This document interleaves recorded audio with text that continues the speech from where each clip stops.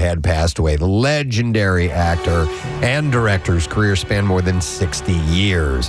In a statement, his rep said Redford passed away yesterday at his home at Sundance in the mountains of Utah, the place he loved, surrounded by those he loved, and he will be missed gratefully. We did a nice chat about it late in the program, but we'll relive some of that stuff yesterday for the early morning audience today. Redford's career started in 1959 with a one-time appearance on the popular television show series Perry Mason. Yeah.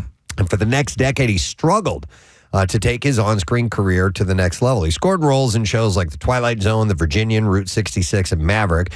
Landed his first big film role as the lead in the film adaptation of Barefoot in the Park, and that was in 1967. It was a role that he had actually played on Broadway, so he was very familiar with it. But in 1969, he scored his breakout role, and that was opposite established star Paul Newman in Butch Cassidy and the Sundance Kid. I remember women had posters of him in that movie. Oh, yeah. I mean, looked at him with the mustache and everything. Impossibly good-looking dude. And him and Paul Newman together? That was the 1-2. Yeah. You know, it's like us. Wet panty Same thing. punch. People can't believe that. You know. Two stunners. So that was the boost he needed. After that, he was one of the biggest stars in Hollywood with starring roles in massive hits like 3 Days of the Condor, The Way We Were, All the President's Men, The Sting, and more. We have some clips from a couple of those movies. We can play some of those, Casey. Yeah, what do you want? Yeah, let's do The Way We Were, which was, and then we'll get to some of the others here. Hang on. Look, Katie, Oh, God, please don't start a sentence with look. It's always bad news. I don't think we're going to make it, Katie. Why? I just don't think it's going to work. That's all. Oh, it's too easy for you. Easy. I don't mean sexually. I mean easy, like everything is for you. You really think you're easy? Compared to what? The 100 Years' War? You're so ready to fight, you don't have time to understand anything. Counterattack, politics, revolution, cause. That's fine. It's all fine for you. So do it. Stay with it. I admire it. Up to a point. That's right. Up to a point. I always dug the sound of his voice. I think, Yes. I think he had a pleasant sounding voice. Then you should watch A River Runs Through It. Okay. Because he narrates it, and his narration is a wonderful contribution to the movie itself. Yep. So let's play another one. Let's play, Case, what do you want The Natural? Yeah, this is The Natural. Oh, here we go. I could have been better. Oh. I could have broke every record in the book. And then? And then when I walked down the street, people would have looked and they would have said, there goes Roy Hobbs, the best there ever was in this game. In the 1980s, he had a director to his resume, winning the Academy Award for Best Director in 1981 for his very first film behind the camera, which is Ordinary People. Damn good movie. His directing credits included A River Runs Through It, as Nick had mentioned, Quiz Show, great film, and The Horse Whisperer. Car Wash. Among others. He would continue working in front of the camera for the next several decades in films such as The Natural, which we played the clip from, Out of Africa, Indecent Proposal. We have a clip from Indecent Proposal. Okay, you got that ready? Sure. All right, here we go. Suppose I were to offer you $1 million for one night with your wife. I'd assume you're kidding. Let's pretend I'm not. What would you say? He'd tell you to go to hell. I didn't hear him. I'd tell you to go to hell. That's a reflex answer because you view it as hypothetical. But let's say that there were real money behind it. I'm not kidding. $1 million. Now, the night would come and go, but the money could last a lifetime. Wow. So his final film role was in 2019's Avengers Endgame. That was his final film role, supposedly. He was terrific. He did that actually as a gift to, I think it was his grandchildren who loved the Marvel series. No way. Yeah. Oh, man. And the Russo brothers who directed that kind of relayed that as well, and that they said he couldn't have been better on set. He was never interested in retiring, saying in a CBS Sunday Morning interview in 2018 that he said, "There's this life to lead. Why not live it as much as you can, as long as you can?" As recognized as he was for his exploits on camera, he was equally heralded for his work away from the movie set. He was an avid supporter of independent film, creating the Sundance Film Institute as well as the Sundance Film Festival, which became the country's largest festival for independent films. He was also a staunch supporter of environmental causes, which included being a trustee of the Natural Resources Defense Council. While he only scored the one Oscar, though being nominated 4 times, he was honored in many other ways for his life's work. In 1996, he was awarded the National Medal of Arts. 2005, he received the Kennedy Center honors for his contributions to American culture. In 2008, Redford received the Dorothy and Lillian Gish Prize, given annually to a man or woman who has made an outstanding contribution to the beauty of the world and mankind's enjoyment and understanding of life. And 2 years later, he was appointed Chevalier of the Légion d'honneur by French President Nicolas Sarkozy. I want one of those. And in 2016, President Barack Obama honored him with the Presidential Medal of Freedom. And he also received an honorary Academy Award in 2002 for his contributions to film. As is often the case when somebody like this passes, you hear stories or read about things that you didn't know about before. And I read a story about Mike Nichols and Robert Redford trying out to be on The Graduate. He really wanted the role very badly. And Mike Nichols told him that you can never play a loser. And then Redford said, "What do you mean? Of course I can play a loser." And he said, Mike Nichols responded, "Okay, have you ever struck out with a girl?"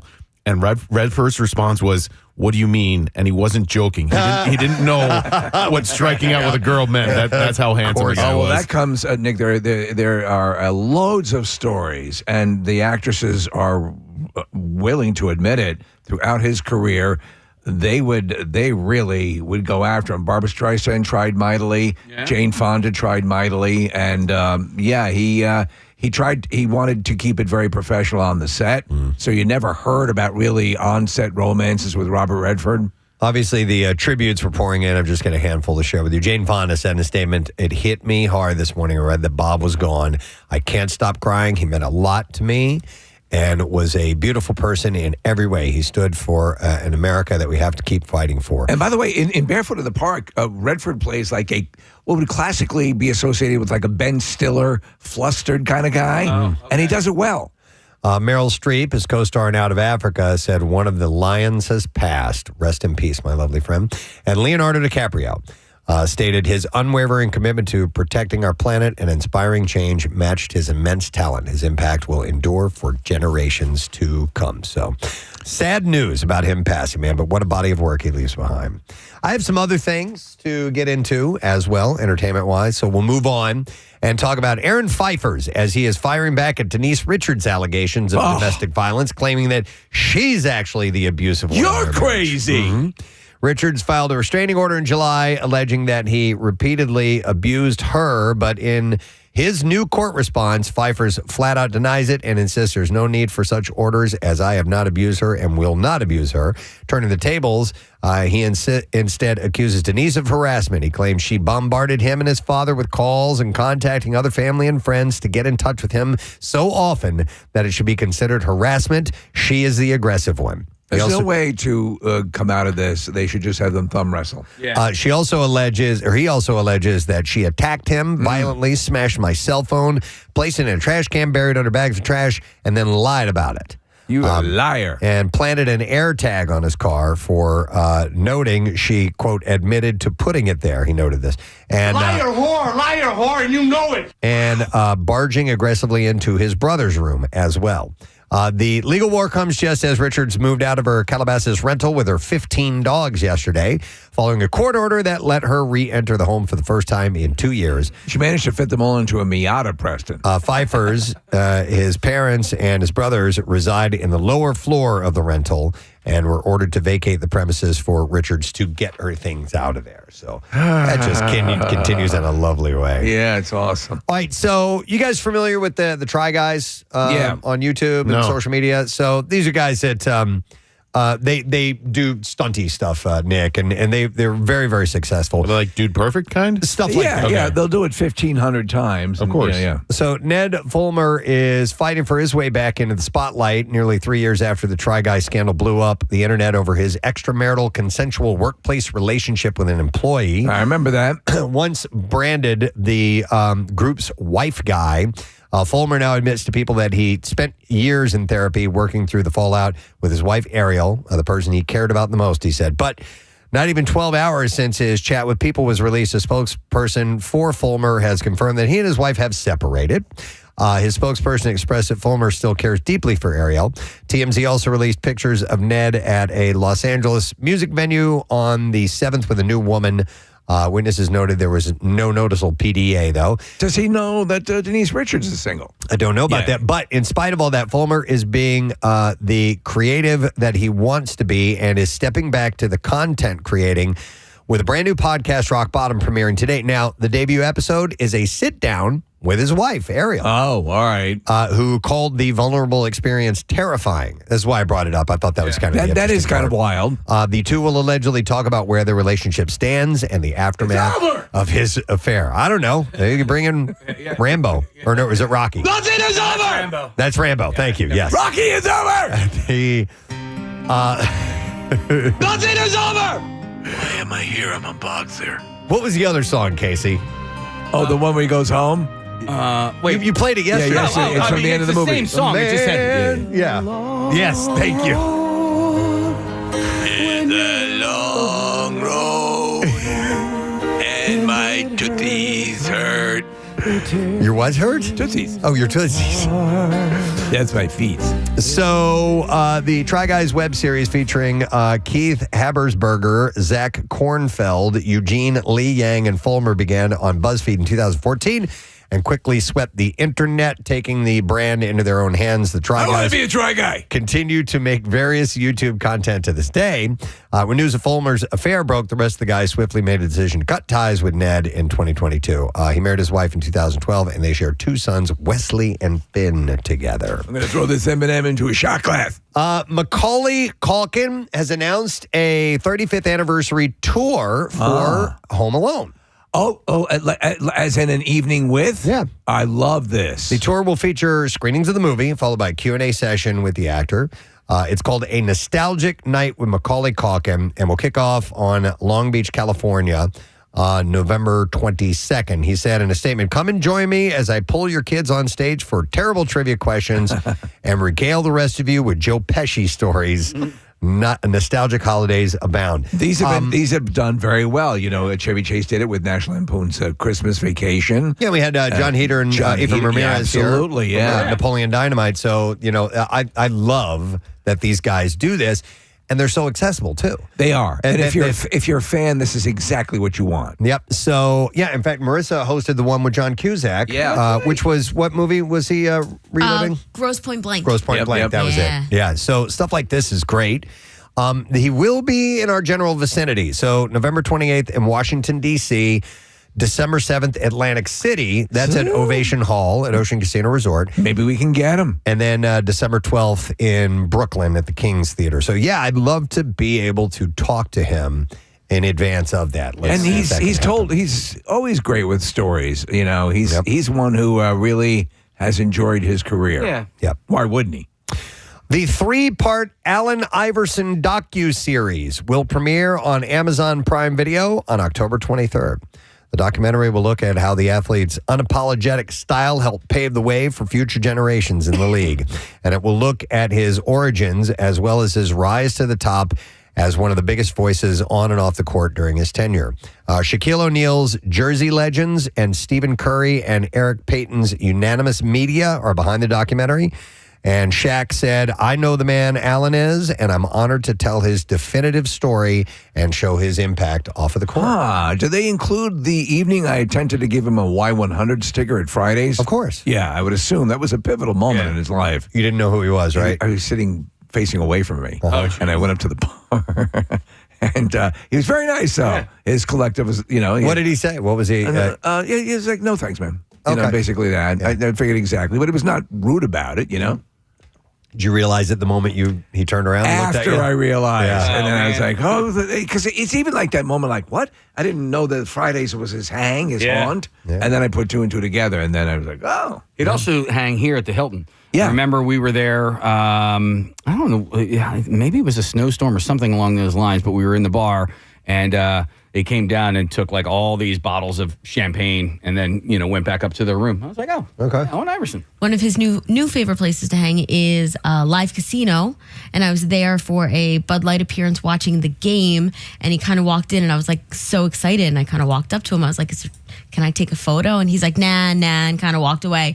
Not 10 minutes later, he took a photo with every goddamn person in that place, including me. But because I was the first one and I engaged it, I lost my opportunity. Yeah. You should I was, like, have so mentioned me. Steve, I should have had vengeance for you. No, I was so embarrassed. And like everyone was like, just go back. And I was like, no, I can't. Like, he hates me. He had no idea. He would not have remembered 10 minutes later. All right, the series is coming out October 23rd on Prime. Dancing with the Stars had to kick off season 34 without one of its longtime judges, Carrie Ann Inaba. Hours before showtime, the ballroom icon revealed on Instagram, I will not be at the show tonight as I am feeling quite under the weather. She assured fans, I'm resting up. I can't wait to get back next week in good health, and added she'll be sharing from home. The contestants still hit the floor with Derek Hoff and Bruno Tonioli holding down the judges' table, and a source confirmed that there's no stand-in for Inaba this week. Have a great show, everyone, she wrote. The season 34 premiere is now available for streaming on Hulu. She's a delightful. She is a delightful. Lovely, I tell you what, girl. she's a lovely, lovely young lady. Was she a Laker girl? I think she was, right? Was she? Maybe. I don't know. Maybe. I don't know.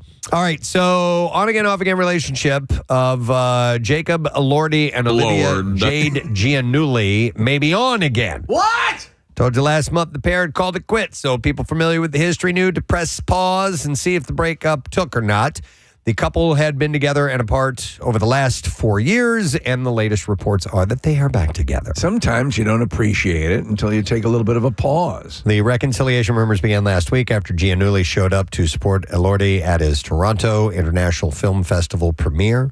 Sources close to the couple say that the two are seeing each other again, adding that the pair have remained in close contact, even when not in a romantic relationship. Let me see what else I have. Does she still keep up with the rowing? Oh, I don't know. She's a big rower, man. Yeah. That's how she got into college. That's just in her soul. It's in her bones. It's at her core. Don't you think she would have taken that up after that whole thing? Yeah, just to do it. Yeah. Steve, I don't know if Carrie Ann Inaba was a Laker girl, but she was a Fly girl. That's it, a Fly girl. In Living Color. I couldn't find anything about her being a Laker girl, but I loved the Fly Girls, man. And there was Paula Abdul was associated with the Fly Girls, and she was a Laker girl. There you go. So maybe that's what the connection was. Jennifer Lopez was a Fly girl, and Paula Abdul was a Laker girl. There we go. That's what it is. Thanks, guys. There we got to the bottom of it. Wendy Williams will soon I want to be a Fly girl. have her day in court. At least her guardian will. Williams will be required to testify in a deposition in the case of her guardian, Sabrina Morrissey, filed against A&T Television Network over the Lifetime documentary about her that aired last year. A lawsuit filed by Morrissey insists that Williams did not have the capacity to participate in Lifetime's documentary. A judge ruled that the network can depose Williams, but also extended the stay of the legal proceedings against A&E Television Networks while the judge in Williams' guardianship case determines if she needs a guardian, and if so, who that will be. So I was watching footage of Wendy Williams out and about and shopping, and I don't know if she had handlers with her or whatever, but she looked completely together and fine. Yeah. Yeah, but I mean, We don't know. mental illness sometimes can look completely together and fine. Yeah. So who knows? James Cameron has revealed that he is still working on a new Terminator project, despite being busy with the Avatar films. In an interview with CNN, he admitted that he's struggling with writer's block, saying that he's having a hard time writing science fiction right now. I explained that it's difficult to create a story that won't feel outdated by real events, adding, we are living in a science fiction age right now. And he added that rapid advances in AI and the tense political climate make dystopian storytelling more challenging. While fans may have to wait, Cameron's history with groundbreaking sci-fi leaves hope that he'll deliver a fresh Terminator story eventually. They put out a number of Terminator movies they have. with and not very good. The recent ones, especially. So, I mean, you can sort of let that go. Maybe if he thinks he can reboot it again, all right, let's see. They have 5 Avatar movies total. I know. And then I never saw the second one. Neither did I, Nick. Yeah, and I don't want to judge it something that I haven't seen, but I don't know. The one was enough for me. Am I the only one in here who loved the Avatar movies? I loved the first one. I thought the second one was really beautiful. I have sort of a split feeling about them. I think they're masterful filmmaking and they're innovative and all of that. But for me, Avatar was so much Dances with the Wolves. And the way the water was nice as well. The plots seem to me feel a little forced, but the technology is what I'm there for. Yeah, the first one got it done for me. Yeah. That was it. I really didn't need to go back. You don't need 5 more? To Pandora again. The water stuff is really the beautiful press. It really is. So. Okay. No, I'm sure. I mean, what do they do? So they explore that part of the world. What's after that? Fire. They're going to a fire part of the. There's now a more vicious thing that involves a lot of fire. So then you have to do earth, water, fire, air, which they already did in the first one. Oh, remember that? and The then flying things. Maybe the last movie's Earth, Wind, and Fire. Earth, Wind, and Fire. Yeah, all in the same movie. With the band would be great. But eventually they're going to have. There's got to be a cold part on this planet. I would somewhere. imagine. So they'll go there. They'll Yeah. do the Polar Express in with Avatar. Navi. Yeah, something like that. So. Hey, who wants hot chocolate? All right, so the biggest comic book movie of 2025 is coming to a living room near you. James Gunn announced on social media yesterday that his take on Superman will debut on HBO Max Friday, day after tomorrow. Yeah. The movie hit theaters July 11th, making $650 million globally and establishing David Cornsweet as the new Clark Kent / Superman. So I'm excited. I would definitely want to see it. I think you'll enjoy it. I enjoyed it. Cool. Coming out on Friday. The Game of Thrones spinoff, A Night of the Seven Kingdoms, will launch on HBO Max in January of next year. And that comes directly from Casey Bloys. Yeah, Casey Bloys. Yeah, he's the president of HBO. We've talked about him before. Have we? Yeah. Okay, instead of Casey Bloys. That's awesome. He's clearly a ripoff. And he's in charge of the HBO and HBO Max content while speaking to Variety. So the show adapts George R.R. Martin's Tales of Dunk and Egg, a prequel trilogy set 90 years before the events of the main Game of Thrones books. That's the sequel to Dunk and Donuts? I guess so. Season 3 of House of the Dragon, meanwhile, is set to release early summer next year. Did you detach from House of Dragon? Yeah, I did. Yeah. I did. I may someday eventually come back around to it, but, I mean, you spent so much time with Game of Thrones. I did. So let's ask this. If you don't want to keep, diving into the realm of Avatar, are you done like in the Game of Thrones world? I think expanding on it. I know.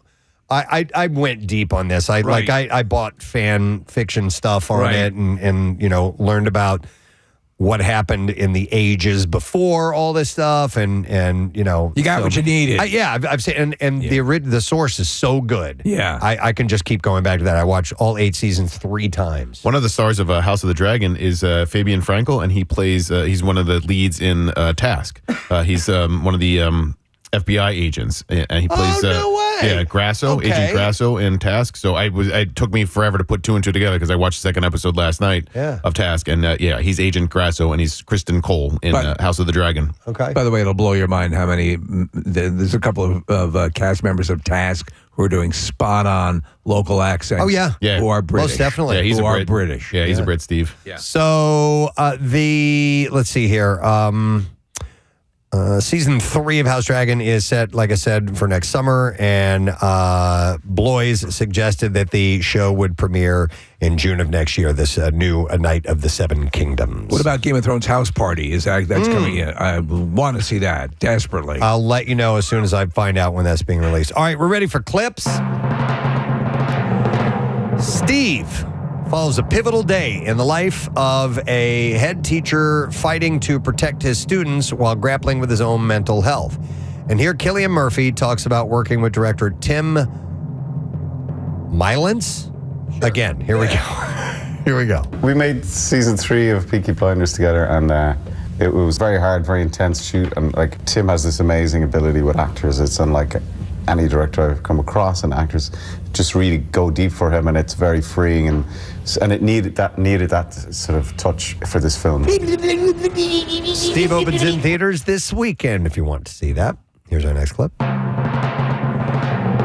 A new season of The Morning Show shows the launch of a merged network and lots of drama. Here, Jennifer Aniston and Reese Witherspoon run down what's in store. There's high stakes. A lot of romance. Romance, AI, deepfakes, blackmail, lying, backstabbing, parental meeting fathers. Who's the You learn a lot about people when you meet their dad. You sure do.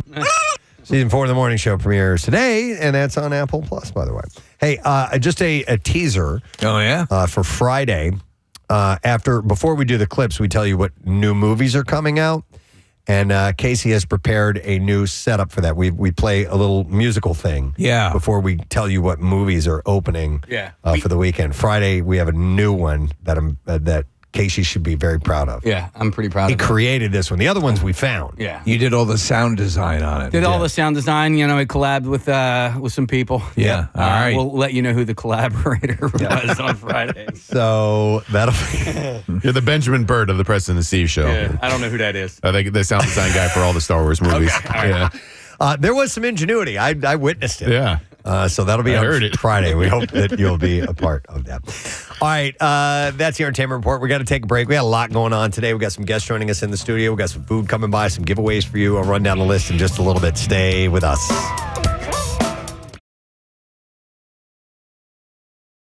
Wow. Yeah. All right. Yeah. Nice. Oh my gosh, I love you guys. Oh, thank you, Tina. Thanks for coming on. We're so happy you called in. I wonder, if you have a regular eating habit like that, and it's just for decades that's going on, that if you were to change it up, if it would mess with your system at all. Yes. I remember, I'm sorry to interrupt, No, Steve, yeah. but when Casey, when you went vegetarian for a while, maybe this is a different animal. Yeah. And then you had a hamburger, and didn't you throw up right after that?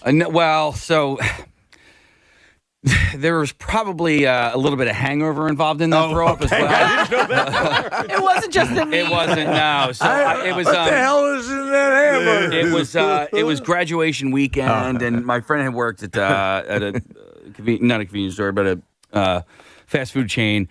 Brought a whole bag of stuff, and I went to town. And I was really, really hungover that day, and I ate it, and I ended up throwing up out the window of my room. If you do consistently take in a type of food at a certain time, you can jar your system. And I used to do it when I was doing a lot more like powerlifting and stuff like that. I'm going to have this now, and it's going to rock my system. Yeah. And just to flush your system, sort of, and your body goes, "What the hell is this?" Right. And it does happen. I will go to Jeremy. There's a term here I've never heard before that he wants to use. Hi, Jeremy. You're on the air. Good morning. Good morning, it. Good morning, it, buddy. All right, so this is your wife who has a regular, everyday thing to eat. Yeah. Okay, what is it? For easily over 5 years, she wakes up, has a bowl of cereal, which has to be Cheerios. Okay. And then at lunch, she has road tuna. That's what she calls it. Road tuna. Okay, She keeps it in her car. It's just like a package of 5 crackers and tuna. Yeah. It doesn't matter what time of year. She keeps that in her car, which is gross. Yes, summertime. Tuna in the car? Yeah.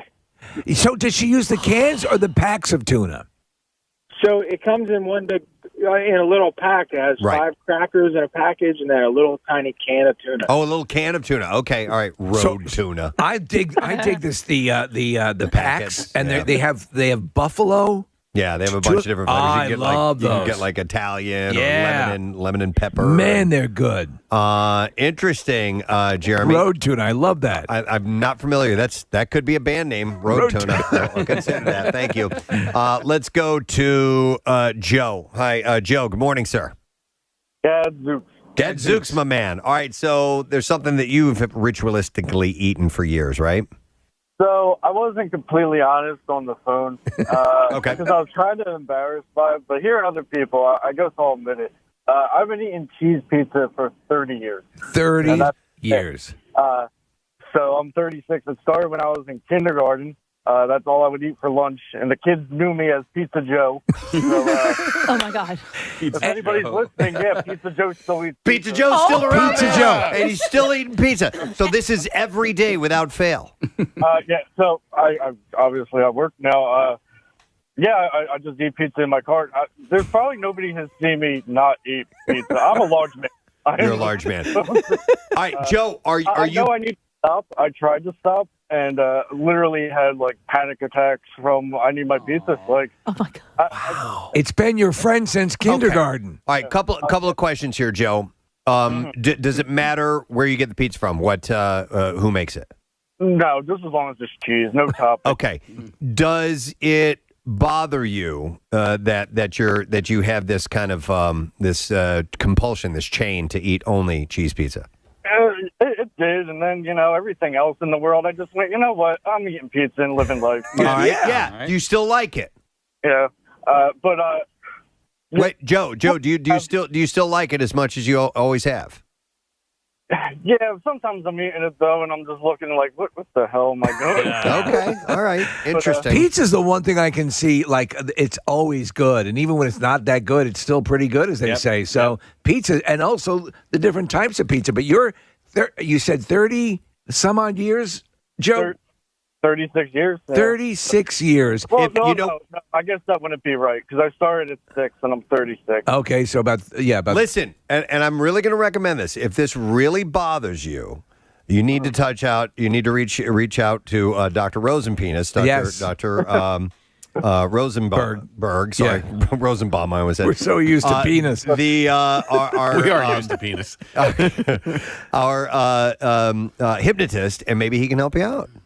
Maybe. If I could do a quick story. When I was in school, the cafeteria, would have pizza. So on the card one day, it said pizza was for lunch. So I didn't bring my pizza in, and it wasn't pizza that day. It was like hot dogs. Oh, no. What happened?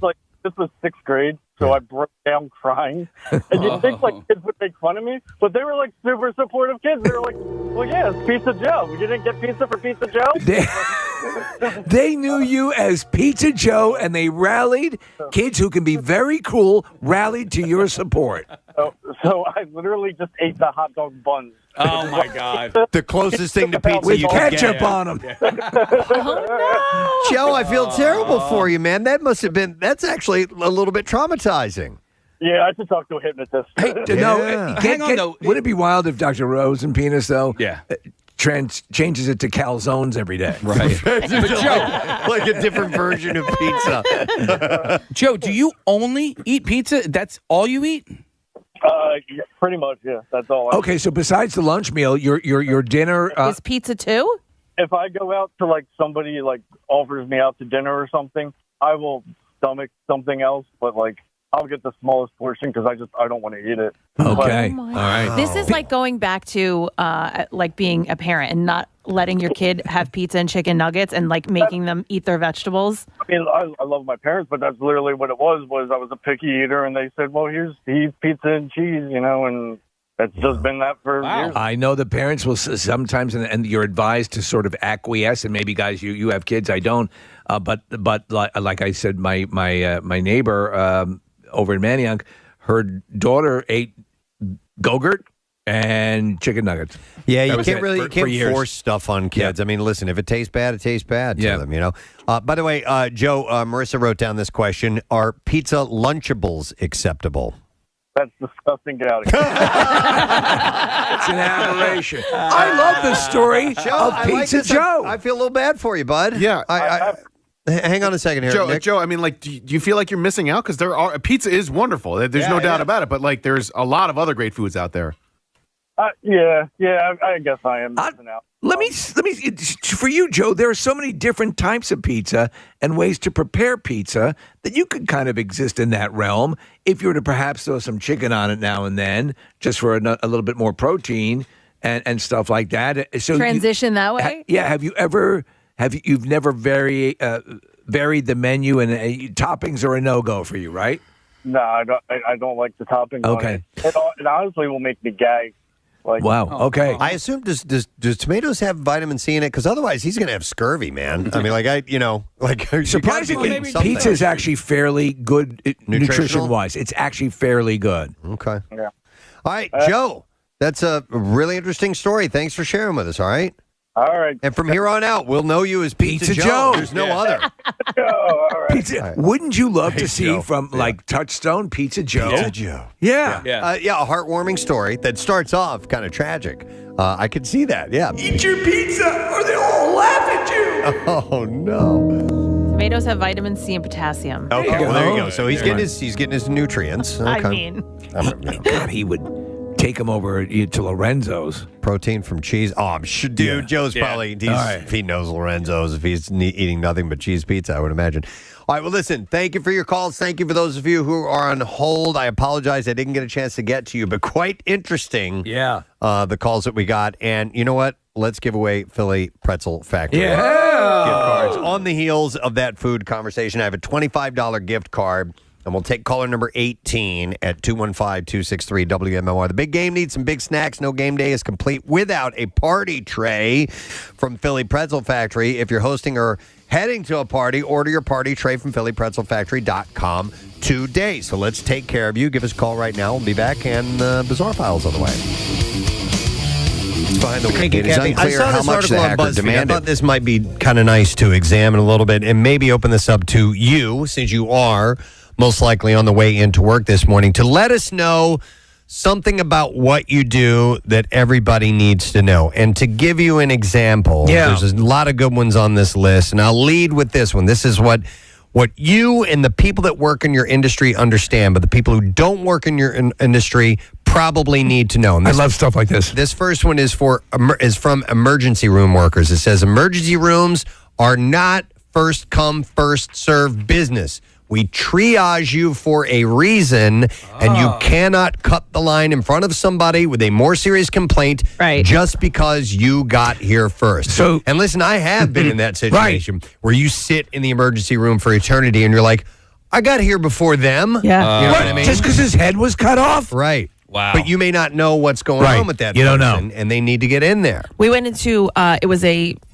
CHOP emergency room. It wasn't down in the city. It was actually the one out in King of Prussia, and it was a 3-hour wait. And as we were sitting there, it was when Jace. I think we talked about it. You guys remember? Jace got poison ivy, and it was like spreading on his body. Like, I mean, I was like watching it spread. It was everywhere. So we walked in, and they were like, "Okay, it's going to be a 3-hour wait." And then I went back up, and I'm like, his eyes were swollen. I'm like, it's all over. Like, how do we not know it's in his throat? And they were like, okay, come on back. Like, I think the second I thought, like, I mentioned, like, could it affect the breathing or whatever? Right. And we went right back. But I remember, like, the poor other kids in the waiting room, like, looking at when I walked out, I'm like, they're probably like, these freaking people. Like, they went right back. But she's like, we have to check them to make sure. Should have walked out that and said, say it's affecting your breathing. Yeah. Say it's affecting your breathing.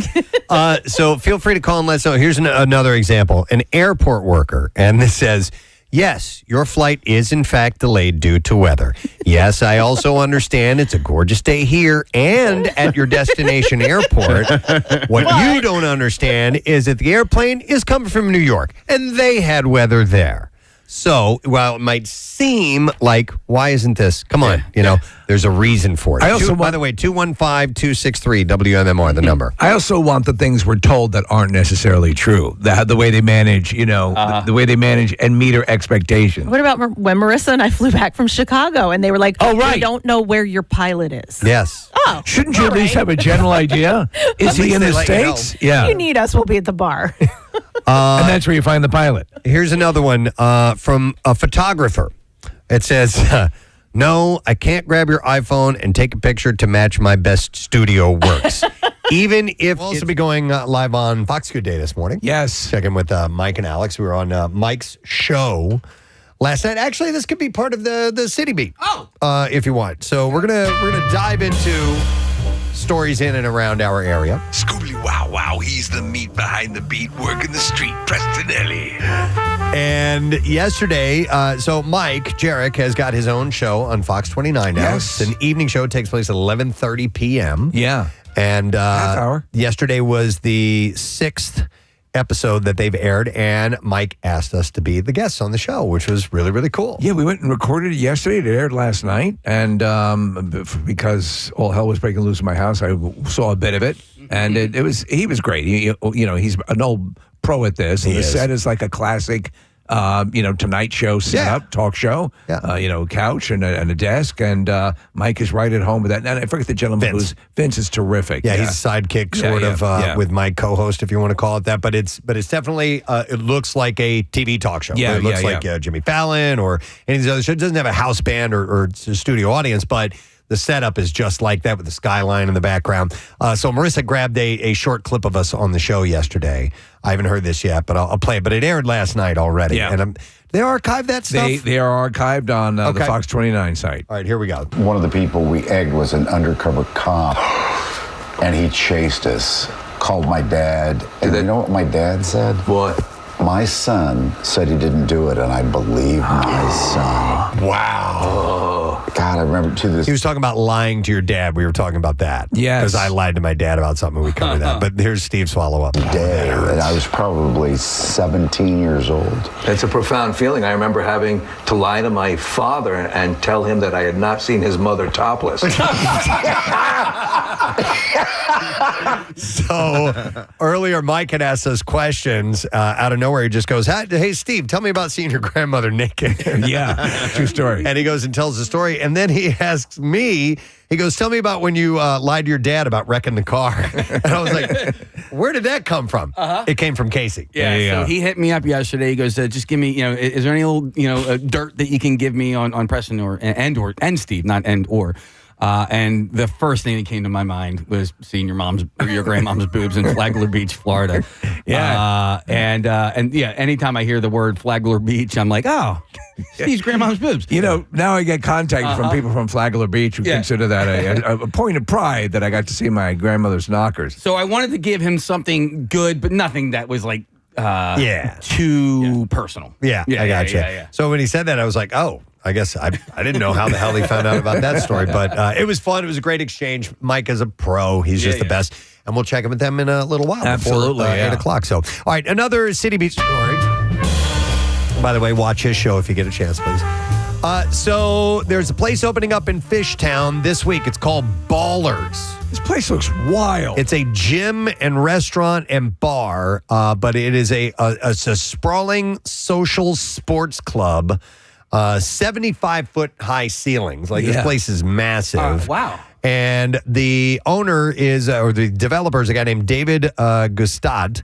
And he came up with the concept with his wife, Amanda Potter, and got investment from about 40 athletes and sports figures like Andre Agassi, from soccer's Martin Paes, the Sixers' Tyrese Maxey, and the Sixers and New Jersey Devils partner David Blitzer, to name a few. Yeah, millions of dollars. They got on board, and this one is a $10 million facility. Yeah. How much? It's $10 million. $10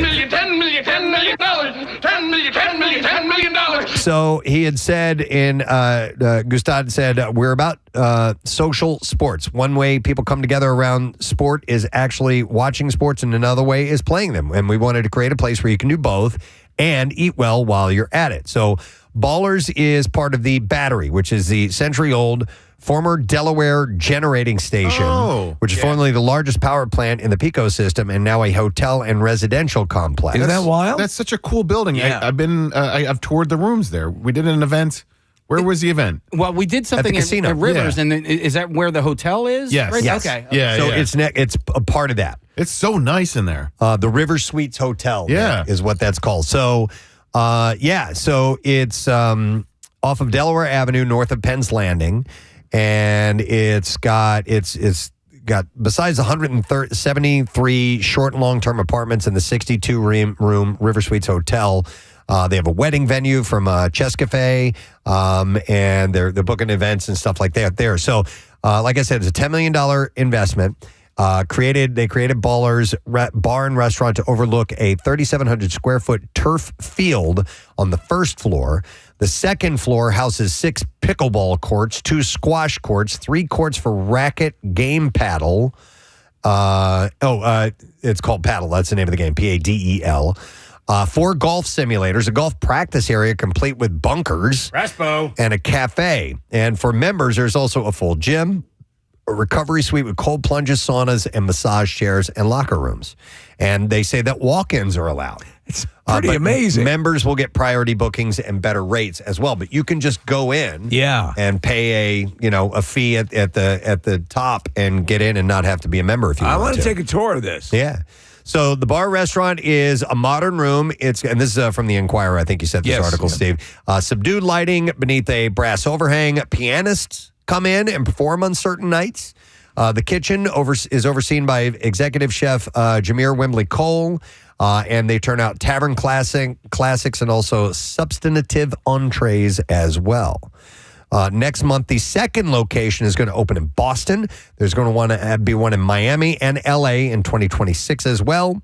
And then they're trying to get 50 locations over the next 7 to 10 years, like in New York, Washington, D.C., Chicago, Connecticut, and Toronto. So on paper and in theory, this looks like, a winner. Sometimes when they try to be all things to everyone, it can be problematic. But I think they have the right blend here, It's kind of cool because it's kind of in like a restaurant desert of the city, like right in between that side of Delaware Avenue, between Fishtown and Northern Liberties. There isn't much there, so this fills up a really cool space right near Penn Treaty Park.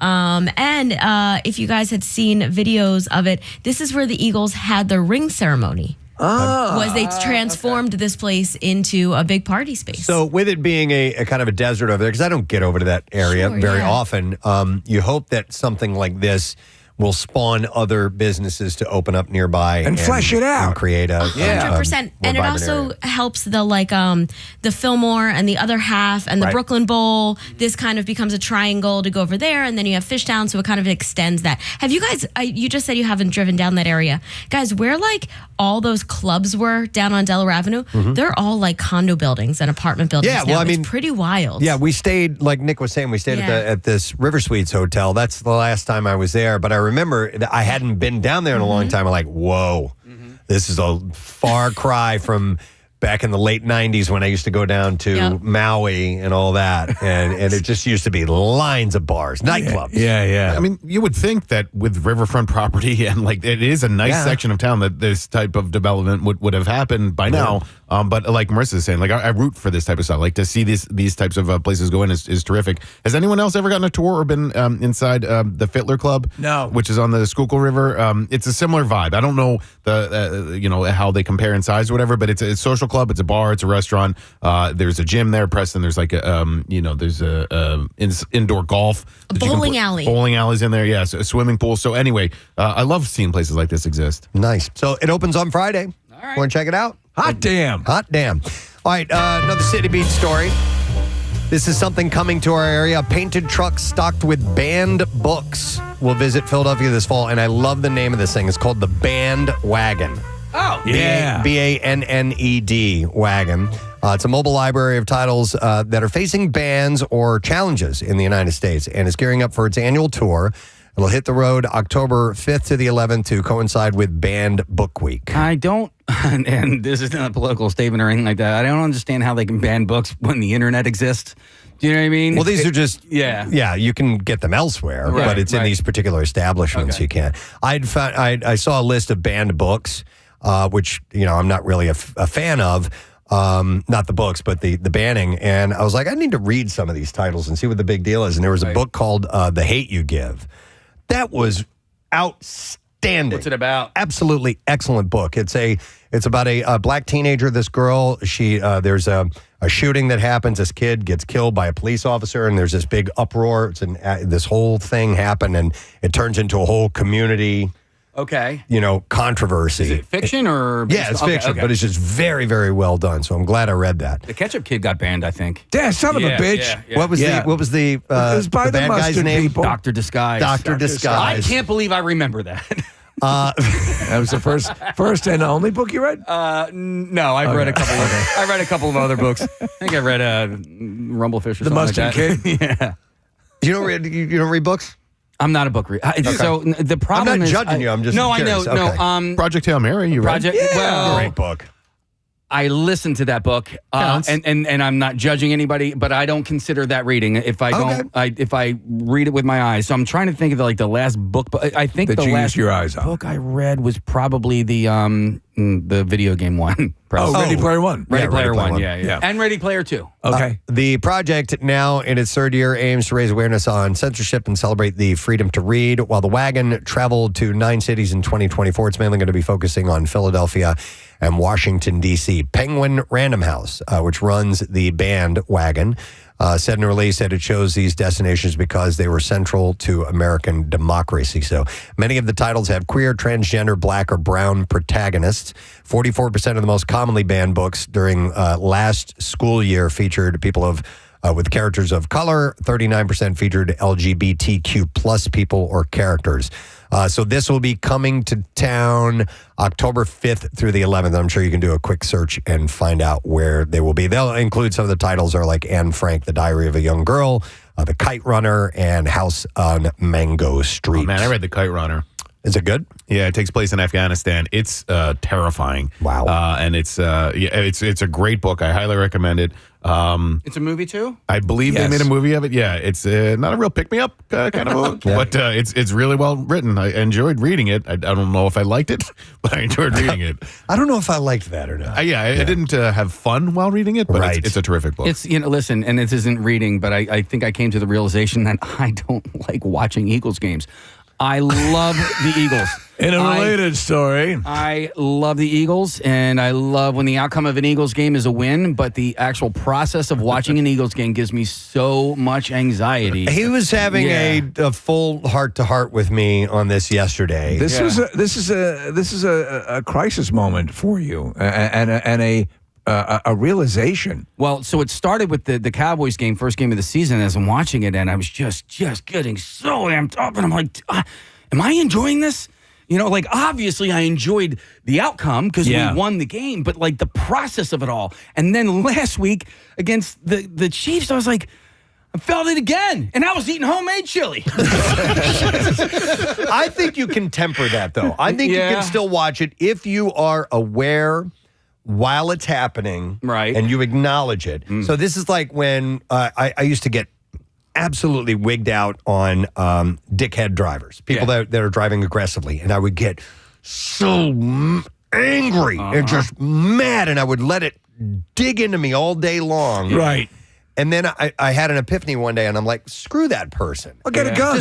No. I mean, they and now I just let them go. Let them go. But the key is realizing it in the moment. When I see it is to go, it's hard. Whatever. If you can watch the game and all of a sudden, it's a tense moment in the game, I know you're invested in that. You're a massive fan, but maybe you can just relax yourself physically and just let it pass. Or go out let for it wash over an you. aggressive drive. I could do that. Yeah, just cut people off. I hate you. By the way, it only lasts for a little while because now I hate people again that are driving. I'm right back to it. You haven't seen the guy on the Northeast Extension, the pickup drive? Did you really? I did. He's back. Man, that's got to be a trigger for you. It is. Oh, it's the worst. But I did. He wasn't tailgating me. He was doing it to other people, and I just backed off, and I'm like, let that a-hole go Have you about his day. considered maybe driving with your eyes closed so you don't see pretty this? good idea. You probably could on that stretch, at least for a while. Yeah, it's straight. Straight, Yeah. All right. So anyway, here's another City Beat story. This is not just... This is more New Jersey, but since it's our neighbor, I thought it would fit in the City Beat. New Jersey has become the 14th state in the United States to legalize natural organic reduction, which is a process commonly known as human composting, offering families a new option for death care. The legislation signed into law last week will allow funeral homes and facilities in New Jersey to offer the service locally within the next 10 months. And until now, residents seeking this alternative had to transport remains to states where the practice was already legal, like Washington and Oregon.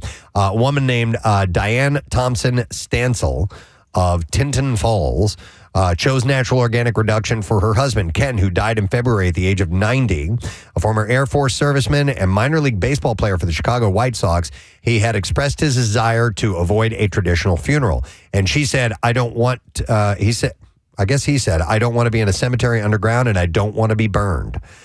Because the process was not yet available in New Jersey, Ken's body was sent to a place called Earth Funeral, which is in Washington State, and they specialize in human composting. Yeah, so the facility, it kind of looks like a hyperbaric chamber. Yeah. And the body sort of decomposes, and she used it as soil. So Haley Morris, who's the head of Earth Funeral, said each person is laid into one of those vessels with wildflowers and other organic material like mulch, and then the process goes to work.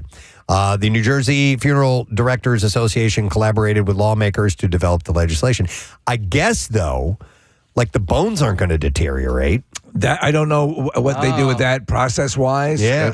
Or something has to be done with those. They probably grind them to make their bread.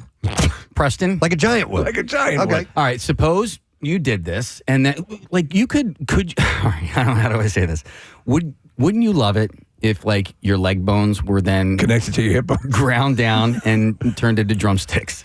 What? If my bones were? Yeah. So you would assume that he'd be dead after this, right? He'd be dead before this happened. Yeah. For somebody else to. I don't know. Yeah. I mean, just trying to. They're eventually going to break, and then what do you do with them? He's looking for a business opportunity. Yeah. Preston's leg bone for sale. Yes, I'd like to talk to a representative from Zygian, please. My parents have spent a lot of time researching this human composting thing. It's legal in Colorado, and they spend a decent amount of time of the year out there.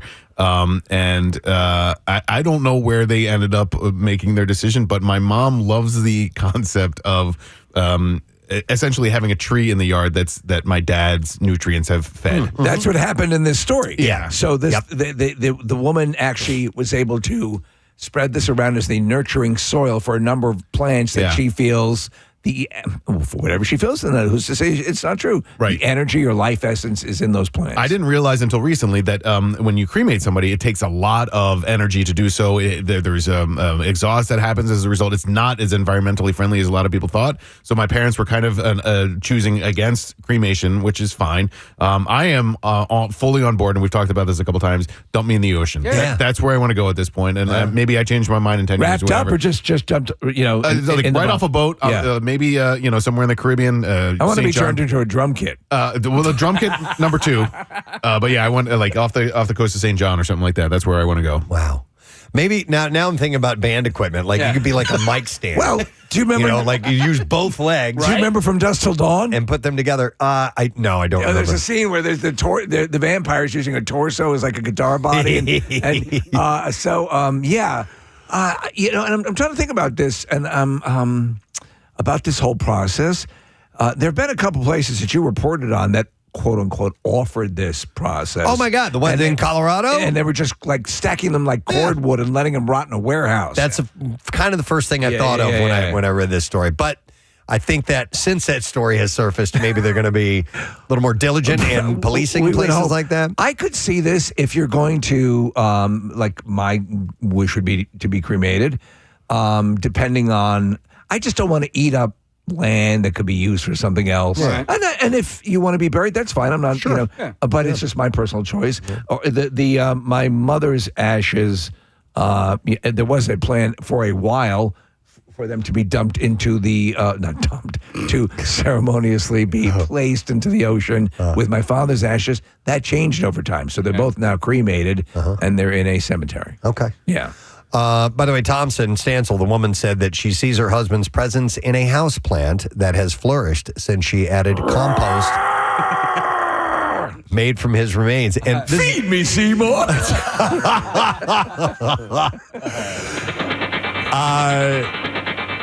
She said, by the way, and I love this, she said, he wanted me to get rid of it, the plant. Yeah. And she said, it was the first plant that I put the compost in right away. And you know what? The plant is standing up to the ceiling. So he may not have liked it, but he is here to save it. Do you guys remember that there was a band called Belly, and they had a song called Feed the Tree? Feed the Tree, yeah. I like that song. I like that band. I do too. That was a great tune. And it was, saying essentially that. I'm going to, at some point, I'm going to be in the ground. With this, I'm sorry, Nick. No, I was just going to say, have you guys ever, a listener texted this in, I'd not heard of it before, Towers of Silence in India. So, do you guys know what this is? No. All right. Is this like Dave and Buster's? Nope, no. Not even close. Okay. It's human composting, which is what we're talking about. They throw a whole bunch of human bodies into these pits that vultures then essentially eat the human bodies, and it's a part of Zoroastrianism. Zoroastrianism. Sky burial. And I'd never heard of this before, but it's in India. It's a common practice in India. So they throw them into big pits and let the vultures eat them? That's exactly right. And those pits are called Towers of Silence. Wow. The pits are called Towers of Silence? Yeah. Wow. I've heard of Tower of Power, Preston. Yeah, they were with Earth, Wind, and Fire. Heard of Pinches of Power. That's 2 Earth, Wind, and Fire references in one show. You're right. Yeah. You're right. That's a reference. Accident? I don't think so. Wow. Okay. So I see. It is legitimately a tower of sorts. It's a stone structure that has a hole in the top of it, and they dump them down there. Wow, man. It's like a marble game in Dude. Yeah. You just imagine what that looks like on the inside. Imagine what that smells like on the inside. Wow. Okay. Well, anyhow, you can do it in New Jersey now. Sure. In 10 months, that will be available. So if that seems attractive to you, check it out. Something else from the City Beat, and this is definitely right in the heart of the city.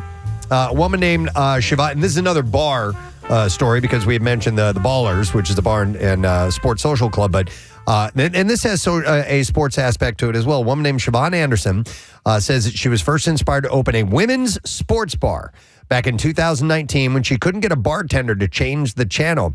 She returned to Philly from a trip in Europe where she and her friends had caught some of the Women's World Cup games happening in France that summer. And on the day of the final, they went to a sports bar on South Street. She wouldn't say which one, and she asked the bartender to put on the game. And he refused to do it because the Phillies had a regular season game against the Mets, and it was already on. After some arguing, the bartender eventually switched to the final, and more people came in till the bar was packed with a crowd watching the United States women's national team defeat the Netherlands to defend their title. Is this the one that we talked about a while ago with the plans were underway? It may have been. I remember touching on it, but hang on a second. Marissa's... Steve, this is a different one. That was one that was a Kickstarter that they were trying to launch. This one is happening, and it is opening. It's actually happening. It opens on this Friday. week. Wow. Yep. So she said it blew my mind that I had to argue with the bartender in a sports bar to put the Women's World Cup on.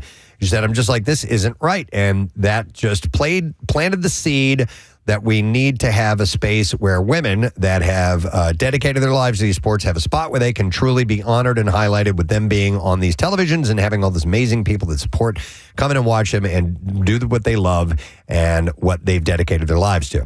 Listen, I'm a girl dad, and my girls played sports. I watched them play soccer and basketball and volleyball, and we are huge advocates for women professional sports. We are huge fans of the women's national soccer team, and I'm telling you, it is entertaining, really good stuff. And so I wish more people would get behind it. Obviously, the WNBA doesn't have the same type of athleticism, but like it's the same game, and there are different strategies because obviously people aren't doing windmill jams and stuff like that. They're working how to listen. They're trying to figure out how to put you get more like Caitlin Clarkson. You get people who are draws and put asses in the seats, and that's really what's going to be the predicate for it. And that really has to be part of it. The audience, the spectators have to be there. Yeah. But for me, for example, I'll tell you that what correlates to that. A tennis fan for years, going to the U.S. Open. I used to love watching the women play because the strategy was different, and I always thought it was like an engaging way to see the sport and to see how it's played out. So yeah, you're preaching to the choir. I think something like this offers a cool option. Yeah, and getting back to the soccer, all right, well, maybe if the men's national soccer team was worth a damn in this country, we'd watch more of that. But the women are dominant in the world. So on Friday, the grand opening of Marcia's, Philly's first ever women's sports bar, is happening. The bar's on South Street where Woolly Mammoth used to be. Anderson is a licensed real estate agent who also co-owned the Red Crest Kitchen in Queen Village, which closed its doors in June. Oh, that's right next to the new place where you can let your deceased loved ones be eaten by vultures. So the bar is named after LGBTQ plus activist Marcia P. Johnson. Anderson said that she wouldn't be here now. Or she wouldn't be where she is now, a queer woman of color who came out at the age of 15, if it weren't for the efforts of Johnson and others involved in the Stonewall Uprising. She said, and I just want to give her the praise that she deserves, and hopefully her energy out in the universe can feel what we're doing. They've got bleachers from an old stadium that are being brought in, along with vintage-style sports apparel hanging up and a portrait of Marsha herself over the bar. More's going to come in time. They have plans to gather trading cards submitted by people from their time in youth and recreational leagues and incorporate them into the bar and tabletops. Anderson said that while the bar primarily highlights sports for women and the queer community, she wants the space to feel inclusive for all sports fans. The future plans with the Marsha's brand is to have multiple locations and eventually franchise. But first, it's about building a welcoming space for women's sports and the LGBTQ plus community. Some of that effort will also involve highlighting those communities outside of the walls of the bar as well. She plans to reach out to local teams at all levels to try and figure out how to help them fundraise through events and get their games on the bar screens. So Marsha's is opening on Friday if you're interested in that. All right, I think we got to take a break. Yeah, we got to take a break. Because we are going live on Fox Good Day this morning, so hopefully you got something out of this.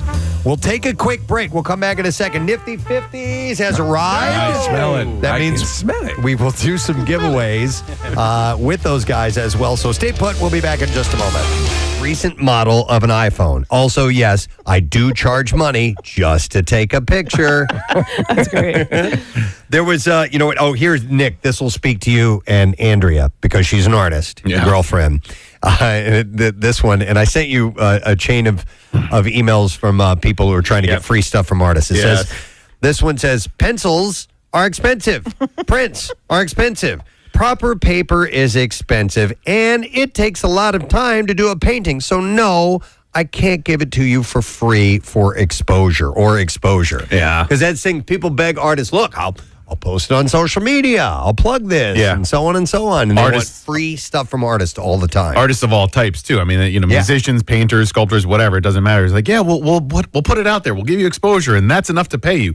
Well, no, I need to get paid for my time and my work. There's one time where that will hold water when they don't pay halftime performers at the Super Bowl. Yes. Because, yes, you're legitimately getting exposure. If you're Snoop Dogg, it's cool.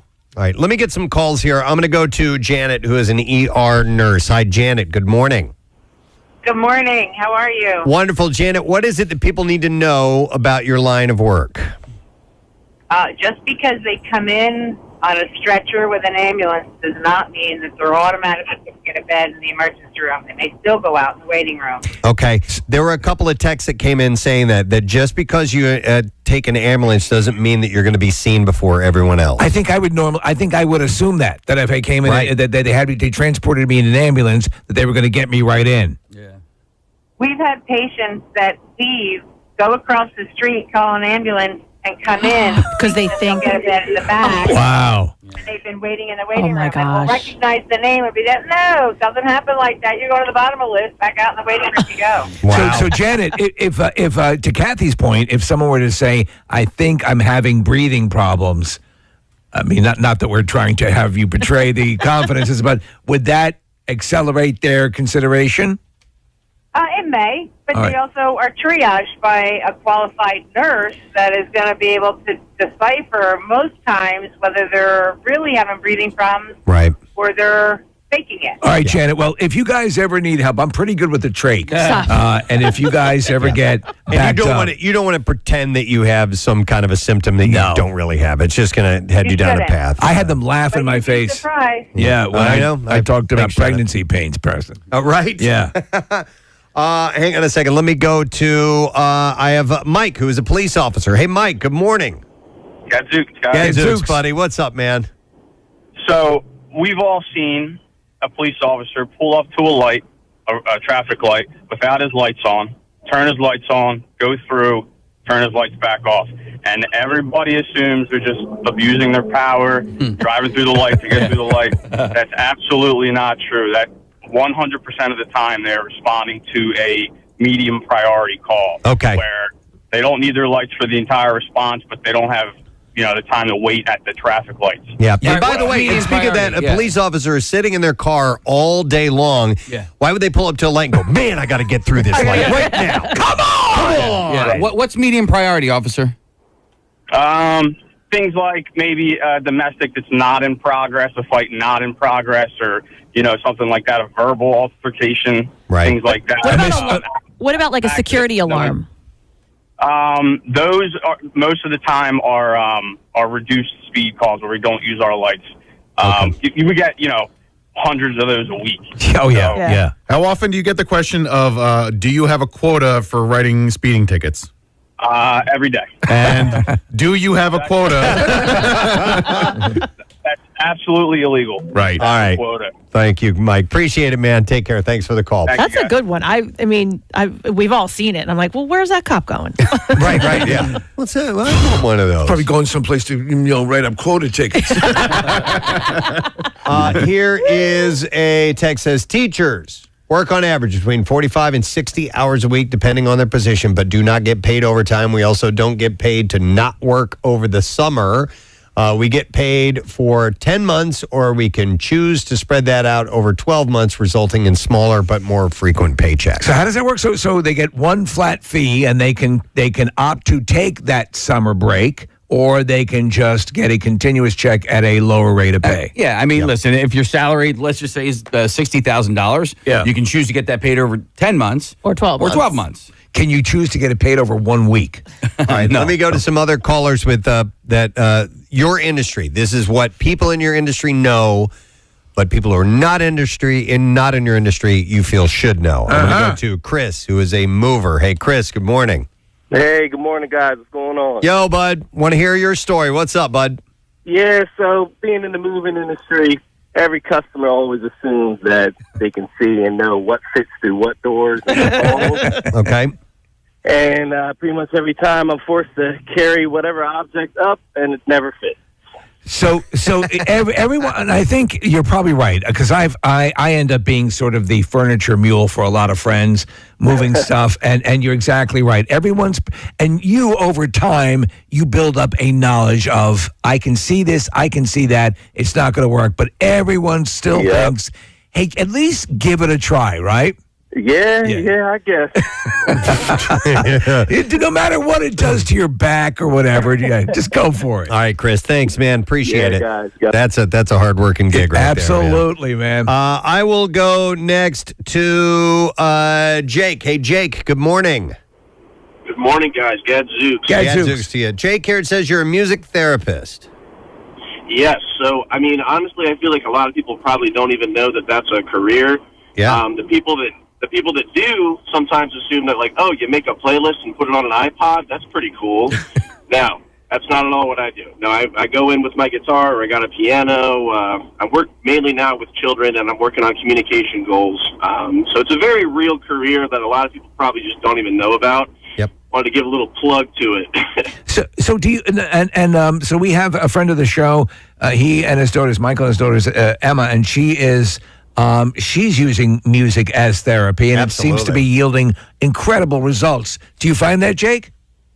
Absolutely. The kids that I work with now just absolutely come alive. Like some of these kids can't really talk or communicate otherwise, and music provides them with a way to express themselves and just have a great time and socialize with their friends. All that good stuff.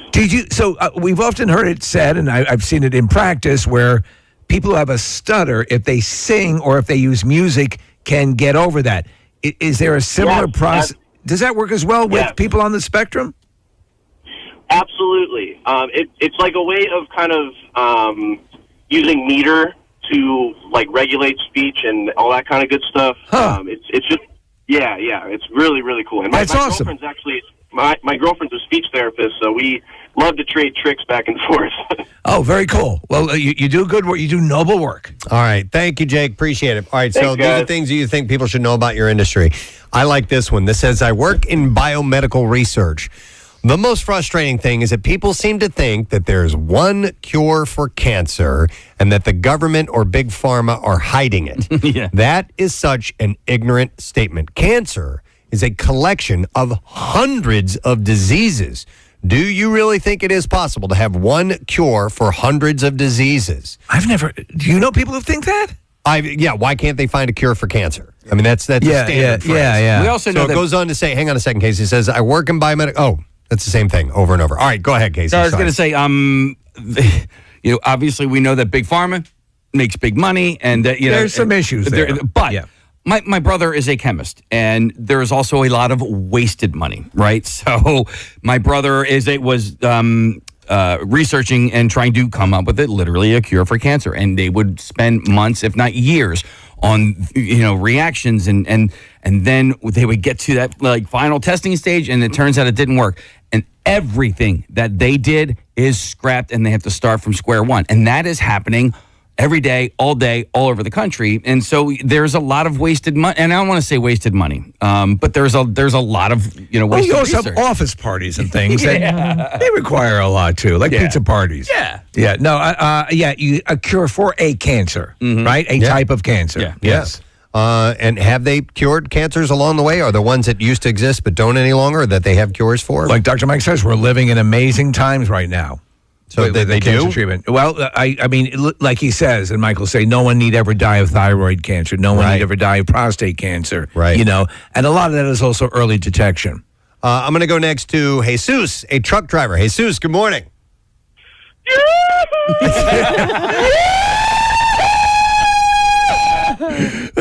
Oh my goodness, I love that. What's up, man?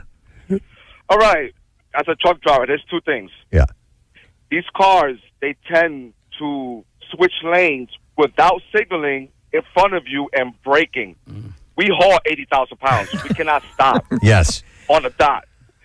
And there were countless times that I almost hit other cars because of situations like that. Jesus, in a fully loaded truck, how long does it take you to come to a full stop if you're traveling at 40 miles an hour? For 45, I'm going to say 55 miles an hour, like on the turnpike, for example, where there's hardly any vehicles. Right. Half a football field. Wow. Some people don't realize that. Yeah. Also, like I feel like I get nervous with truck drivers. I'm like, I'm so sorry. Excuse me, can I get over? Like, So we all know trucks don't have that acceleration that cars do, but what you might not be thinking about is the stopping ability. Right. So that's what Jesus wants people to know. Exactly. They can't. And that's one more thing. The right side of the cab, there's a huge blind spot. Yep. And cars tend to ride on that side, and sometimes I cannot see vehicles on that side in my mirrors, and I have so many mirrors.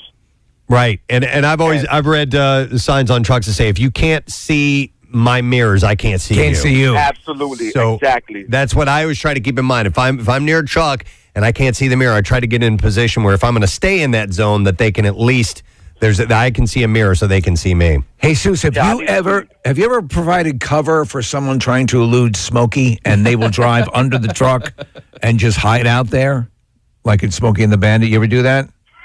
he's like, I guess not. No. So that the movies must have lied to us. Wait, and Jesus, last question.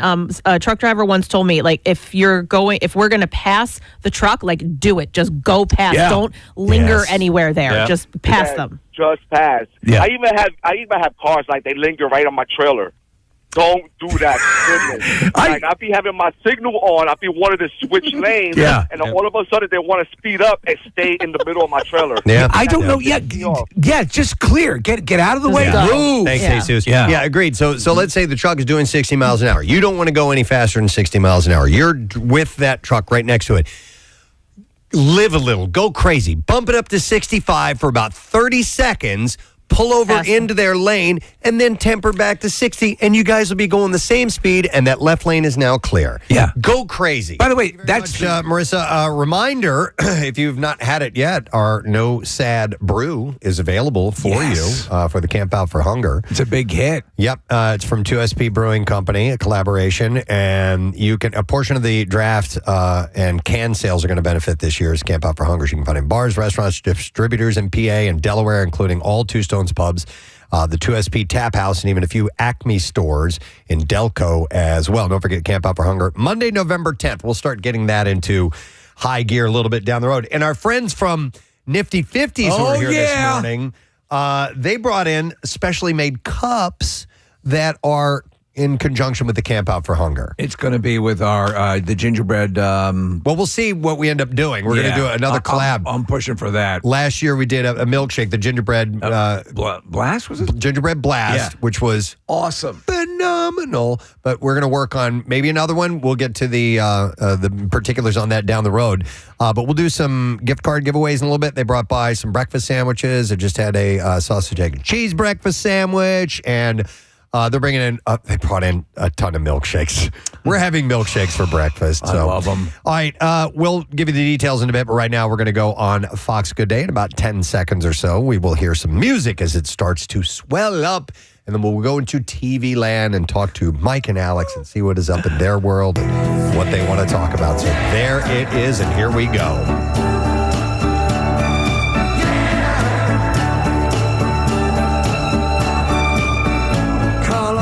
Hey, Preston and Steve. Oh, was that Neil Diamond? Oh, my goodness. We found this study that says as we get older, we have less favorite songs. Preston, would you agree with that? You know what? I wouldn't say I have fewer favorite songs. I am not as adventurous musically as I used to be. I don't go seeking out new titles and new artists, and I'm kind of settled into what I love. And every now and then I hear something I like and somebody turns me on to, but I don't actively do it anymore. But no, Mike, I don't look back and go, I don't like that song anymore. I mean, maybe some of the heavier stuff I liked when I was younger, I don't really sit down and listen to anymore, but it just kind of falls off your rotation. Doesn't mean you don't like it anymore, right? Yeah, kind of like that. Right. I mean, we just did the A to Z here. We played thousands of songs, and you're reminded, really, I think that you reach a certain point where, like, I'm good now. I have enough, you know? Yeah. I don't have a car. I think I would pick up songs that I like when I listen to the radio in the car, but I haven't done that since 1999. So most of my new songs come from whatever influencers put on their TikTok. Really? Social media. Huh. Yes. I'll look and see what the name of the song is, and then I'll go look it up. I'd be curious, Alex, you're probably entertaining new music a lot, correct? Actually, Mike brings me songs, some of the new ones. He's really up on it. Wow. But I agree. Like, I mainly hear it from social media when there's a new trending song, and that's kind of how it goes. I know. You're shaking your head. Do you know what I end up doing? I end up going on a lot of these sites where people are introduced, quote unquote, for music for the first time. And so I like to see them appreciate music that I like. Right. And so I'll watch them react to. So right now I'm in Peter Gabriel Genesis from years ago, which is stuff I used to listen to. And I'm listening to that constantly now because I saw a whole bunch of people, whether it was authentic or not, seemingly reacting to it to the first time. And I was reminded about why I loved it that first time I heard it, if that makes sense. I'll do something embarrassing here. I was doing a TV show, a shoot in Paris, when Rick Astley's song came out, Never Gonna Give You Up. Yeah. Wow. And I don't stop and listen to it anymore, but now it's become a joke. Oh, yeah. Oh, yeah, you Rickrolled. It's a verb, isn't it? Yeah, Rickrolled. You've been Astley. Yeah. You've been Astley. No, that's the more aggressive Hey guys, form. thank you for last night. Oh, dude, thank Mike, you. thanks for having us on your showing show. up We had a last great time. You like the purple couch? I Yes. love the purple couch. Yes, it was a wonderful time, a lot of fun. Awesome. We got to go. All right, take care, guys. We'll see you. Yeah, we were on Mike's. If you missed it earlier this morning, we played a little clip from it, but we were on Mike's new evening talk show that he has on Fox 29. It's on evenings at 11:30 p.m. He films it in the daytime. And we went by after the show yesterday and sat down, had a little chat with him. It was great. He's such a good personality and a great interviewer. So Sue Serio over there? Yeah. Great to see her. Sue, she stopped me. And she goes, "Hey, Preston." And I go, "Hi, how you doing?" And she could tell by my reaction that I didn't recognize her because she had changed out of her, what we normally see her on TV screen. And she's like, "This is how I look in my real life." She's like, I'm a little incognito. She had glasses on and her hair was pulled back and she wasn't wearing TV clothes. She was just wearing, dressed a little more down, and it was so funny how she just immediately was like, "It's Sue." She's like as if she was wearing a mask. And you got to see down there, they're putting in this bike lane right in front of the TV station. Yep. So there are jackhammers firing away, and they're like, you can't believe how difficult it is to produce television while jackhammers are going out on the street. Yeah, man. And Market in Old City, because I just don't get in Old City that often, is being ripped up big time. They're turning it into one lane. Yeah. Yeah. For now. Okay. Just with the bike lane. Well, that gets a little wonky. I guess maybe like east of 6th or 5th Street, because one lane is like a left only lane. Yeah. And if you don't know that, and you get stuck in it, you are screwed. I know exactly what you're talking about. Yeah. All right, but anyhow, that was cool. Listen, here's what I would like to do before we even fire up the bizarre file. Let me give away a $50 gift card to Nifty 50. Yeah! We'll take call number 18, 610-660-9333. Got to try their shake of the month for September. It's lemon meringue pie, and a portion of every shake is going to go towards Alex's lemonade stand. That's great. To date, Nifty 50s has donated over $70,000 to the Alex's Lemonade Stand Foundation. So, love it. Call number 18. Let's set you up with that, and now we'll share the stars. WMMR presents Preston and Steve's Bizarre File. Brought to you by Delco Trim Light. Visit DelcoTrimLight.com to schedule an estimate on installation of the coolest permanent programmable holiday lighting system around. Investigators are searching for a man they say, this is a wild story, robbed a popular Disney Springs restaurant in Florida by swimming up in a scuba gear and a wetsuit and then swimming away after he stole thousands of dollars. What? That's pretty wild. Yes. That's like a James Bond thing. The robber hit a place called the Paddlefish Restaurant shortly after midnight on Monday after it closed to guests. Deputies said the man found a place to store his wetsuit and scuba gear before walking into the manager's office where cash from the night before was being counted and deposited into a safe. Okay, so he didn't run away in flippers. That's what I was wondering, too. The report shows the man forced two employees to go to the corner of the room and told them to close their eyes. The report is heavily redacted, but sources familiar with the investigation said that he tied the employees up. The man stole between $10,000 and $20,000. The employee said he left within 2 minutes and then called 911 after freeing themselves.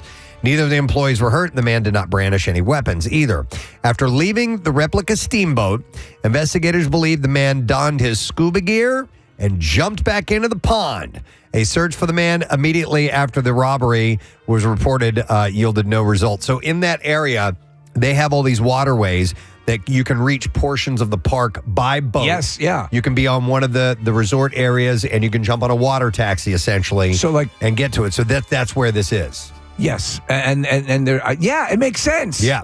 So a picture released by the agency showed the man appearing to spray paint a security camera.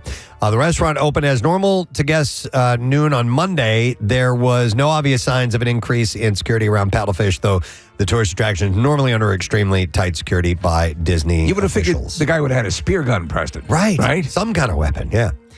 Moviegoers in Arizona had their night take a bizarre turn and a disgusting turn, actually, thanks to one unhinged man. He allegedly stood up in the middle of the Demon Slayer movie, unzipped his pants, and began peeing all over the place, right there in front of everyone, including children. The man was later identified as Lemil Hull. And while some people froze in disbelief, others weren't about to let it slide. One audience member decided to take immediate action, marching over and punching Hull straight in the face. Dude, the footage is of him pummeling this guy. In the now viral video circulating on Reddit, you can see Hull getting smacked around while, hilariously enough, Zenitsu is showing off his flashy combat skills on screen. The dramatic music playing at that moment accidentally gave the whole mess a cinematic flair. Yeah. Once the commotion began, it became impossible to ignore. Theater staff quickly flipped on the lights. The Arizona man who threw the punches backed away while Hull slumped motionless in his seat. A cluster of moviegoers could be seen hanging back, watching the scene unfold, like they couldn't decide whether to laugh or be horrified. Yeah, there's like one or two guys who go over and try to this guy who peed all over everybody was at his ass kicked. The staff immediately ordered everyone to leave the theater shortly after the footage cuts to Hull being detained by Arizona police officers.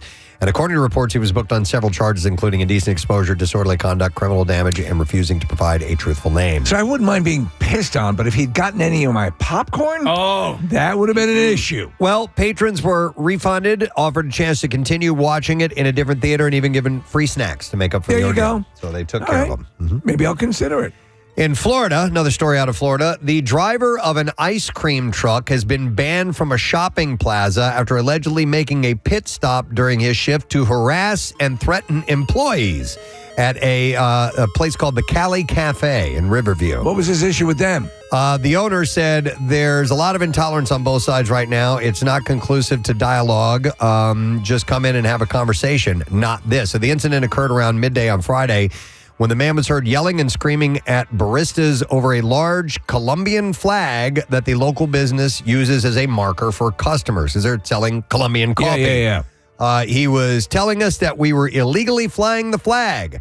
That is just my culture, my business, Oliveros said. Well, I think it is a law that if you're going to fly another country's flag, that the American flag has to fly over it. I only know this from my friend who's from Ireland. Is it also a law that if you're a ice cream truck driver? No. I mean, listen. Yeah, I know what you're saying. The dude's unhinged and he should just mind his own business, but... Don't know if it's a law, Casey. Like you're breaking the law. You may want to look that up. Right. After bringing multiple workers to tears, he left the property and returned to the truck.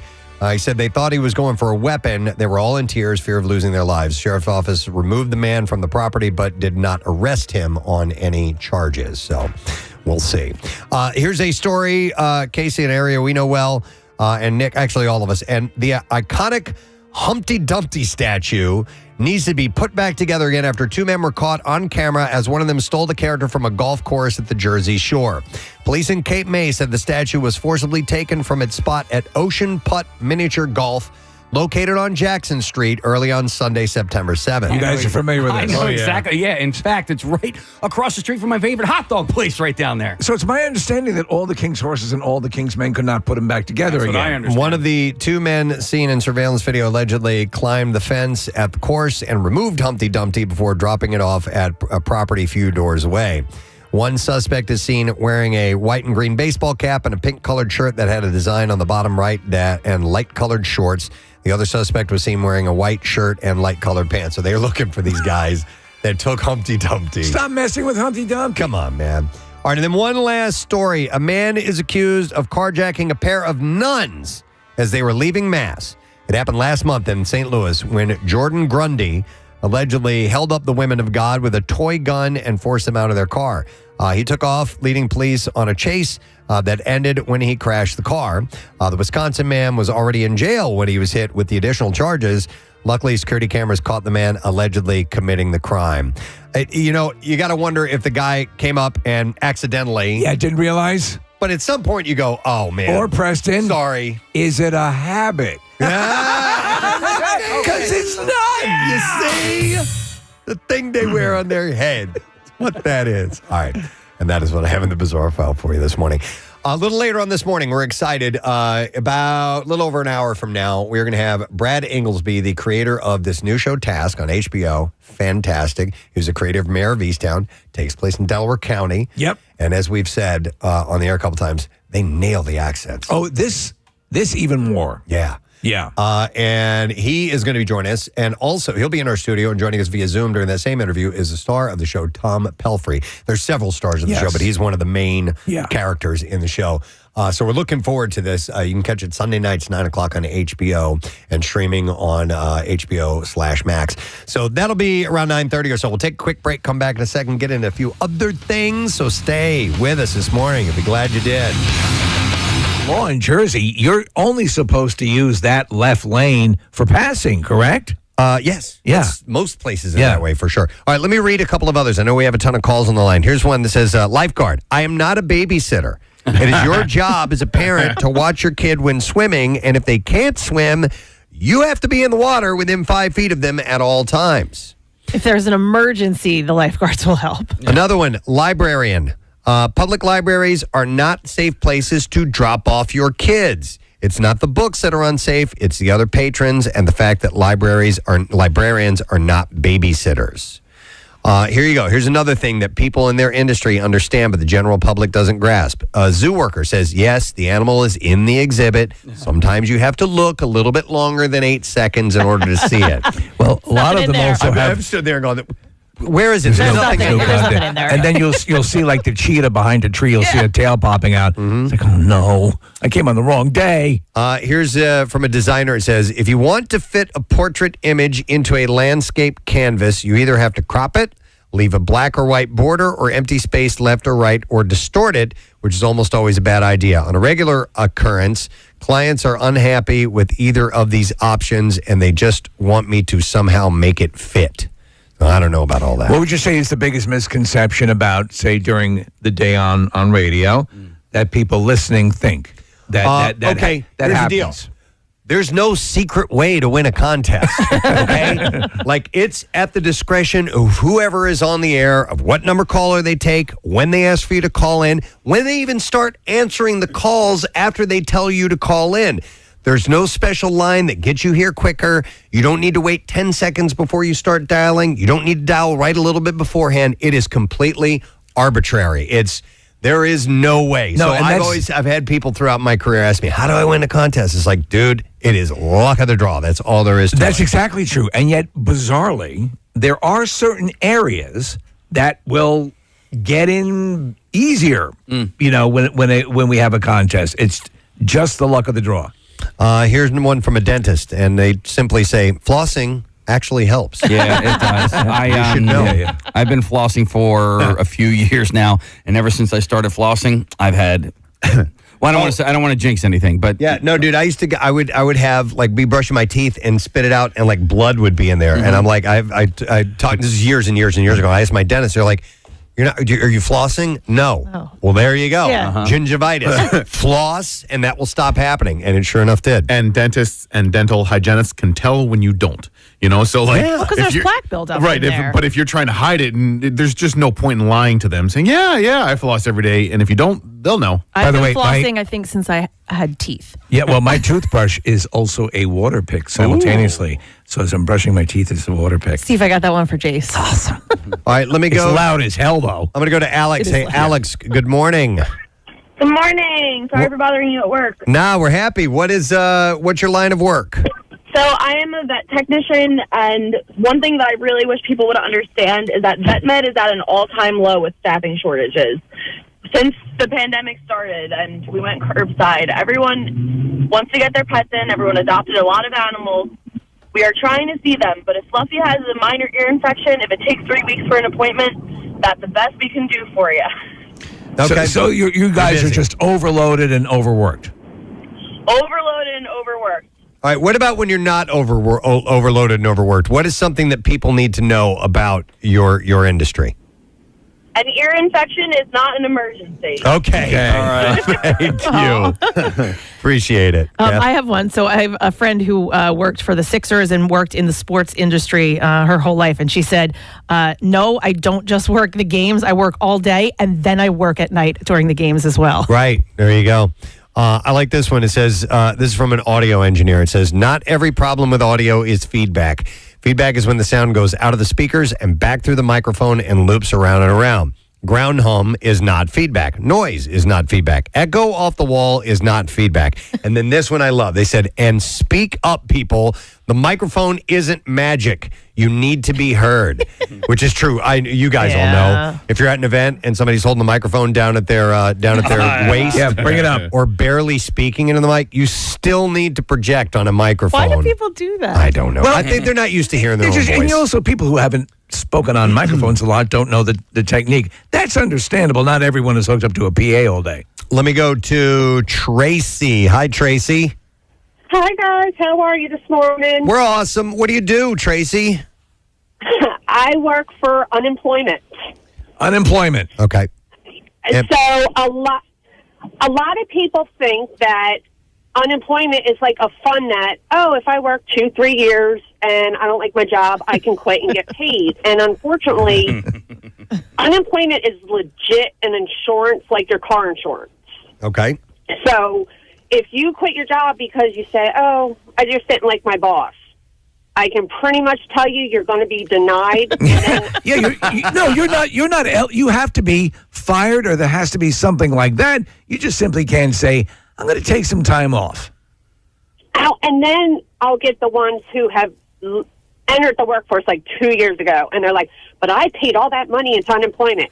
You paid $260 into unemployment in 2 years. If you want your $260, we'll give it to you. But, well, we weren't really. But that $10,000 you see that your claim may be, that's because we're charging your employer. So you have to have a actual reason that is under the law that states, okay, we can pay you out of this fund because you deserve it. And that is usually, most often, termination, right?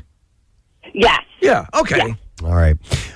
Thank you for the heads up, Tracy. Appreciate it. All right. Well, it's really interesting. We have a load of great calls, and we don't have time to go to them because we have to go. We got to go on Fox Good Day this morning, so we got to do that. But it's interesting that we all have these things that we do for a living, and especially if you're in a job where you have regular customers and so on, that maybe they don't quite get exactly.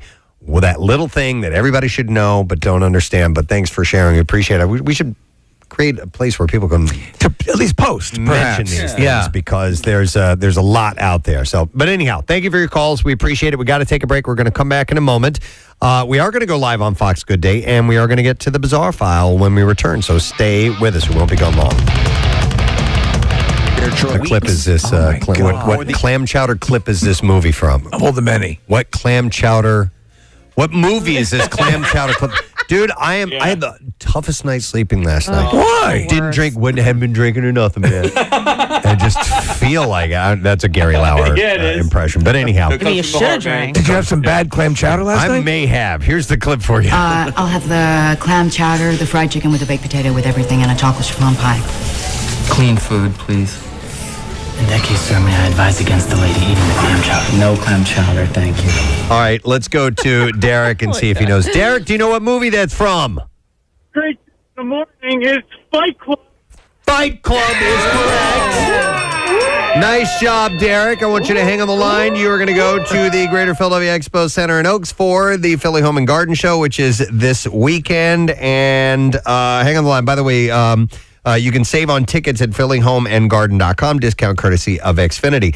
Little known, or maybe it's known to everybody but me, but the waiter in that scene, that's Ed Kowalczyk of the band Live. Hey. You can see with this still, Yeah, that's very cool. How cool is Helena Bonham Carter, man? Oh, she's so good. And then you were talking about the Harry Potter reunion. She was phenomenal and funny and great. She kept her teeth. Yeah, she did. She kept her teeth in the role, by the way, speaking of clam chowder, I had some exceptional clam chowder this past weekend. I went to Florida to visit my mom and sister, and there's this restaurant called Leverock's there.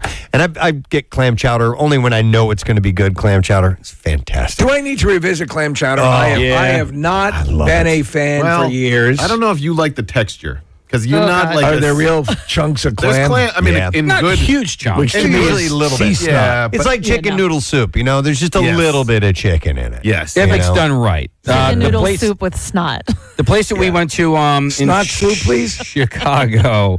What was the name of that place? The fancy beef place? Yeah. Gibson's. Welcome to the fancy beef place. The fancy beef place. Yeah. Steak was the word I was looking for. Guess what? We cleaned the silverware. What was the name? It was Gibson's. Gibson's. That was the second blessed? Yeah. Have a blessed meal. Have a blessed New England clam chowder. Second best New England clam chowder I ever had. Best was ever at Abe and Louie's in Boston. In Boston, yeah. And Kathy, clams aren't snot. That's Steve said it. That's why I was saying it's that's like oysters. Chicken noodle Oysters are soup snot. with Yeah, clams are a little bit more like a full blown loogie. But clams are kind of snotty as well. When they're cooked in clam chowder, they're a little more firm. Yeah, they're I'll tell you what, Dr. Mike has started to try to get me into the like oysters and stuff like that, and that the bottoms up event, they had like top oyster places, and so I guess he recommended just kind of letting it slide down and not just letting it. Yeah, you don't chew on it. Right. Yeah. And it was okay. I need to give you a little backing on why I hate these things.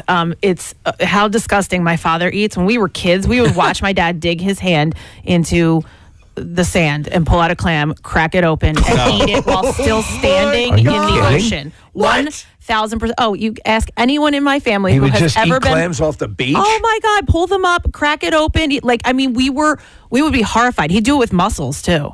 What do you do with seagulls? Somebody who's doing that. Hand me that seagull. Somebody who's doing that is not really enjoying it.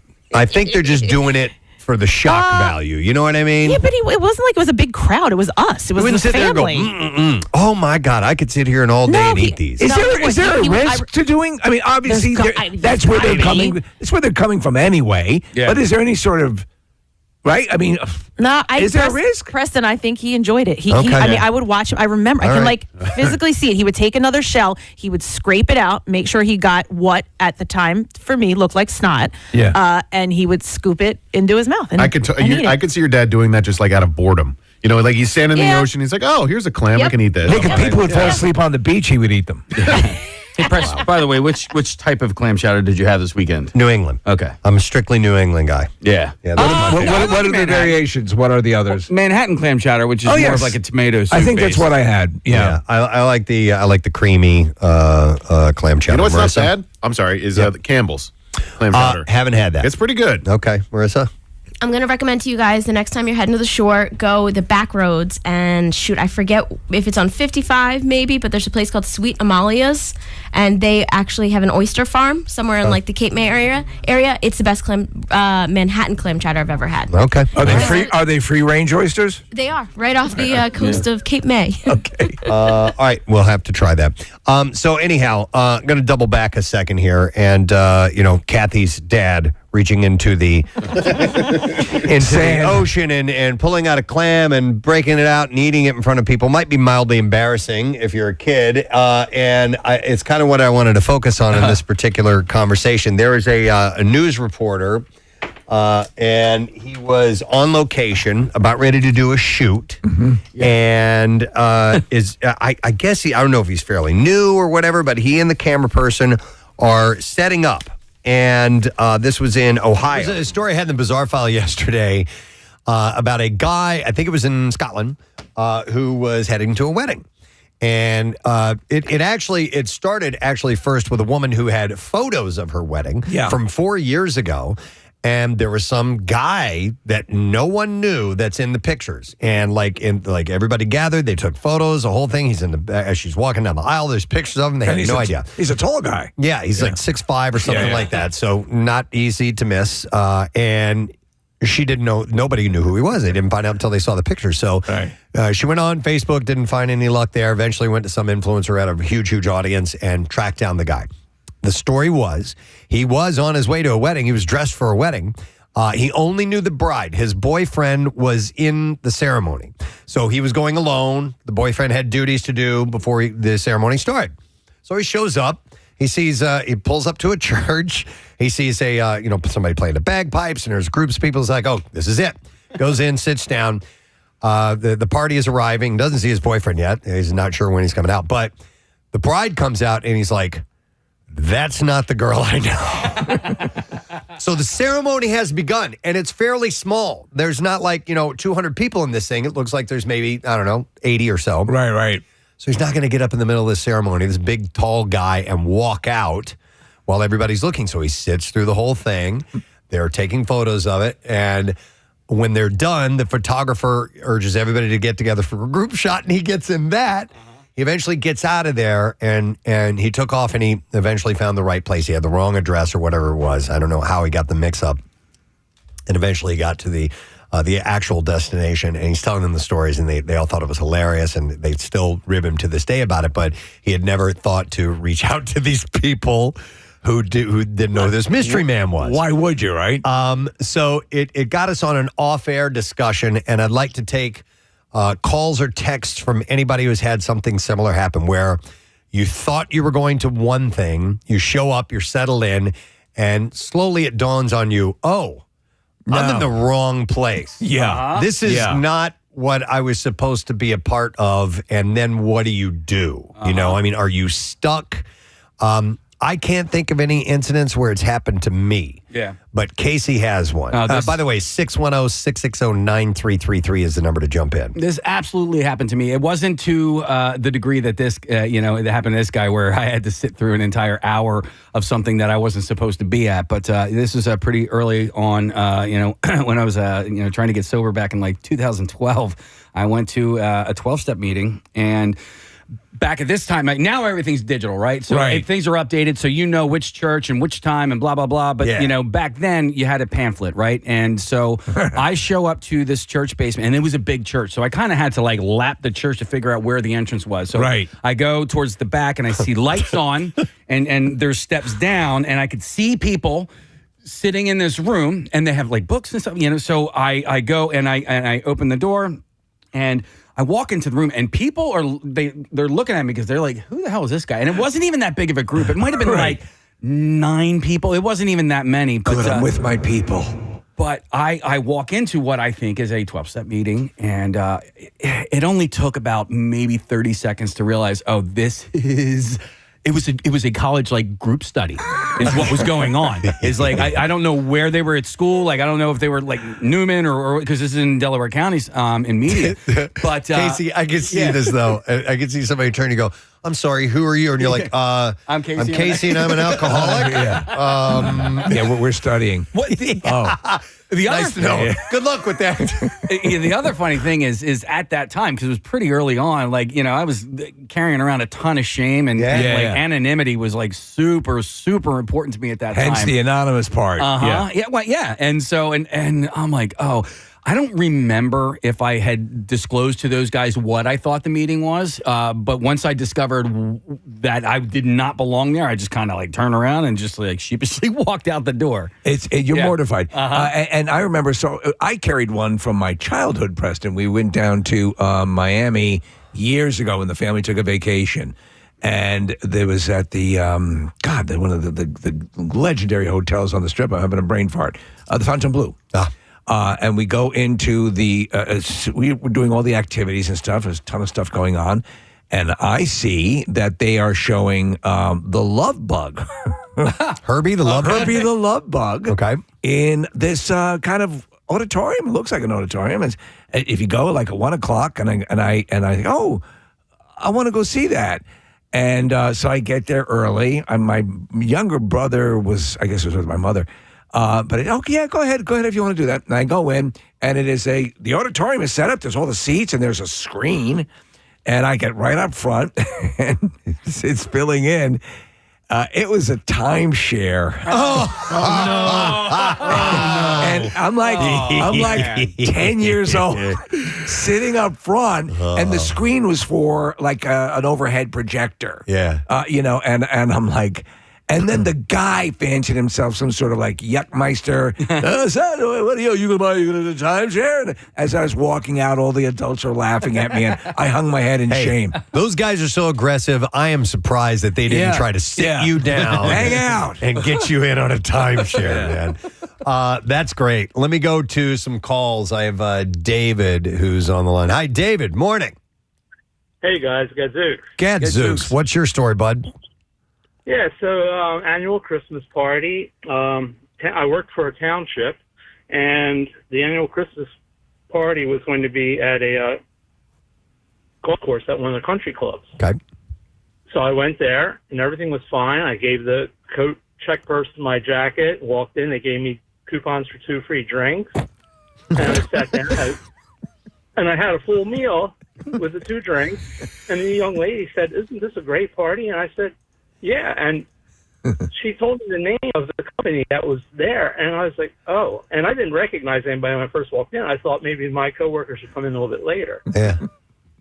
It was the wrong golf course. You just went to the wrong golf course. To the other end of the township, and I walked in there and caught up with all my coworkers, and I had dessert. Yeah, that's all you get room for. Now listen, you had a full meal and 2 drinks. That kind of broke your way. By your estimation, was the food better at the party you accidentally crashed? Oh, the dinner was delicious. Salmon, but I wonder if you got the better dinner. Oh, that's fantastic. And I went for dessert at the other golf course. There you go. That's excellent. Thanks, David. Appreciate it, man. That worked out all right for him. I will go to Patty. Good morning to you, Patty. Good morning again. How are you guys? Wonderful. What's up, Pat? Well, I have a friend who was going to have a baby, and so, of course, I got invited to the shower. And she had her wedding shower there and her 30th birthday there. So I just went there. And I hung out with people and, how do you know the bride and all this or the pregnant mom and all this. I had lunch and I had a couple of drinks and I was chatting with everyone. And then the woman who was pregnant came in and I'm like, I don't know this person. So then her father came over and said, do we know you? And I said, I don't think so. He said, well, enjoy your food and everything. So in the meantime, I realized that I've made a terrible mistake. I called my husband and said, where is this shower? And he told me, and I rushed over, and I walked in. Everybody thought I was in an accident or something. They said, you didn't call. I said, I'm too embarrassed. Oh, my God. So they wanted to feed me, and I said, I already ate, so I had dessert with the... There you go. So it seems like what you do. Yep. So when the father came over and you said you didn't know anybody, did he... He was okay with it? He was okay with it? Yeah.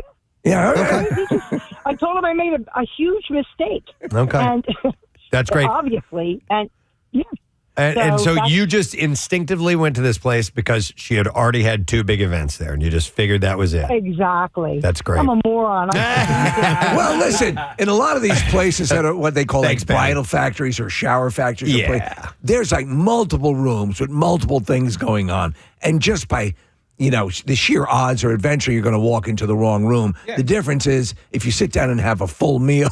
I think that we have received a dozen texts, maybe more, of people who have gone to the wrong funeral. And Preston, this is my favorite one so far. But there are so many different stories coming in of people that have gone either to the wrong viewing, to the wrong funeral, seen the wrong casket, etc. I believe that. Yeah. This one says, my friend and I walked into a funeral home for our friend's dad's funeral. We signed the guest book. We stood in the receiving line. We both started looking around, didn't notice anyone that we knew, and realized most of the people were white and our friend's dad was black. And then we saw a picture, and it was a young kid's funeral. We looked at each other, and we were like, oh, no.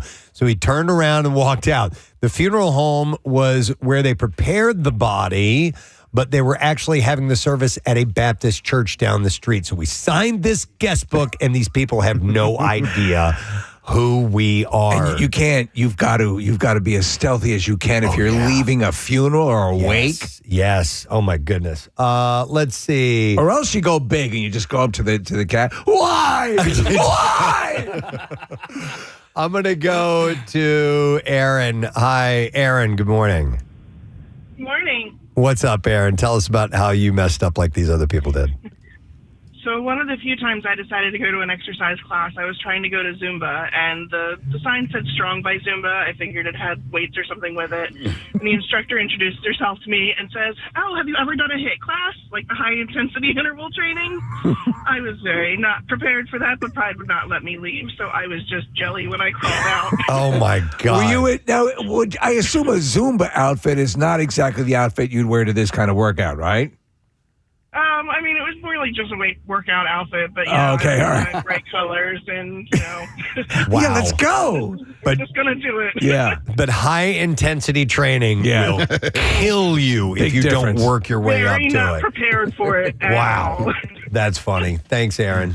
He can't call in right now, but our friend Joe Holden from CBS 3 News, he says 25 years ago, he was an intern at Channel 17 at the time. He got sent to a criminal justice center for a homicide trial, and he sat in on completely the wrong trial. I don't know how long that is. I don't know if it's an hour, 2 hours, 3, 4 hours. A week and a half. He said he had no idea until Day he saw 5 of the trial. He said he had no idea until he saw Vernon Odom walking into another door, and he's like, wait a second. Oh, my God. Vernon was always reporting for ABC. Yeah. Wow. I ended up in a VIP room for the viewing of or screening of John Adams. And it was a Comcast like executives and all these VIPs. I wasn't supposed to be in there. I made 2 rights and instead of a left or whatever. And then Tom Hanks walks in and he tells a story about John McCain and Hillary Clinton. And I'm like, that's a great story. But I had no, I wasn't invited to be in that By room. the way, who are you? Dude, Right. Steve, I felt so out of place. Yeah. Wow. By the way, our Xfinity mobile guest lines are all lit up right now. There are tons of people that have similar stories. I will go to Katina next. Hi, Katina. Good morning, it. Good morning. Good morning. So I'm Greek. Katina is a Greek name. We have huge Sweet 16, so I had my big fat Greek Sweet 16. And I'm going table to table like a wedding, saying hello to everybody. And I see this couple off in the corner, and I had no idea who these people were. And I was asking my parents, I said, who are these people? And they didn't really know either. So we found out that they got the wrong date for the hall that was rented for a different party, and they showed up there and confused why this girl's in this huge dress walking around. So they ended up staying. They partied with us. They drank with us, ate, and they ended up giving me cash at the end too as a gift. Oh, that's awesome! Surprise. I love it, Yeah. Katina. Did anybody stay in touch with them after that? I think they knew them from like a different church and Okay. everything. So it was a person that knew a person. But Okay. yeah, that was it. They just showed up and I love it. they were our new friends. That's great. Thank you, Katina. You know what a lot of these stories remind me of, Preston, is that woman, the older woman who somehow got a correspondence incorrect for the holidays and remember hooked up. Oh, yeah. Yeah. It was a text chain, Right. and somebody ended up on there by accident. It was this kid. It was an older woman, who was hosting, and he was supposed to bring the stuffing, Right. And they ended up they lived across the country from each other, and they ended up making it happen, and they have become lifelong Every friends. holiday, I think every love that. Thanksgiving, they get together for the holidays. This is not the same scenario, but when a stranger is in a place that they know no one for whatever reason it may be, and you welcome them in, it's so great. My sister was flying back from I forgot where, Los Angeles or something like that, and there was a snowstorm in St. Louis, and there was a layover. A woman was supposed to catch another plane that was on a flight with my sister. She was going to have to stay the night, and she's like, "Well, just come to my house. They're having a party tonight. We're having our holiday party around Christmas time." Oh, wow. And she brought this gal in. We didn't know her. We partied all freaking night long with this person. It was great. I'm going to be getting some kidneys tonight. Let me go to John next. Hi, John. Morning it. Hey, guys. Good morning. What's up? So I got two quick ones for you. It's not about me, but I had a coworker friend, 24 years old young lady that was going to her friend's party. She's, again, 24. She knew nothing about beer party, and her friend was kind of gothic. She goes and stops at a place and says she buys a case of these silver cans, which was Coors Light, put it in a cooler, shows up at the party, is greeted at the door by the girl's father, who's quite gothic as well. He's got piercings and tattoos. He's got no shirt on, and she walks in, sits down, takes the cooler, puts it with the rest of the coolers in the garage, enjoys food for a little bit, waiting for her friends, when she looks at her phone and notices that her friend's calling, and her friend says, "Well, where are you guys?" And they said, "Well, we're at your party. Are you guys out back?" And the friend said, "No, we're across the street." So she turned around and looked and realized she was at some strange house at a Sweet 16 birthday party. What are the odds, though, you'd end up at a goth Sweet 16? And you're goth. Yeah. That's great. Took everything, dumped everything, and ran out the door. And the second one that I remember now, 20 years in my life, is a couple friends went to a funeral. They go into the funeral, they walk up, and it was a friend of theirs. And they get up there, they look in the casket, and they see it's the wrong body. Oh, my God. So they start laughing hysterically. Oh, no. And they didn't know how to get out of there, so they put their hands in their face, acted like they were crying, and ran out of the building. Wow. That's kind of like what you were saying, Steve. Just own it if you sell it, can. yeah. That's great, John. Thanks for the call, man. We appreciate it, bud. Yep. It's funny because we've had to take the kids to other people's houses for like pictures before dances and stuff like that. Right. And like you kind of end up looking like a little stalkerish because you're looking through windows. You're like, okay, who do I know? Do I know? Yeah. Yeah. I know people. I see people in there. Let me just see if I can see a familiar face. That's all I need is just one familiar face to know that I can actually walk through that door. Well, the fear of that is the fear whenever you show up to some place early and you're the first one there. Oh, yeah. And a few people show up and you don't recognize them. You're like, oh, no, please let this be the right place. Yep. This one sounds interesting. We have Jessica joining us next. Hey, Jessica. Hello, how are you guys? Awesome. So you've got one you got to share with us. Yeah, so I don't know much about viewings because I'm Jewish. We don't have viewings, and I didn't know the standard, operating procedure, which is don't go there in like exactly at 10 o'clock if it starts at 10 o'clock, especially if the family doesn't know you. Okay. Right. Because I was looked at and asked they thought I had an affair with this man. Oh my God! They With the thought deceased? You had an affair with the deceased. No, I didn't. I didn't. I was there for my friend's dad, or my friend's grandfather. And nobody knew who I was, and I got there I thought it was nice to get there on time, and that's what I thought happened. And people were looking at me, and I was like, what is going on? And then, someone kind of came to me, and they kind of asked me a bunch of questions that I didn't understand why they were asking me, and I got the hell out of there. Do you remember any one? Really awkward. Did you remember any one of the awkward questions they asked as they were trying to find out whether you were this side action? They were just, how do you know? How do you know him? And I explained how I knew him, and I don't think, I'm friends, I'm friends with Beth, the granddaughter, and I think that they thought I was just making it up. And that's a huge assumption on their part. That is a big assumption. I wonder what the story was with this guy, that their immediate assumption is, it's got to be one of this. Good point. Yeah.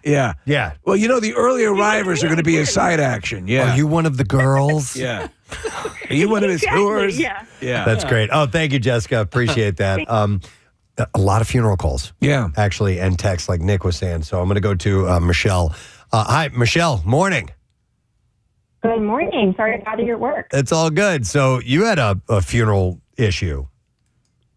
I do. And it's funny, I had completely forgotten this story until you started talking about this, and the memory popped back up in my head.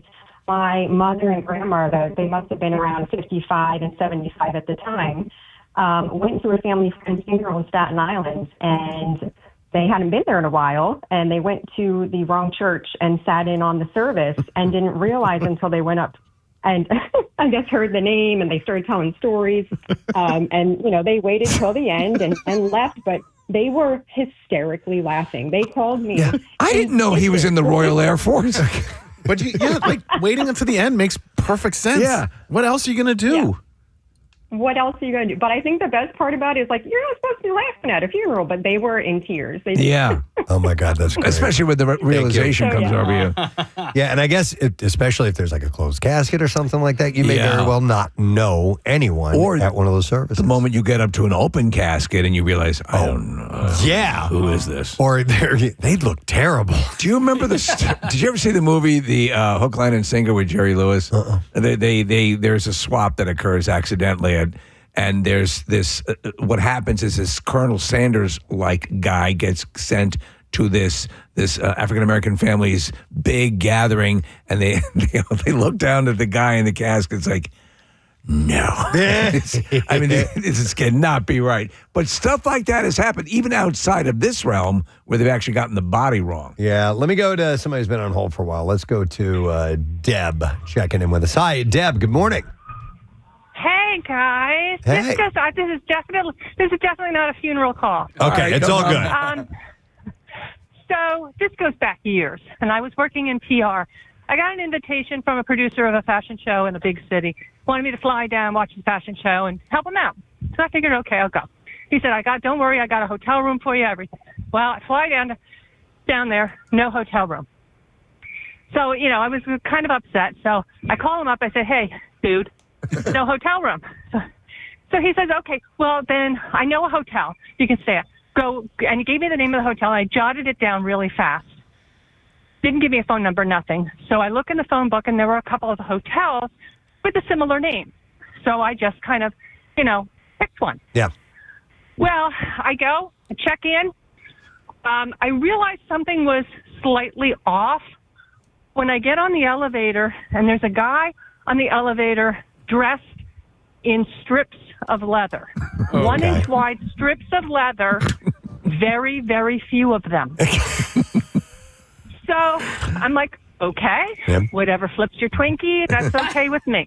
I get off on my floor, and I'm walking down the hallway, and I am passed by a petite woman in a pink tutu with a dog collar around her neck, being led on a leash by someone dressed head to toe leather. And I said, this is either the weirdest fashion show that's going to take place, or this is not the place I'm supposed to be. Turns out It was a dominatrix convention. Oh. You know what though? Between you see the haute couture, you see the some of these runway shows. I might have thought that was just a regular fashion show. But it turned out to be like so much fun because they were really nice people. They obviously knew I did not belong there. They invited me to seminars. They talked to me when I found out I was in fashion. They were asking me how to make things. I'm like, okay, just go with the flow. Admitted, Deb, you left with the dog collar, didn't you? It ended up flipping your Twinkie, didn't it? Yeah, that was that. I stole that from the hotel room. Okay. All right. Deb, prior to this call, have you ever said flipping your Twinkie before? Oh, many times. I like that term. Is that a thing? I've never heard that. Well, it is now. I grew up in New Jersey. It was a thing where I grew up, so it comes out. All right, the home of the Twinkie. I'm also an old person. So it could be. I'm bringing flipping the Twinkie back. I love that. Yeah. All right. Thank you, Deb. Appreciate it. Oh, that's a great Here's story. a side saying, whatever creams your Twinkie, Binky. Yeah, whatever creams your Twinkie. Yeah. All right, let's go next to Tom. Hi, Tom. Good morning to you, sir. Hey, good morning, Preston. How you doing today? Good, brother. What's up? Hey, man, I think I got a good one for you. So I may get divorced for this, but I'm going to take a risk. You ready? Yeah. So my wife and I have been married 30 years, and after our 5-year anniversary, many years ago, we had just had a daughter. She was about 9 months old. It was the first time we were able to get out of the house and enjoy a weekend. 5-year anniversary, very excited. Booked a beautiful hotel up in New England. At the last minute, my wife was like, I'd love a spa weekend. And I'm like, well, the place we're going is beautiful, but it's not a spa. You know what? I'll find a spa. Sorry, she found a spa. We changed the hotel, went to the spa. We checked in, and we were hungry, so we went down to the restaurant. I ordered a burger, fries, and a soda. The beautiful waitress, looked at me and said, sorry, we don't serve any of those things. I said, excuse me? And then we looked around. We were at a fat farm. So it was a retreat for people to lose weight. It was a retreat for people to lose weight. It was my God. They used to call awesome. them, fat farms is what they used to call them. Yeah. So obviously that's the last thing you're going to find there is the burger and all that stuff. Yeah. Now they tricked us because they did have yoga. Okay. There you go. Yeah. Oh my God. So anyway, that's my day. Yeah. Hang on a second. How long were you there? I'm sorry, go ahead. How long were you there, and did you stay for the duration? So we got there on a Friday. We checked out on Saturday morning, and we went to the casinos in Connecticut. There you go. How much weight did you lose? Yeah. Exactly.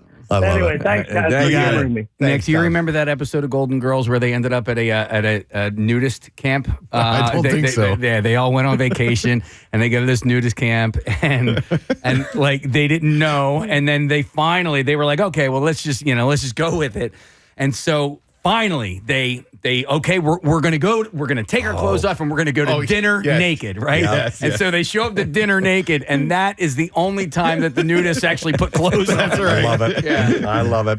Let's see. A couple more calls, and we got to take a break. I'm going to go to Brendan. Hi, Brendan. Good morning. Good morning. Good morning to see you, Brendan. What's up, my man? Hey, so I clean fish tanks in and around the Philadelphia area. So I do a lot of house calls, in and out of businesses, that kind of thing. Yeah.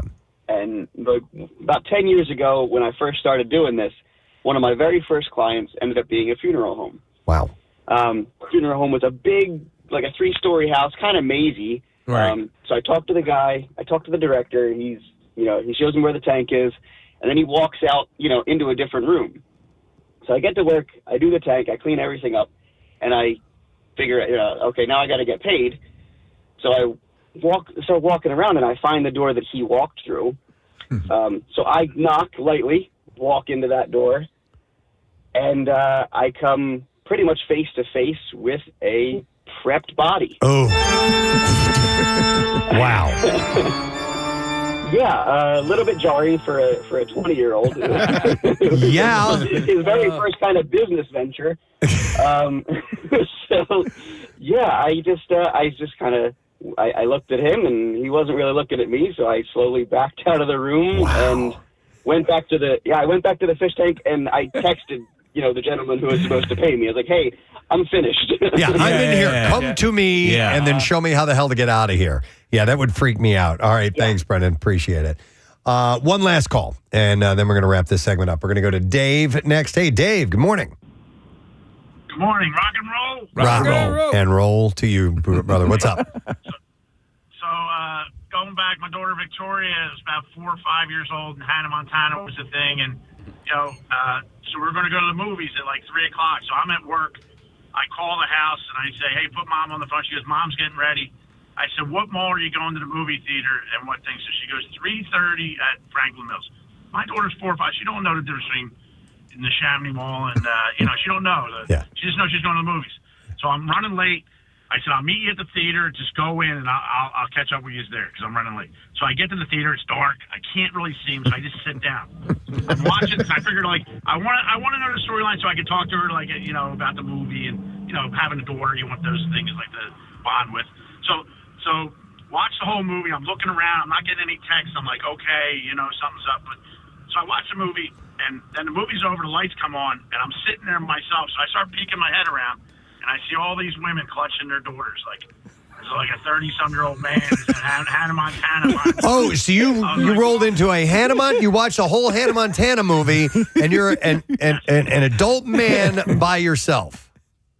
Yes, because well, I didn't purposely do that, but I thought they were there somewhere. I thought they were sitting in the back row. I don't know. I didn't want to disturb the movie, so I just said, I'll catch up with them later. We're not going to talk during the movie anyway. That's right. So I said, I'll just sit here. It's only a short movie, right? And so they just assume assume that you're a molester who's come to the theater to get some action. Exactly. Wow. Like, how do you react to that? Like, any facial expression is going to be misconstrued. So Were they at a completely different mall altogether, Dave?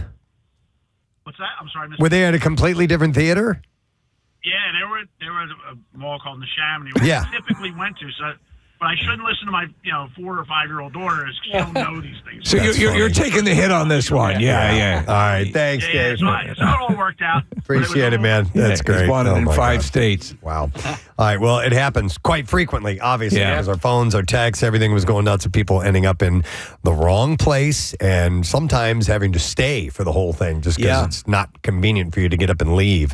Happened with this guy at a wedding, which is what we got started with. So, but thank you for jumping in. We do appreciate that. We do need to take a break. We have some guests joining us in a little while. Brad Ingelsby and Tom Pelfry from Task will be on the program. But before we get to those guys, let's give away another $50 gift card to Nifty 50s. We'll take caller number 11, 610-660-9333. They are 10-time Best of Philly winners, and they're offering mouth-watering burgers, fresh-cut fries, hand-dipped milkshakes, and handcrafted sodas, now open in Newark, Delaware, and coming soon to Fairless Hills as well. Caller number 11, you get to enjoy some indulgence at Nifty 50s. We'll be back. Stay with us. His name is Miles Harris, and he was prepping for a live segment, and all of a sudden he's chatting with his cameraman, and they're rolling. They're not live, but they are rolling. Right. And his mom drives up. Oh, my God. And I have a clip to play of this as his mom rolls up. Here we go. Is it because of this is my mom. Hold on. I'm trying to work right now. You over there calling my phone. This is D'Angelo. You can say hi. And don't be holding up traffic because you got cars behind you. All right. Did you record that? I love it. I love it. That's very cute. It's so cute. Proud. And so I thought maybe some conversation about when your parents would embarrass you, your mom or your dad. And God, there's the world is rife with stories like this. So not exactly like this, but my mom does this thing. I finally had to tell her, please stop. What? Yeah, so I've told you guys about this before, but it's and especially when she would visit here, come here to visit me, and say we go out to a restaurant, and the server comes over to the table and is just doing their job and taking our order, and my mom will go, "Oh, do you listen to the radio?" Oh, right. Oh my God, my son is on the radio, and I'm like, "Oh no, please, Mom, don't." You know, and I wouldn't say I'm not her there. son. Yeah, I wouldn't say it then and there, but I'm just like, oh, no. Yeah. But it's because she's so proud. Yes, it's because she's so proud. Like this mom stopping by. My son is on the radio. Could we have a price consideration because of that? It's just she wants to hear free clams that other people, listen to her son or whatever. Except for the server. The hard time, the thing that I can't quite get to them to understand, because my sister would do it too, but my mom specifically, is that, listen, yes, we have a very popular radio show. Not everyone listens to the show, Mom. And if this person has never heard of me, you have officially made it very awkward in this moment for me to go, I do a radio show. Yes, we're on it. Oh, I've never heard of you guys before. Okay, that's great. Cool. I used to listen sometimes. Sorry, I don't listen. Yeah. Or like when they have to pretend like they do listen. Yeah. You're like, I've heard of you. And I always say, and then you end up, it's okay. It's absolutely fine. I know, but the damage has been done at that point. Yes. Yeah. And it happened over and over and over and over again. And you finally said something. I did. I'm like, you guys, you can't do this to me.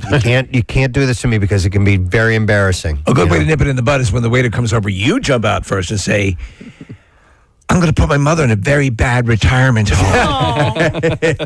There's a TikTok mom who drops her son off to school every day. He's a teenager. He is in high school, and she brings a megaphone. And every time he gets out of the car, she yells, "I love you." Why would she do that? Because she's a TikTok mom. She wants to put on TikTok. But like now, it's become this thing. So and the kid just looks at her. He's like, "Mom, not today, Mom." And then you see him. He like gets out of the car and runs. But like you can see the other kids at the school. They know that like Mom's going to do this. But just a simple like I love you or a hug and a kiss at a certain age can be embarrassing. It's like into the Spider-Verse. Yeah. It's a great scene. And he's in the squad car and on the intercom going, I love you. Say it back to me now. Say I love you. And you know what? He wouldn't have done that if his son just would have shown him a little bit of affection in the car, in the privacy, just between those two. And so he had to teach him a lesson. There's a great Modern Family segment where the mom is with the daughter, and she's breaking away to get with her friend. She just wants to dump the mother as quickly as she can. And so the mother's like, I don't believe this. And she goes, don't forget we're getting a training bra for you later. Here's a text that says, I used to practice law in Bucks County, and a DA's mom would come to watch his criminal trials. We're talking about a man in his 40s here. Oh, that's great. And Mom would show up. Marissa? Preston, I just want you to tell Gloria that my mom has picked up for where your mom is. No kidding. Man. She will do that. And I'm not even on the radio. I'm behind the scenes of your show. Well, Marissa, we got a text. It says Marissa's mom did that to me at the thrift shop she volunteered at. It was sweet. That's great. She just has that look and she goes, do you listen to the radio? My daughter works with Preston Elliott. But I will let you know that every mailman, every barista, every person who shopped at the hamper shop, it's no longer open. They listen to this show. So thank you all. Hey, I wouldn't mind as long as I'm not around. If they want to, if my mom wants to do that and set herself out there, that's fine. But when I'm sitting right next to her, it's just like, I'm sorry, I don't listen to that low-grade entertainment. You guys should embrace it. Barbaric, imbecilic show. I'm an NPR person. They might throw that at all things considered. Yes. You have to embrace your parents doing that. My mom, remember when my mom said to me one time, like, do you think you'll look for other jobs? I was like, I don't think so. So what, this long into the career, so what is your fallback plan? I'm all in on this right now. No, but I will sometimes, she's like, so do you, you still like them? Do you you guys all still get along? I'm like, it's been 20 years, Mom. I think we're good. Let me go to... It seems volatile. Let me go to Susan. Hi, Susan. Good morning. Hi, good morning. How are you guys? Great, Susan. What's up?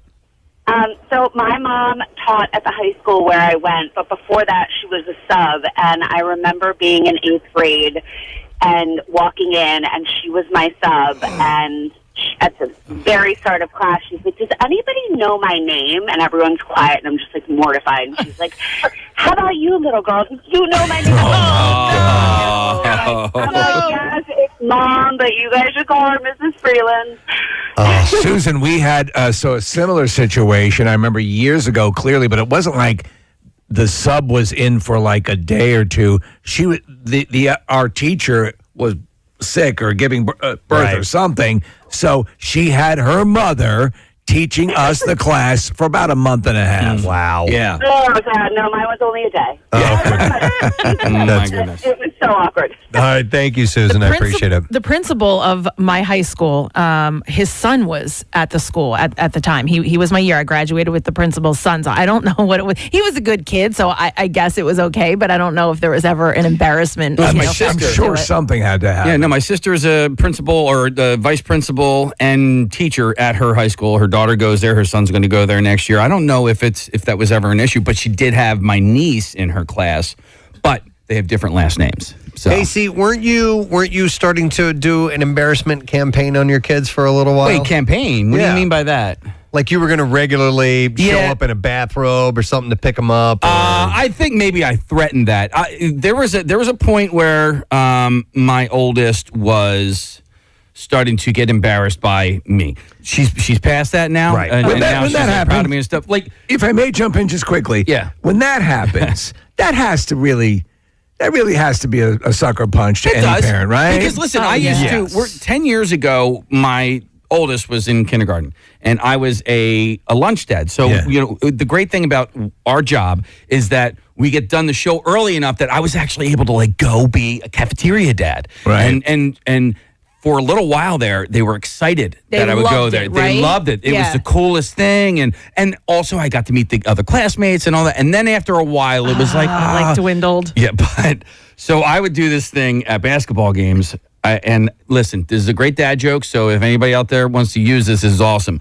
But when my daughters would do an inbound pass, okay, so this is just the easiest pass in basketball whatsoever, right? The referee hands them the ball, then they pass it to. I would yell at the top of my lungs, "Great pass!" Right? Great pass, Casey! And it was funny. Everybody laughed, and it was just ridiculous. And then they would just go, "Oh my God, I can't believe this freaking guy." Yeah.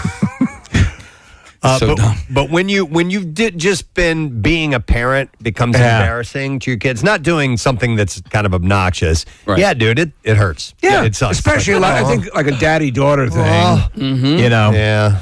Well, then you move on to what, purposely embarrassing Yes. them. That my dad came onto the school bus, remember, in his robe and purposely messed up his hair because I forgot my lunch. He also picked me up from a party early because if I were to ever go to a party in high school, my parents would call the house that I was going to. And if somebody didn't answer the phone, she was like, "I'm coming to get you. Like, you need to know." So, and coming now. So we didn't pick up the phone, and my dad showed up with it was my best friend's dad and my dad, and they dressed up in my little brother Christopher's dress up. They had helmets on and swords and armor. I love him. And they came into the party and picked us up like that. That's great. This was high school, by the way. Wow. Yeah. That's hard to come back from that. That's good. There's a whole other level of embarrassing your children because you have also, I was yelling the nice pass at basketball games, but yelling at referees and stuff like that at games. And Yelling stuff the like C that. word? Not that. Well, that's an unintentional. I mean, that's your parent getting out of control. That's bad news bears. That's psycho parent thing. This is just, you're not doing anything. Mm-hmm. I mean, you're playfully fun. It's like that transition you were talking about. Dad's here at school. Yeah. Oh no, Dad's here. That's a level of embarrassment, like Kathy's parents doing cosplay. That it's hard to get past. Yeah, because I had seen that type of thing a couple times. I don't really want to dwell on that. But I'd seen, parents, embarrass their kids by doing something that was just mean or I told you out of line. My dad's attire in the winter quite often would be an overcoat with that went down below his knees. Please tell me he had those little sock suspenders on too, because that really pushes it to another level. Yeah. But and then boots. It looked like he was a flasher. It looked exactly like that. And he would show up at school. I remember we're waiting to go on a weekend field trip to go see a movie. And we're waiting there, and I forgot something or money. Both my brother and I, to get popcorn or whatever. And he's coming up, and everyone's looking at, oh my God, there's a flasher coming to the school, and I'm like, oh no! All right, we got some good calls coming in. I'm going to Luke. Hi, Luke. You are on the air. Good morning, Luke. Are you there? Hey, yo. Sorry. What's up, Luke? I'm very man pretty, and when I was 18 years old, I became a model for Abercrombie. Oh, you'd be one of those dudes who was like shirtless? Yeah, but when I say model, I just mean like I stood outside of the mall in Cherry Hill. Okay. But my mom told everybody he's an Abercrombie model. Oh my god! Oh my god! Abercrombie model. Like, so she would walk through the mall and be like, "That's my son. That's my son." That's great. I love it. It is wonderful to have that pride and have your parents have that exist. But I mean, yeah, I can see where that'd be embarrassing. Oh my God! The Abercrombie Luke, model. did you tell her? She doesn't bring that up at all. Did you tell her to stop doing it? Bugs. Did you ever tell her to stop doing it, Luke? Yeah, of course I did. Yeah, she didn't. Can you just go to Cinnabon and leave me alone? That's right. All right. Thanks, Luke. Appreciate it. So my daughter and Chuck D'Amico, who works here, his daughter, they both worked at a little coffee shop down the shore this summer, and Chuck's wife would go into that coffee shop and embarrass her daughter all the time. Like how? It doesn't for a 16-year-old. Yeah, it doesn't take much. It doesn't take much. Just if you announce that's my baby girl back there. Right. It doesn't take much. I'm going to go to Melanie. Hey, Melanie, good morning. Hey, bitches. Hey, what's up, Melanie? Hey, so my mom is a local singer-songwriter, and I just want to give her kudos that today I'm so proud of her, and I'm so appreciative when she does this, but I wasn't always this way. All right. Growing up at some of her shows, she would intentionally pick out songs that were, songs that she'd written for my sisters and I, but she specifically had written me a lullaby that was no mistaken. It was a lullaby. And she would sing it in front of crowds at World Cafe, the Bluebird in Tennessee, like some pretty, known places. Would she point? Would she point you out in the audience? Say that again? Would she point you out in the audience, or was it just? Oh, yes. Okay. Oh, yes. She would call me out. If there could have been a spotlight, I'm sure she would have put it on. But she would make sure to tell every single person, especially at the end of the night as we left, that, oh, this was my daughter. This is the one I sang about. Is this someone we would know? What's her name, if you don't mind giving it? Yeah, not at all. Her name is Lizanne Knott. I believe her website is lizanneknott.com, and she is phenomenal. I think she is the best singer in the world. I'm so proud of her. But at a certain age, you were like, oh, cut it out, Mom. Oh, it was the worst. Especially it would come up on XPN on the radio sometimes, and, every one of my friends knew about it, so I get phone calls and text messages. Oh, we just heard your mom on the radio. We just heard your lullaby. Oh, that's funny. Nice. With you, all right, thanks, Melanie. Are you, and Casey and Nick, and are your kids embarrassed when they hear you on the radio, or see people make a fuss about what? We're not allowed to talk about certain stuff. Yeah, I mean, you kind of respect their privacy to a certain level, but also, I don't know about you, Casey, with your daughter, Casey, but like at 15, my son's friends just don't care. Yeah, I think that like they did Keep it that earlier. way. Well, yeah, like in high school. To them, it doesn't really matter what their parents do. I think that they'll reflect on it later in life, but right now it doesn't seem to impact them one way or the other. My son has a few friends that listen to the show that have been listening to the show for a while. Friends do? Yeah. Oh, because I get friends' parents listen to the show, or teachers listen as to a the result of them being in the car with their parents. I see. They have, and so I was at his school a couple of weekends ago, and the kid because we were there for a play, and the kid that I was getting the tickets from, he's like, "Oh, I listen to you guys all the time." Nice. And I was like, "Well, that's pretty cool," And my daughter, that sex harness bit was hilarious. Yeah. And then my daughter's friends are now, and so that's why I think my daughter has sort of come around on it, is that she has friends that are like, "Hey, that's pretty cool what your dad does." Not like, Yeah. It's also interesting to kind of move things around just a little bit here. We have, like I said, Brad Ingelsby and Tom Pelfry joining us a little bit. So we're going to keep this segment a little bit on the shorter side. Normally we'd stop and talk for like 40 minutes or whatever. But we're going to keep it a little bit short and then come back with both of them. Yes. And then that way we can spend a little bit more time. It's what thoughtful shows such as ours do. So I just saw, let me preface this by saying I love Jackie Bam Bam to death.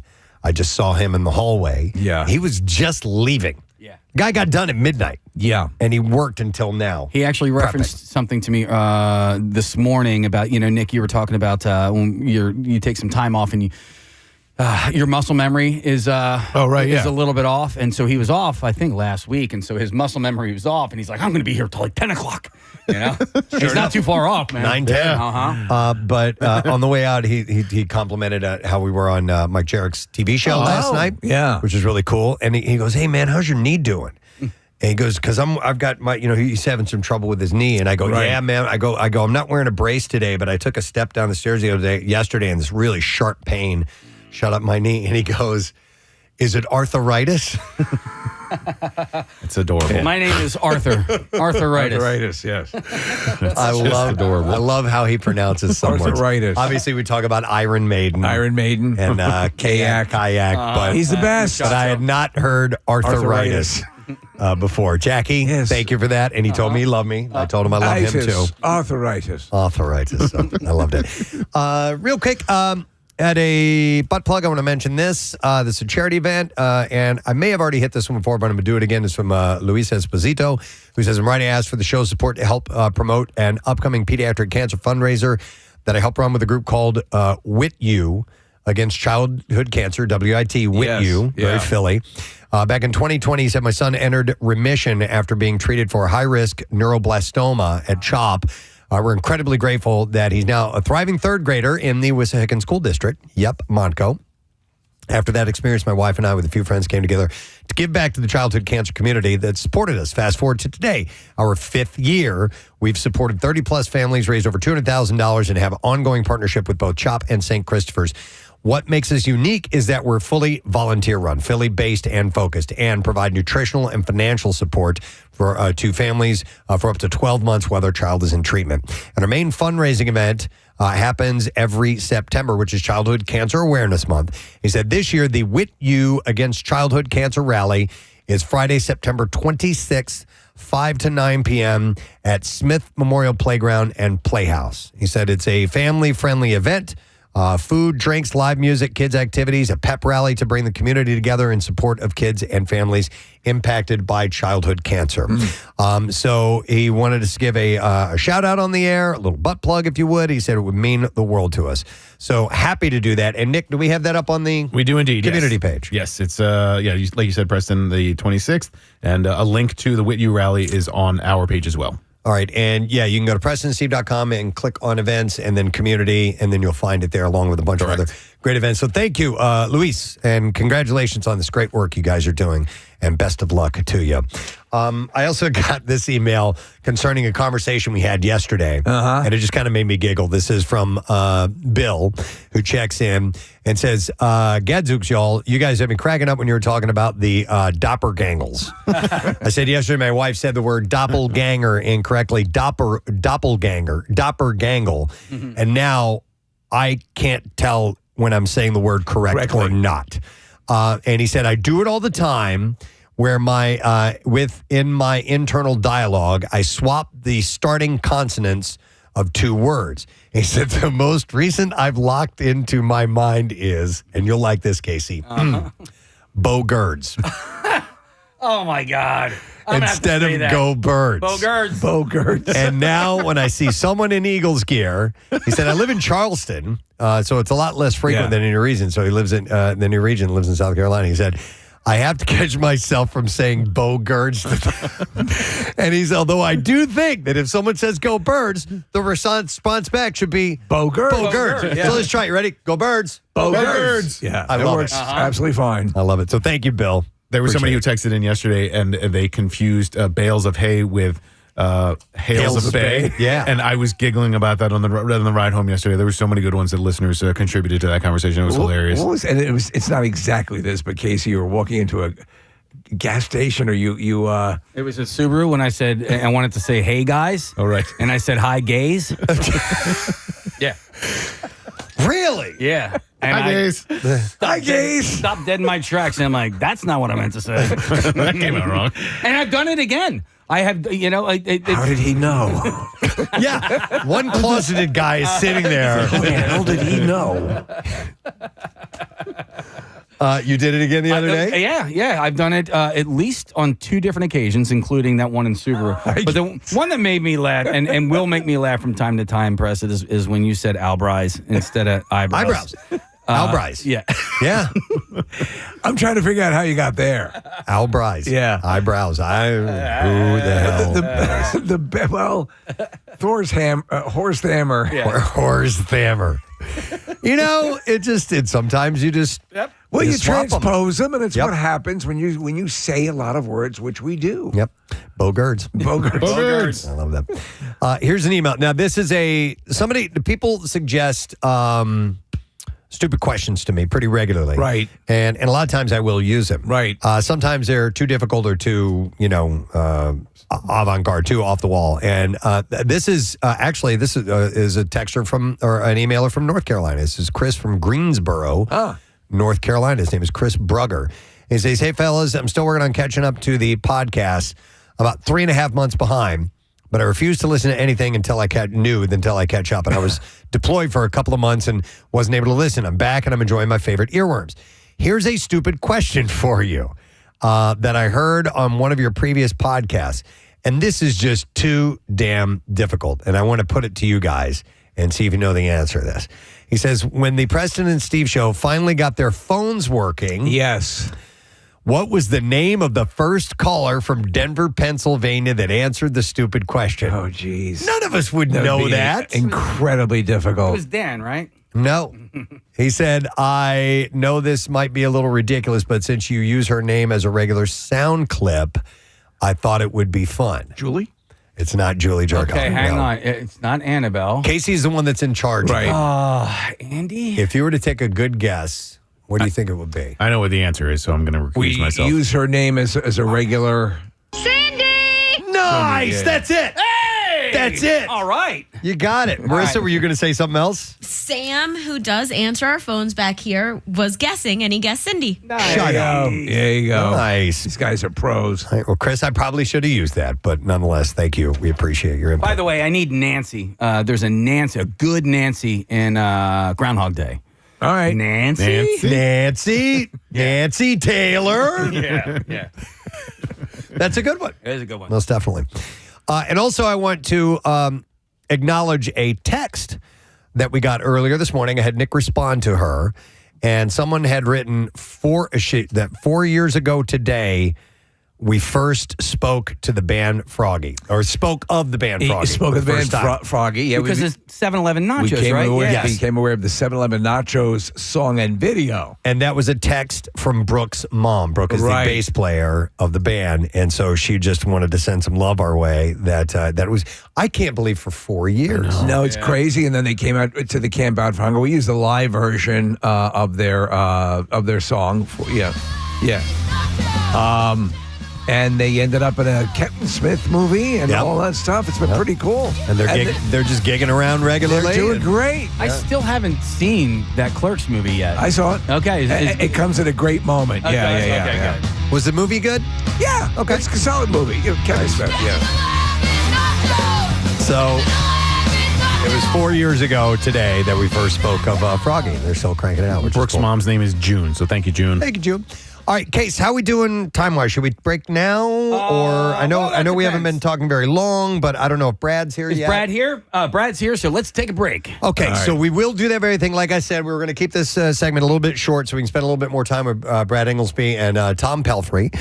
So we'll break. We'll probably talk to them, and then normally we do the Bizarre File. We'll probably push that back and partner it with the music news and trash and all that good stuff. Seems to make sense. I think so. And listen, if you have not seen Task yet, man, oh man, is it good. It is such great film work that I've only watched one episode, and I'm in on it. It's intense. It is intense. It's awesome. All right, so we will take a quick break. We'll come back in a second with those guys, so stay right where you are.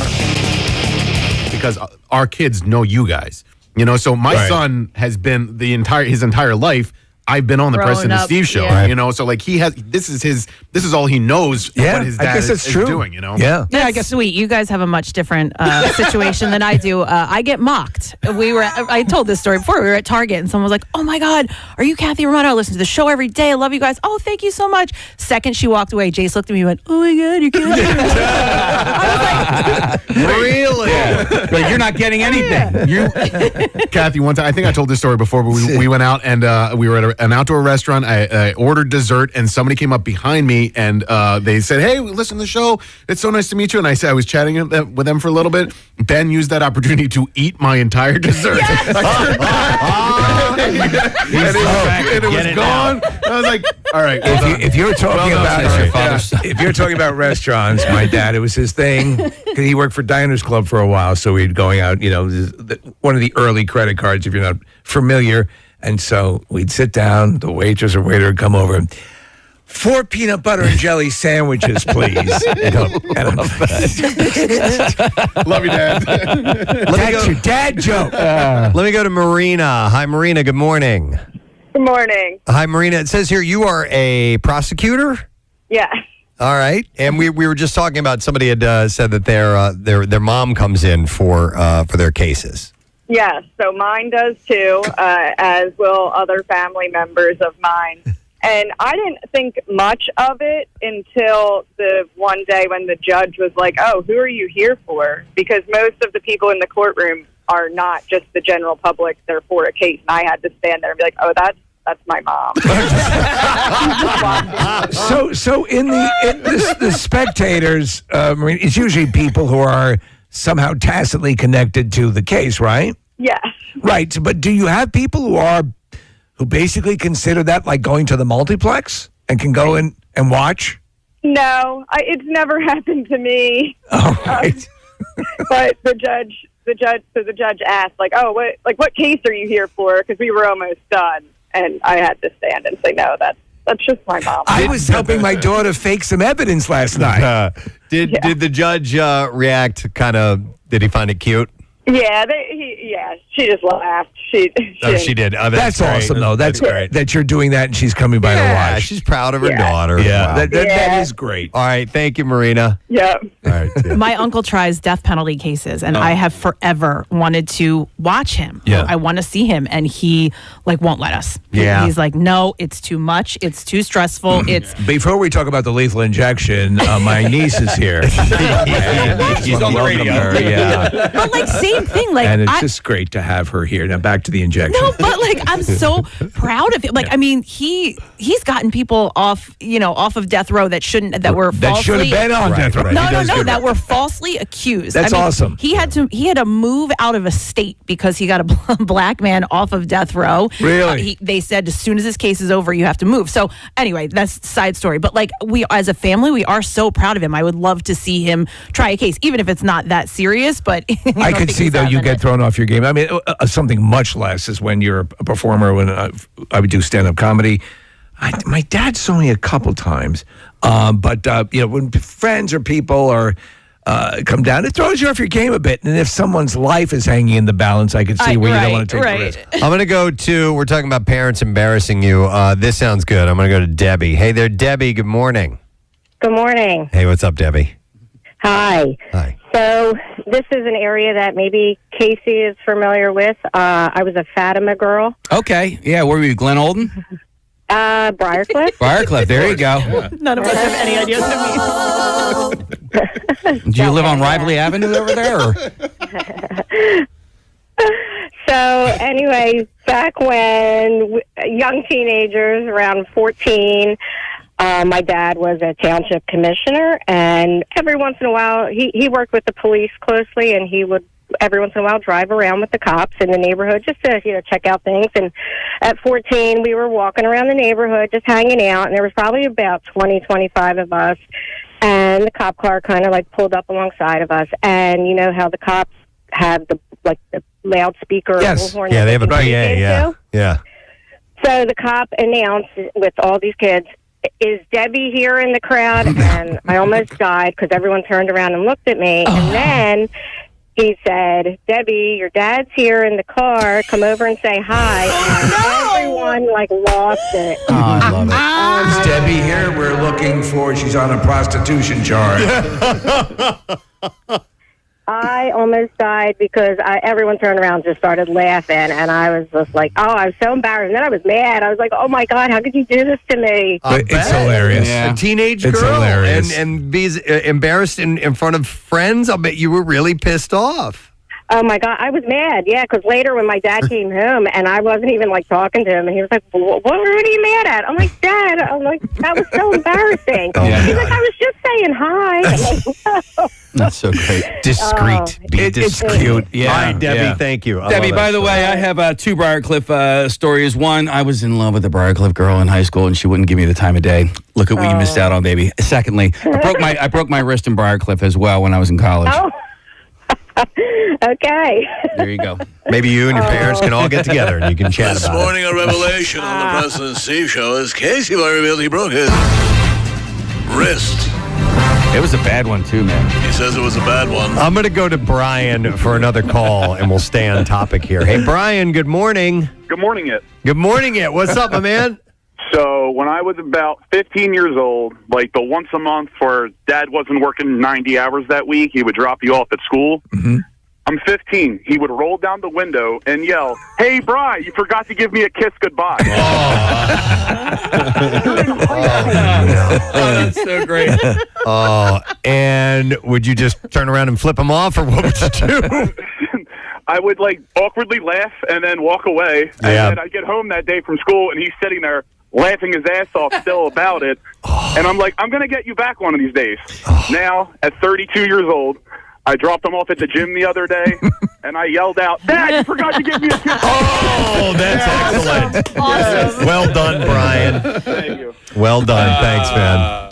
Our friend Meredith just texted me. She said, I was out with my dad once, and he would say to people in front of me, "She knows Preston and Steve and Joe Conklin." Oh, that's great. funny. All right, Craig Lagans is on the line. Yo, Craig, good morning. What up, white folks? Hey, man, how you doing? I'm fine, thank you. One of the things my mother loved to do was she would come to a bookstore where I worked, and not only because she loved books, but she was also there to remind the other customers, if they liked me, that she was the one that got me the job. She was boasting about getting you the job at the bookstore. Yes, I was engaged with one customer because we both liked the same books. And she goes, "Yeah, isn't this great?" Well, this is my son. And, I saw him sitting on his ass watching TV for nothing but hours and hours. So I said, "You need to get a job." So you like the customer service. That's because of me. That's great. Oh. That's awesome. That's funny. All right, thanks, Craig. Have a good weekend, man. We'll see you. Thank you. All right. There was a call up here earlier, and they're not on anymore, but they say that their mom would embarrass them regularly when they would go out to eat, and would talk to the server and tell him, "Oh, he's such a picky eater. He won't," and going on and on about that, like every single time that they would go out to eat. Yeah. And that's just mom's indirect way of nagging at him to try to eat.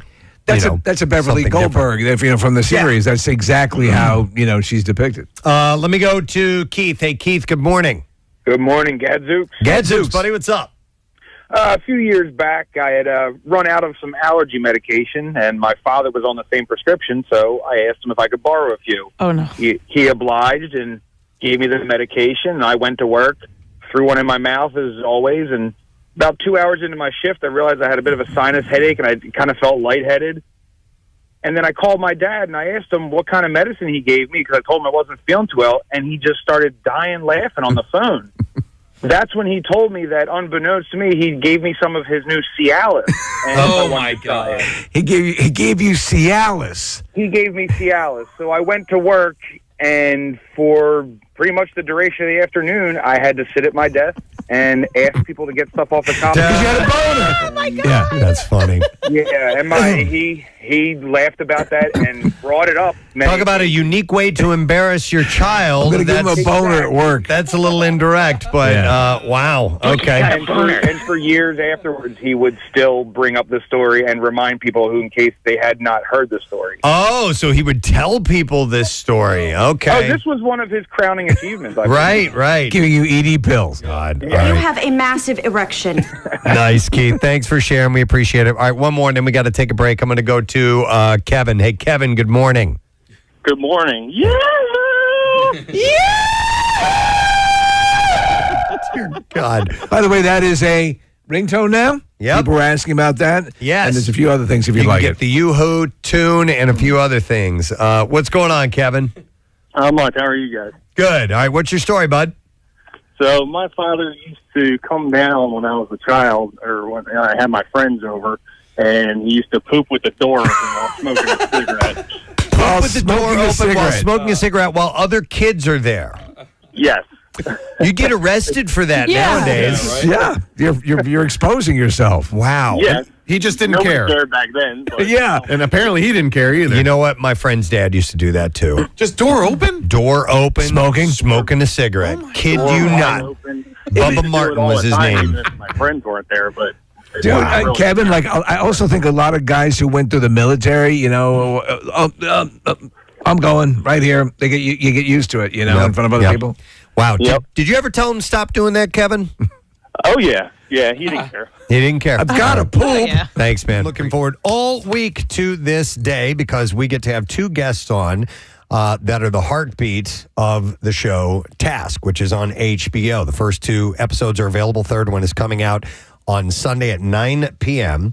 And you've got to see the show. We're raving about it. Yeah. It's also from the creator of Mayor of Easttown, which everybody loved. And we would like to welcome a good friend of ours here to our studio. He's executive producer, writer, creator, all that great stuff, Mr. Brad Ingelsby. Hey guys, thanks so much for having me back on. Of course. And, native to the area as well. Exactly right. Born in Westchester, grew up in supporting neighbor, Berwyn. yeah. Yes, that's exactly right. Live there right now, guys.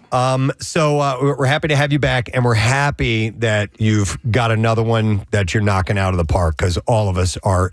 It's already the show we're talking about. You know what I mean? With each other. I love that. That's all we could. That's all we can hope when we write these things is that people talk about it and watch it and engage with the episodes. And it goes, and obviously we're going to lean on the local angle because it's in our backyard here. But outside of being excited to hear about, Acme and Rita's and Wooder and Wawa and all that stuff, it is. You were calling it a white knuckle, Steve. It is. So it's one of those shows that just has it rings true to a group of people, and we'll drill down on what it is. But it's a subject I love about the human condition. Decisions made, decisions regretted. There's no monolithic person who's all one thing or the other. So the guy who you think, and we're going to talk to Tom in a second, but who is the family guy who's got this other thing that's going on, but he's doing it sort of in service of his family, and he's making bad decisions, and you're watching this all play out with a level of authenticity that just rings true. And Casey and I were talking. We were the first ones who'd seen episode 1. The wrap up to that, we're like, mother of God. Yep. But it also kind of goes to show you, like at Robbie, Tom's characters, at his core, he's not a bad guy. Yeah. Because if he were a bad guy, episode 1 would have wrapped up differently. Well, exactly. let's stop talking about Tom like he's not here, okay? He's actually joining us this morning via Zoom. Please welcome, he's Robbie Pendergrass, Mr. Tom Pelfry. Hey, good morning, everybody. Hey, happy to have you, Tom. Thanks so much. And dude, we're falling in love with this show.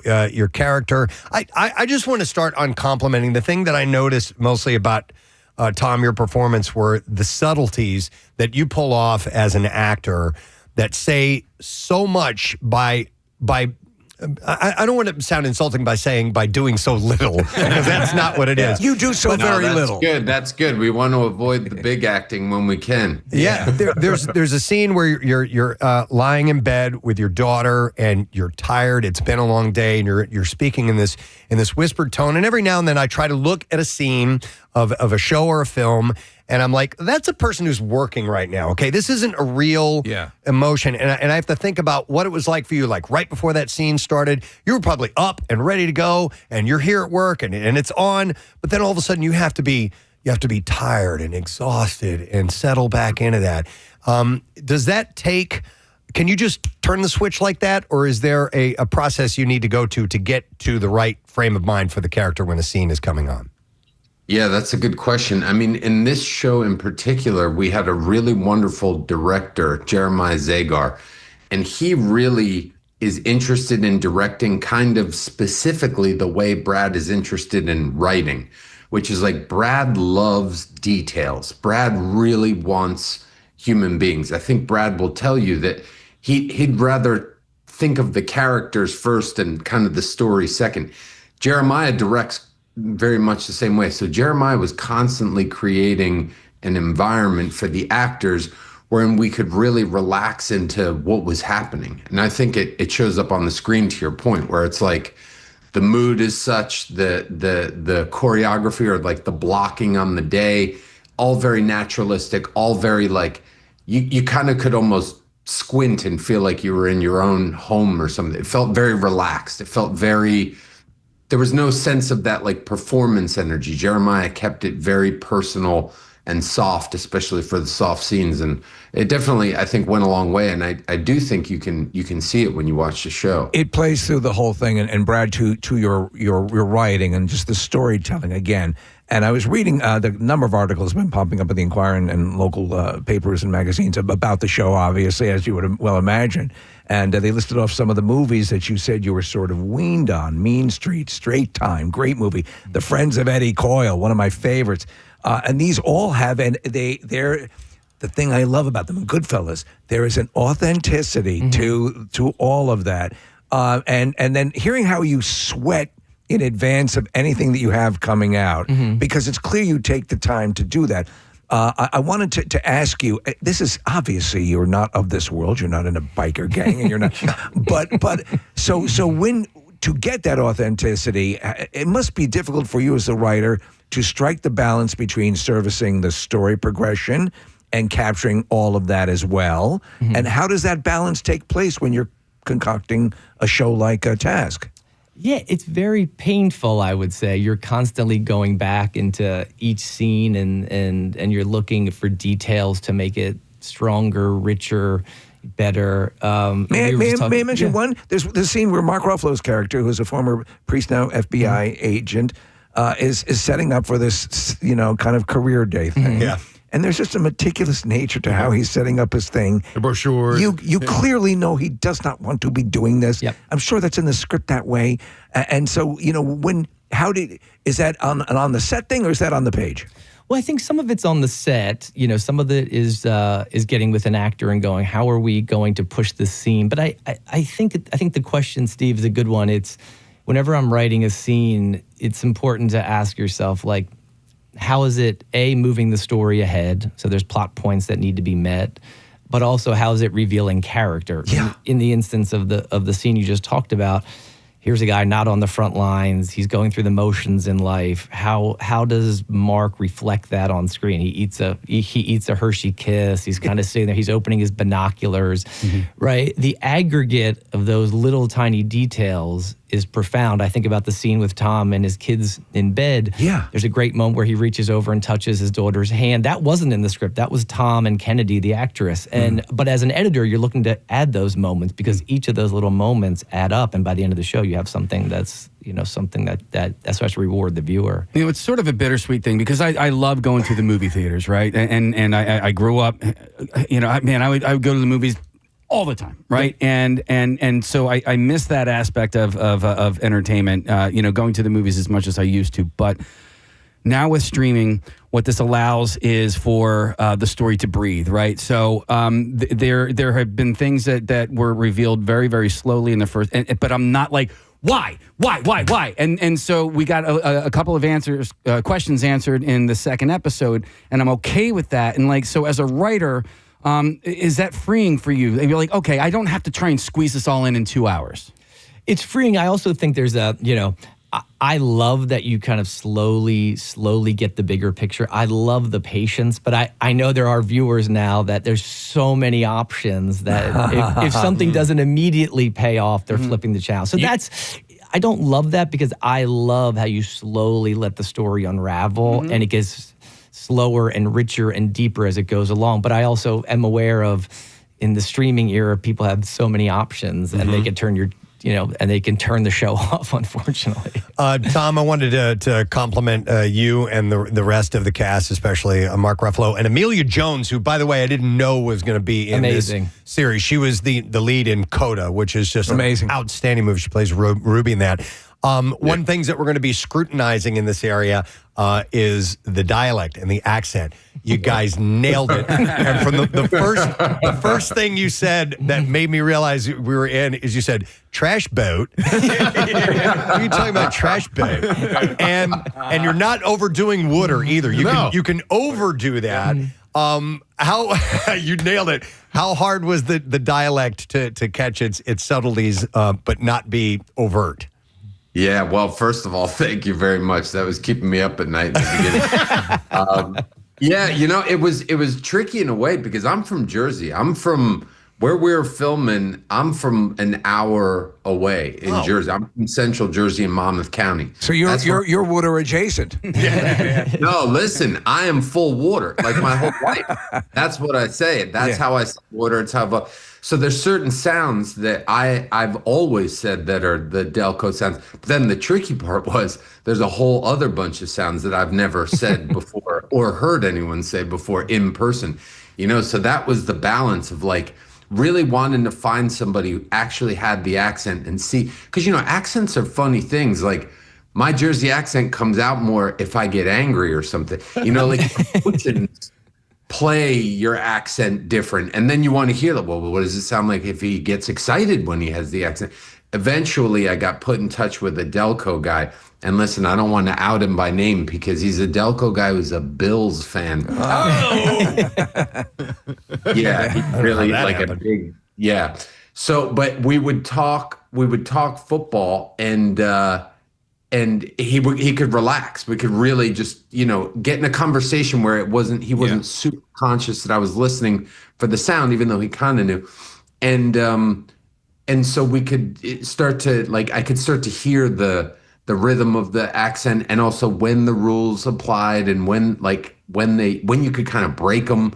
What happens if it's like the conversation sped up? What happens if everything is relaxed? And so.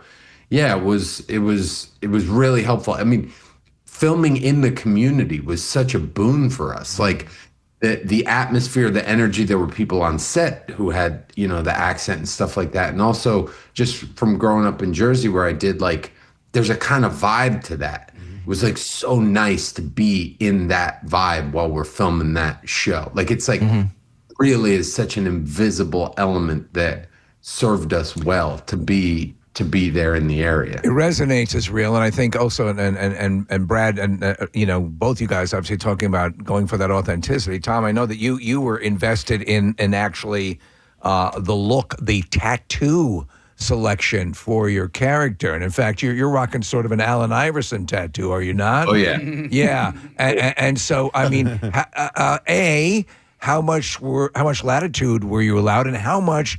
B, does it cost to have those tattoos put on and off, taken on and off? Well, I don't know about the cost. You're going to have to ask Brad about that. Yeah. Well, look, we also had an advantage here where we had the script, and I got to sit with it for probably 6 or 7 months before we started filming, just the way that things played out. And so you're really, really letting it kind of marinate and thinking I'm thinking, okay, Robbie's my age. Robbie grew up in Philly. Who would his heroes be? What's Allen Iverson? Allen Iverson would be a Philly guy. I thought he was the one. And so then it was looking at all these pictures of Allen Iverson and thinking, oh, is there something about Allen Iverson I could bring with me? And I saw these tattoos he has, which are amazing. And then I saw this one, and it's a Chinese symbol for loyalty. And I thought, that's it. That works for Robbie, and it could be that Robbie's honoring one of his sports heroes of childhood. So hence we get the loyalty tattoo. And these are all great conversations that I get to have with Brad, Jeremiah.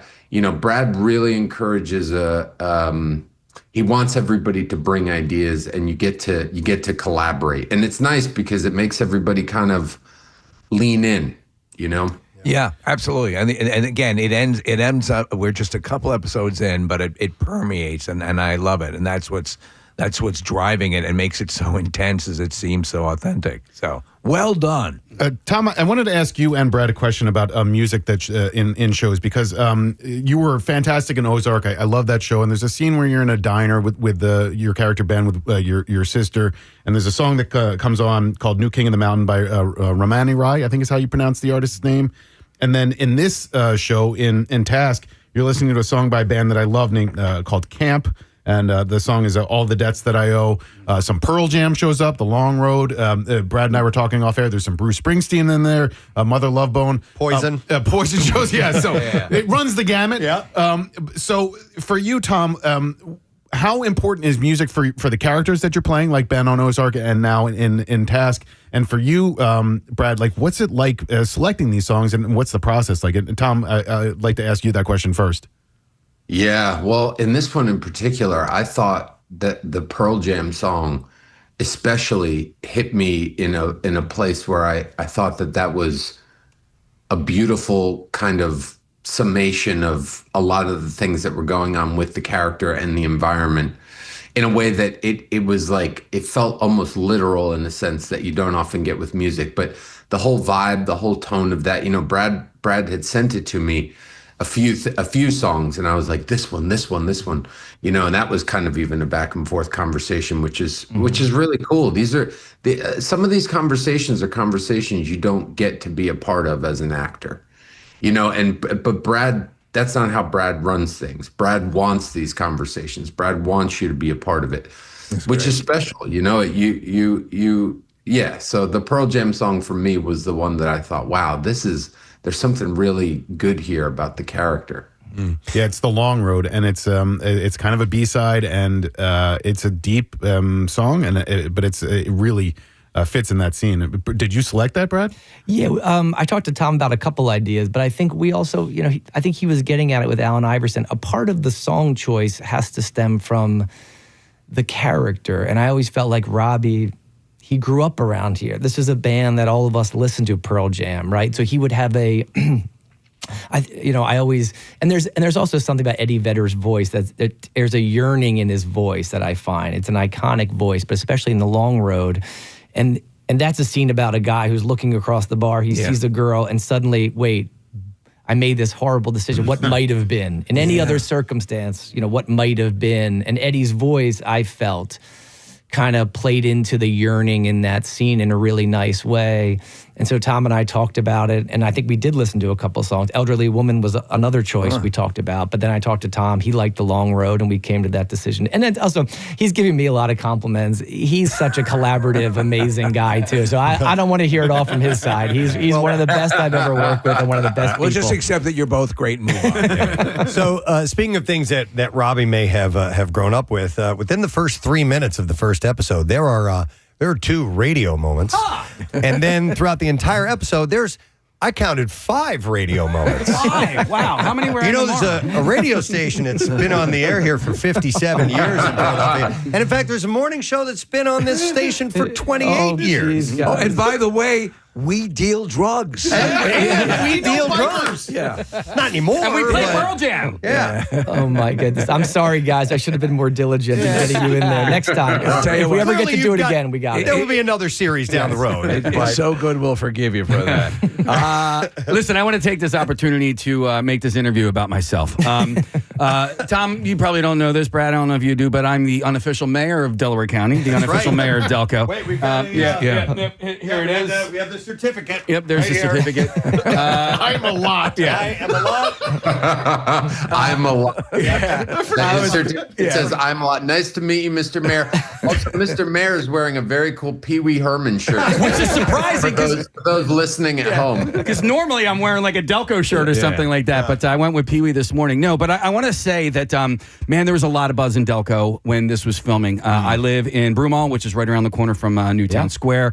And the first I heard rumblings was that Mark Ruffalo was at a Cut Above Deli. Yep. And I was like, what? Like, I go there there all the time. But there was a huge rumbling. And so I just assumed at that time that maybe Mark had set up camp and was living in Newtown Square. Tom, I don't know where you had set up camp, but like, Brad, did you give these guys any tips as to like, hey, this is where you should stay while, we're during the course of I think, shooting? Tom, you and I talked about, Tom, where were you? You were in Penn Valley, I think, right? I think he was, exactly right. He was there. Ruffalo lived in the city, I believe. Oh, he did? Okay. Yeah, he lived in the city. And most of the actors did just because if they had to leave town or if they had to go out. But I love Cut Above, too. I'll also give them a shout out because I'm there all the time. So I have roast to give beef, them, man. Listen, everybody amazing. talks about the cutlets, and they're great. But the roast beef sandwich at Cut Above is fantastic, man.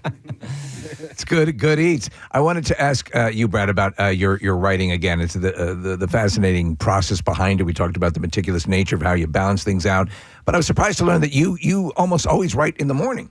Yes. Right. Yes. And in fact, you say you're kind of useless in the afternoon. And we always think of somebody who might write material like this as being up all night with a bottle of bourbon and sweating it out. Why do you think that works for you that way? I think, Steve, it's just a practical thing. I used to write all night when I was in college and graduate school, and then you have kids, And so what happens now is, at about 3:00 every day, the kids are getting home from school, and I have to become a dad and a driver to practices and a coach on the teams, and so I really had to kind of flip my schedule so that when the kids are at school, I use that time as my writing time, and then when they get home, I want to be their dad and be there to help with homework and the practices and stuff. And so I try to do that. But then there's always an hour at night where I'm like scribbling in my notebook going, I got to hit the ground running tomorrow. I need a couple good ideas to get me going. Right. Well, your attention to detail is noted because we have this guy on hold. I'm not going to be able to go to his phone call, but I am going to quote what he says here. This is Mike, who's a local wildlife expert. He said, "You even got the type of birds right." You said Mark Ruffalo bird watches in episode 1, and it is accurate to that region. The summer tanager. So we also have a lot of tech advisors on these shows who come in and help us, and so I don't know much about birding, but we ask those questions to people who do know. Tom, obviously we're celebrating Task, but Nick had mentioned earlier Ozark, and also you're known for Iron Fist and several other things. And I wanted to see, how your career arc has played out and how far you've come. If you were to guess on the IMDb profile page of you, what would you say is your first credit that they would list? Do you remember? Oh boy, the first. Guiding Light, I guess. Well, they had it down as it was either a show or a movie called The Berg, and your character was called Douchebag Doug. You've come a long way since Douchebag Doug. Yeah, that sounds about right. Well, let me tell you something. Iron Fist, and I was telling these guys, you played. I knew that you had that sort of something on screen because you were playing a douchebag. But then I'm like, wait. Somehow I think I understand where this douchebag is coming from. and so I said, and seeing you pop up subsequently then validated that you obviously had the chops to carry it on. But a Guiding Light, by the way, we hear it all the time, and I'm looking up at a screen, by the way, if it seems I'm looking away here. We hear that's like the best training ground for an actor because you are handed pages of dialogue that you got to crank out every day. Did you find that was the experience with the soap opera training? Yeah, so for just as an example, when Brad and I are doing Task on average, we're doing 5 or 6 pages of the script per day to film, around there. Let's say around 5 pages. On the soap, we were doing 55 pages a day. Whoa. Jesus. Because the soap had a new episode come out every single day. We had 1 week off a year between Christmas and New Year's. And so every day we were at work from 7 a.m. until about 8 p.m., Monday through Friday, rain or shine, because you had to keep up. We're filming only just about a month ahead of when it would air. You would have 3 cameras in a proscenium, and they would basically do a live edit from the booth. Wow. While we were filming. And unless a light fell on your head. You got to do it once. Wow.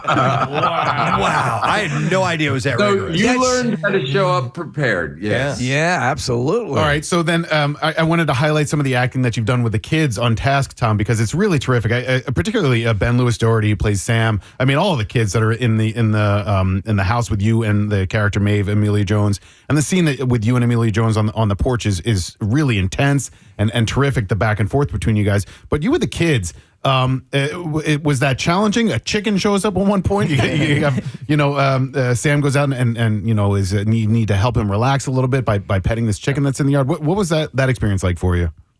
It's the best. It's kind of like a cheat code, in my opinion. The kids are so honest. They're so truthful always.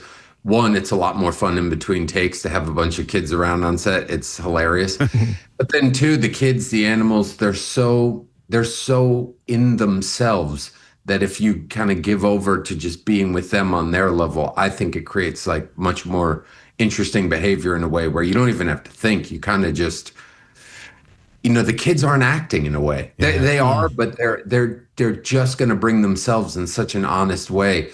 I feel like it keeps you more honest when you get to be in a scene with them. And real quick, is that chicken's name Gritty or Gertie? Gertie. Gertie. I thought you heard Gritty. I was rooting for Gritty. I don't know. We're not in Minnesota. Brad, I don't know if you can answer this question or not, but do Task and Mayor of Easttown live in the same universe? Well, we don't, it's a question we get all the time. It's a tough one to answer. They live in the same universe in that they're taking place in the same area, but there's no crossover. It's not like Mayor is going to appear in Task. What I mean the same universe is if you look at the streets we shot on, if you look at the interiors of the homes, like I want the audience to feel like, oh, it's Delaware County again. Like I know this place. Right. Is Mayor down the street at a Wawa? Sure, but that doesn't mean she's going to play a part in this story. Task is its own narrative, but they exist within the same part of the country. And that's the complex nature of life. I mean, these things, and that's, again, going back to what I said earlier about the characters, is that everyone has a moment where they've done something kind for someone, and then they're fending off a biker gang. Maybe not to that various levels, and that's what makes the characters so interesting. And with Mayor, that was the same thing as well. You had characters that had all sorts of things that were going on. Yeah, and you're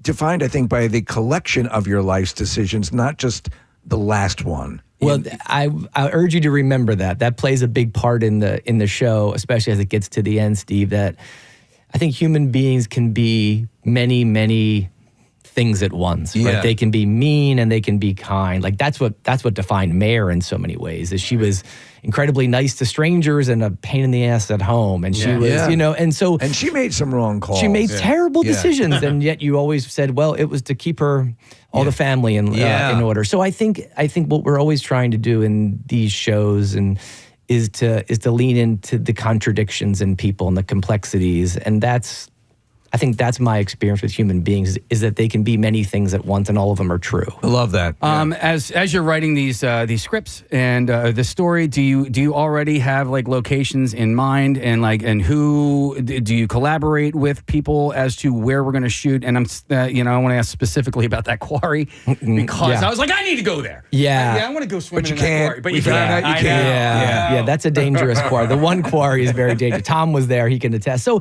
I think for me, when I write stories about the area, I have a production designer I've worked with a bunch of times now, and I'll call Keith and say, listen, I think this is where the character lives.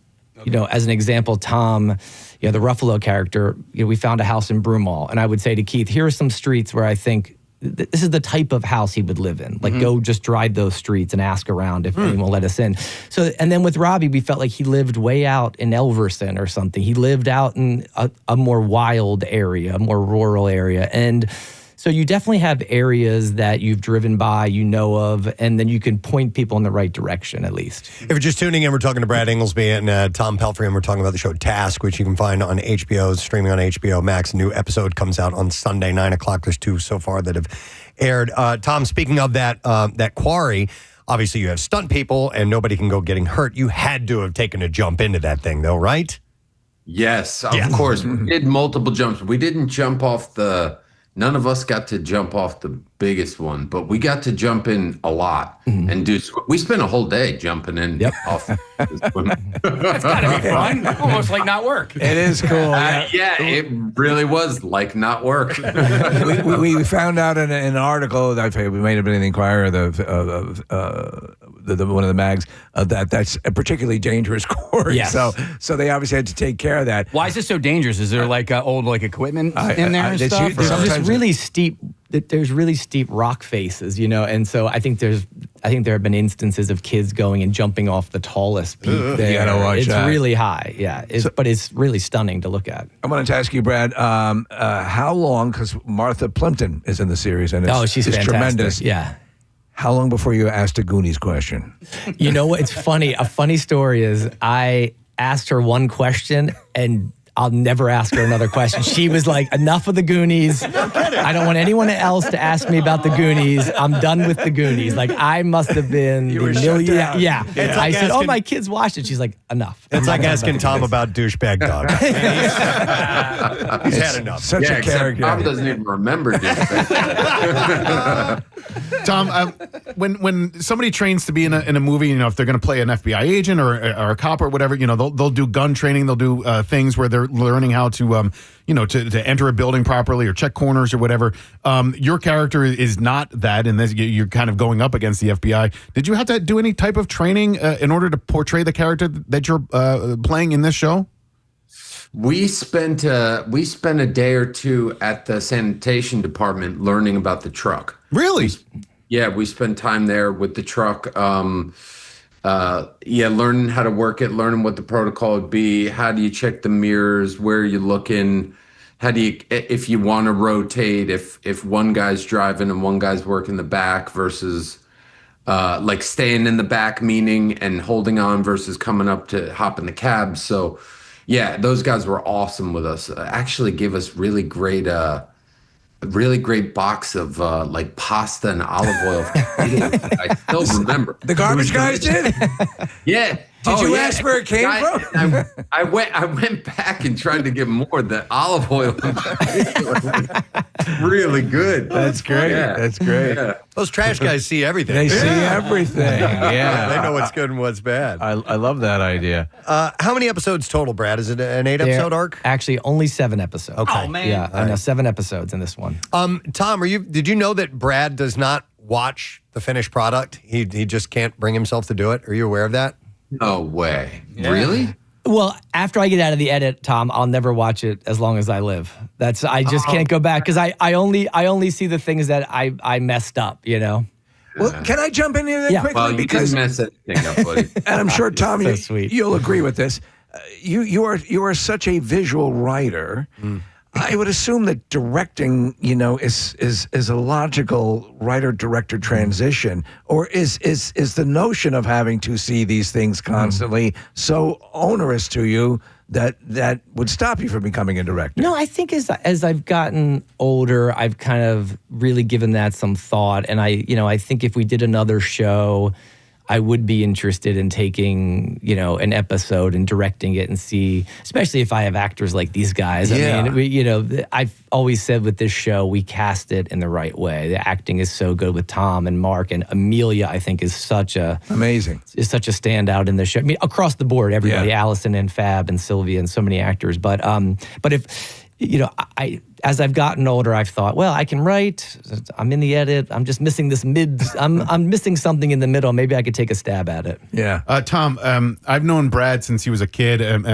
Since I was a kid too. My brother Adam played Little League baseball with Brad and Brad's brother Martin. And I just have to tell you from a Philly perspective, for somebody who's known him for most of his life, how proud we are. My family and I are of it. We talk about you all the time, Brad.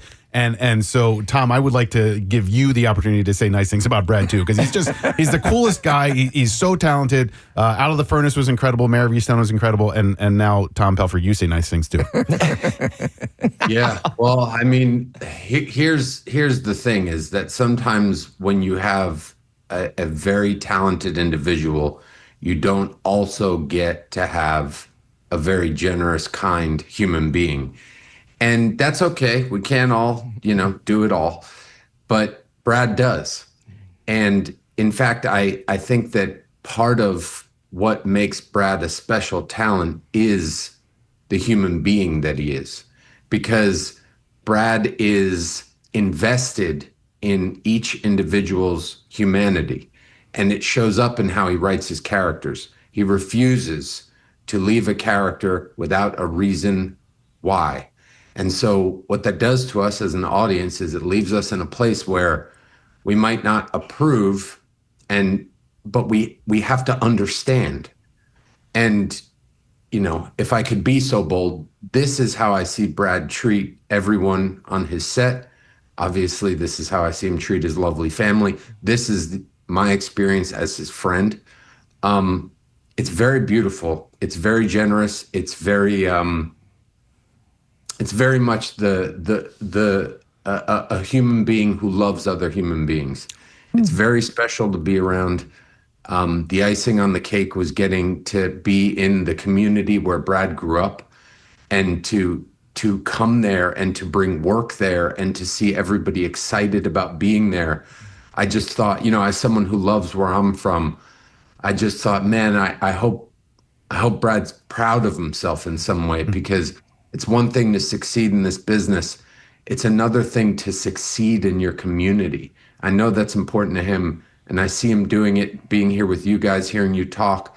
It really transcends our business in a way that's very special, and I'm just grateful I got to be a part of it. Oh, man. Thank you, Tom. That was beautiful. Beautifully Jeez, put. I'm blushing here, buddy. But you know what? And I'll say this. We have a couple of M. Night Shyamalan in the area has supported the area and has been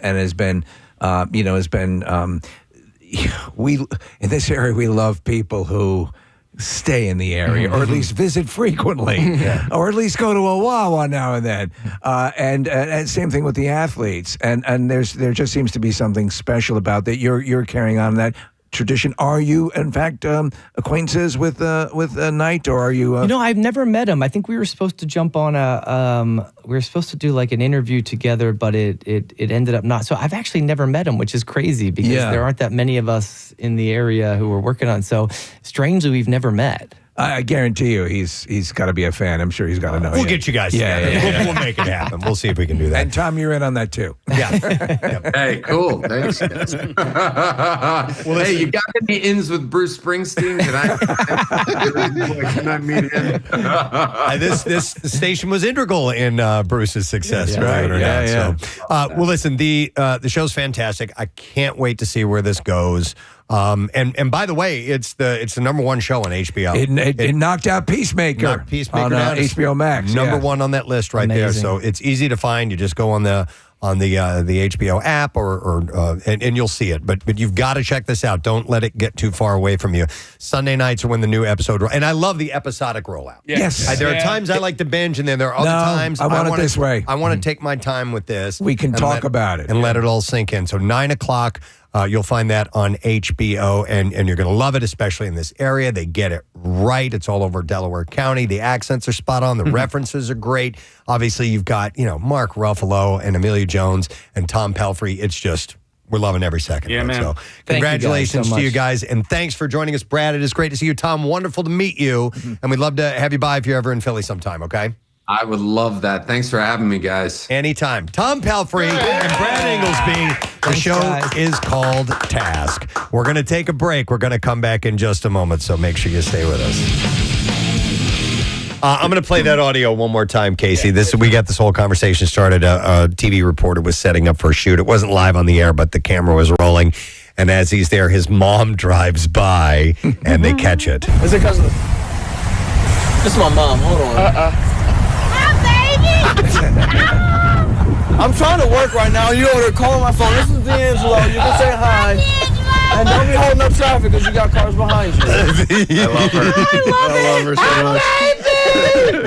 Oh, my gosh. So proud. Yep. All right, well, listen, we're going to take a break. We got some guests joining us. We're going to have Moses Storm, who's going to be at Helium Comedy Club this weekend, and Mina Starziak from the show Good Bones will be on because she's going to be at the Philadelphia home and garden show that's going on. Do we have some tickets I can give away Actually, real quick? yeah. They have the winner sheet over there. Yeah, we'll take callers 5 and 6 at 215-263 WMMR, and you will get to go to the home and garden show. And you can save on tickets at phillyhomeandgarden.com. It is at the Greater Philadelphia Expo Center in Oaks. We'll be back in a moment. I think I'm going to whip out the pipe this morning. Yeah. I didn't have it yesterday. Yeah, and I think I'm going to smoke a bowl right here in the studio. all right. That's what I'm going to do. No, it's the historian. And yesterday I didn't realize I was doing a historical story until part of the way through, and I didn't have my pipe ready. Okay. I like that. But this is... But we're not going to mandate the pipe since you kind of came in through the other door. This is true. All right. But, so this is an interesting look at the historian, by the way. So this is a look at the historian? No.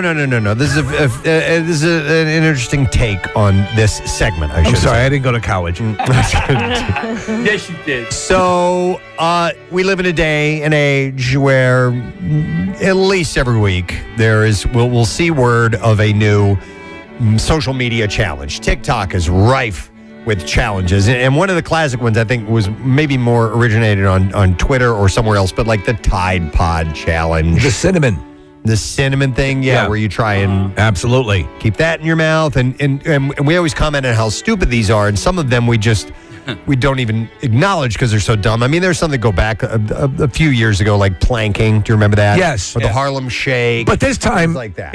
in this time we're at currently, because of all the social media that's available, specifically TikTok, there seems to be one every couple days. There does. But the historian is here to tell you that throughout the history of mankind, we have been doing stupid challenges as a race. All right, as the human race, we have been taking on stupid challenges and fads. I'm going to cover some fads as well in this, okay?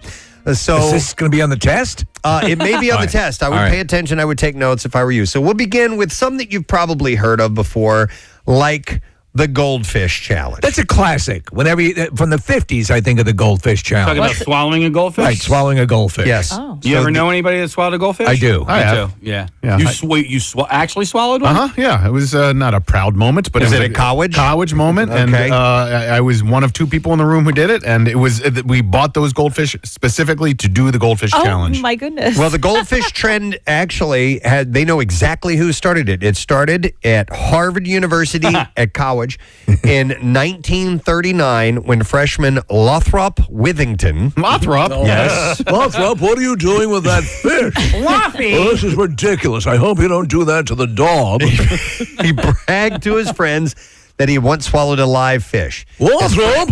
His friends put together $10 and they bet him that he couldn't do it again. Lothrop chewed up a goldfish. He chewed it. Won $10 and became a legend after doing that. And swallowing goldfish spread and became competitive, with students eating more and more fish to win pre-internet viral fame.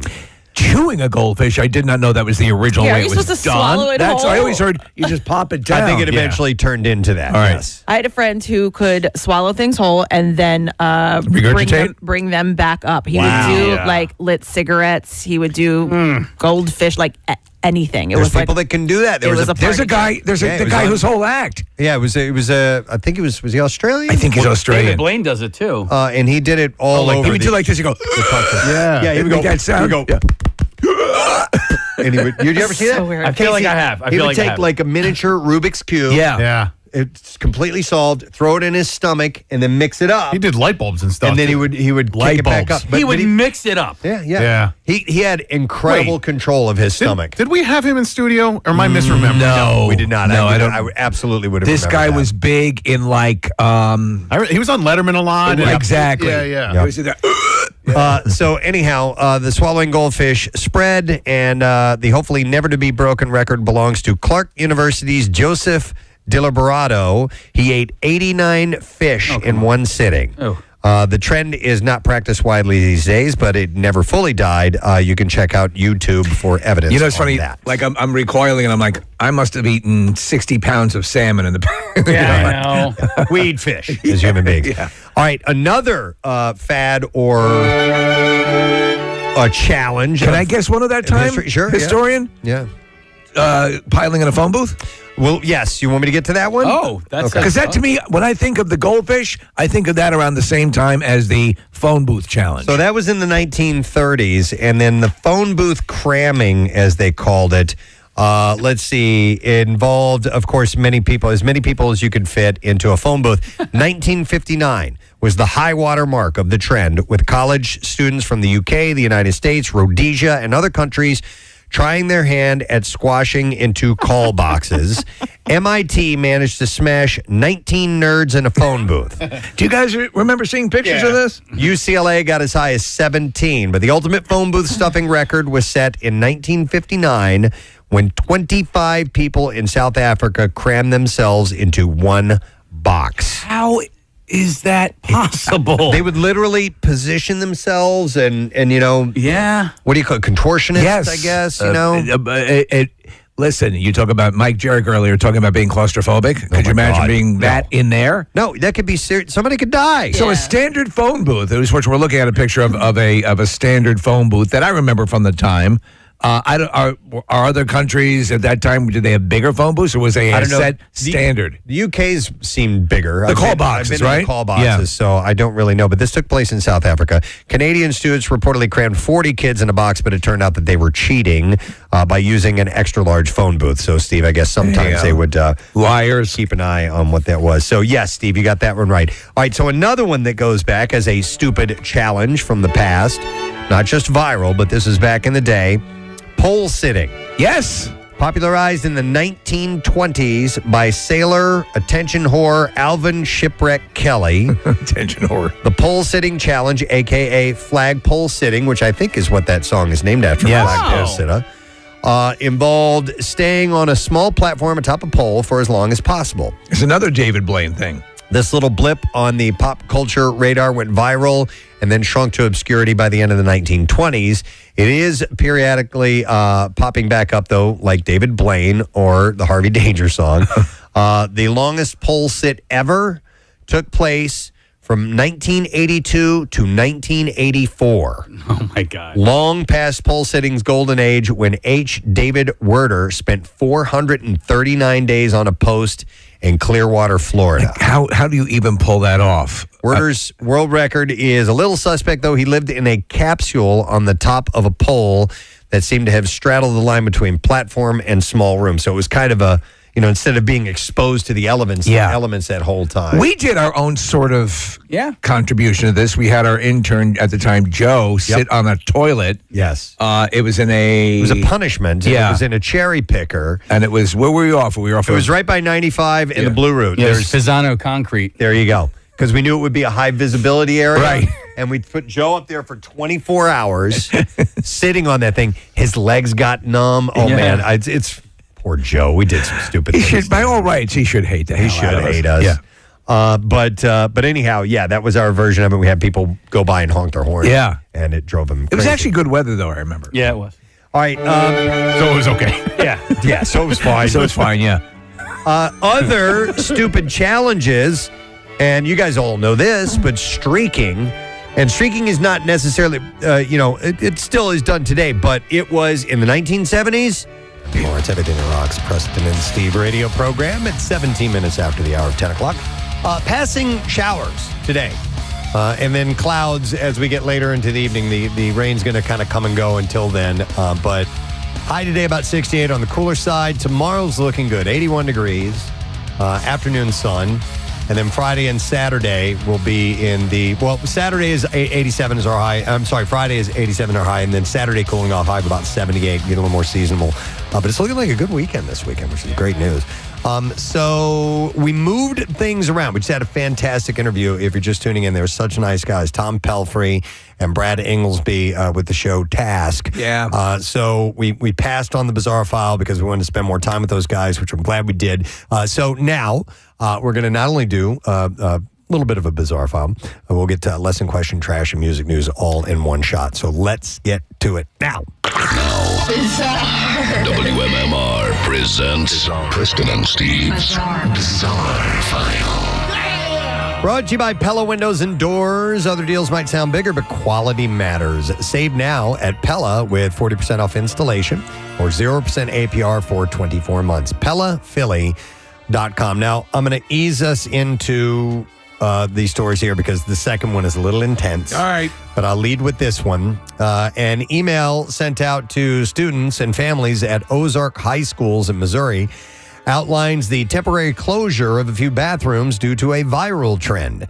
The email sent out on Sunday says, beginning immediately, all men's restrooms at the main campus will be closed except for the restroom located in the common area. There is a trend, apparently, where people anonymously post videos of themselves urinating in a litany of places, all public, but not in a traditional restroom. Oh, come on. An email from Dr. Philip Witt, the principal, said, recently some students have been participating in or sharing videos of themselves urinating on surfaces instead of using the restrooms properly. This behavior is unsanitary, disrespectful, and does not reflect the values of our school community. A couple more bathrooms have since opened back up as of Tuesday. There's no timetable when all the restrooms will be reopened, but the email also calls on parents to have a discussion with students about proper sanitary practices. As if you had to do that. They said, we want to maintain a safe and clean environment for all students and staff. We're asking for your support as parents and students to help put an end to this behavior. Please take time to discuss the seriousness of this issue at home. It's one of those smells that can get to me, that stale piss smell. Oh, yeah. Yeah. All right, this is a terrible story. It's out of Jamaica. A 16-year-old schoolboy was brutally killed and beheaded in a horrific shark attack while swimming alone near a popular vacation destination. The devastating shark assault left Jamari Reed dead. His father, Michael Reed, said, I can't believe that he went to sea by himself and that was the outcome. Rescue divers pulled his remains out of the ocean with his head reportedly off and his left arm gone. The student had embarked on a solo spearfishing trip near Montego Bay. He disappeared on August 26, triggering a massive search that ended the following morning. Michael revealed that he had cautioned Jamari about the risks of spearfishing by himself prior to his death. He said divers reported spotting a massive tiger shark in the waters close to where Jamari's remains were discovered. Community members have attempted to kill the shark they suspect was responsible. The president of the Fisherfolk's Benevolent Society revealed this is the first time such a brutal attack had occurred in Trelawney waters. Locals suspect that the shark may have followed a cruise ship into the bay. Wow. Jeez. All right, something decidedly lighter than that.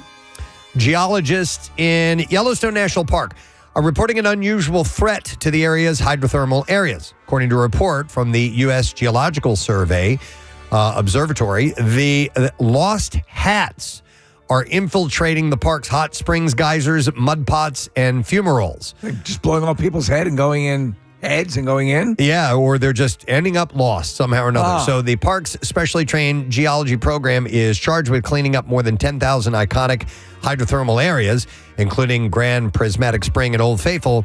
The team is constantly battling a daunting array of human litter. In 2025 alone, they've already collected more than 13,000 pieces of trash, 4,000 rocks and sticks, and over 300 hats. This year alone, they have found 300 hats. And these weren't just dollar store hats either. They estimate that the headwear collected this year is worth over $6,000.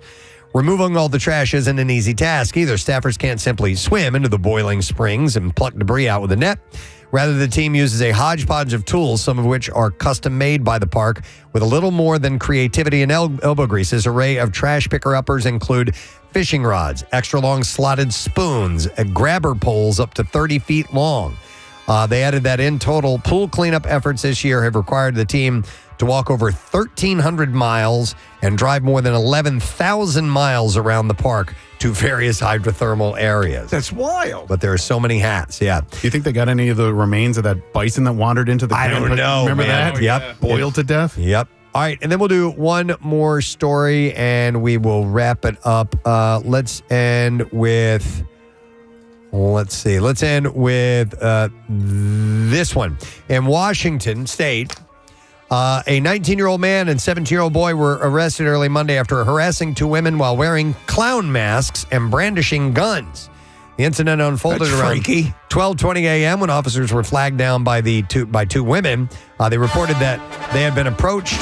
the previous night by 2 clown mask-wearing males. One suspect appeared to be holding a gun, while the other had repeatedly adjusted his waistband, prompting the woman to flee in fear of abduction. Was the getaway car very small with the winding thing on the top? Dude, there were like 50 of them in there, too.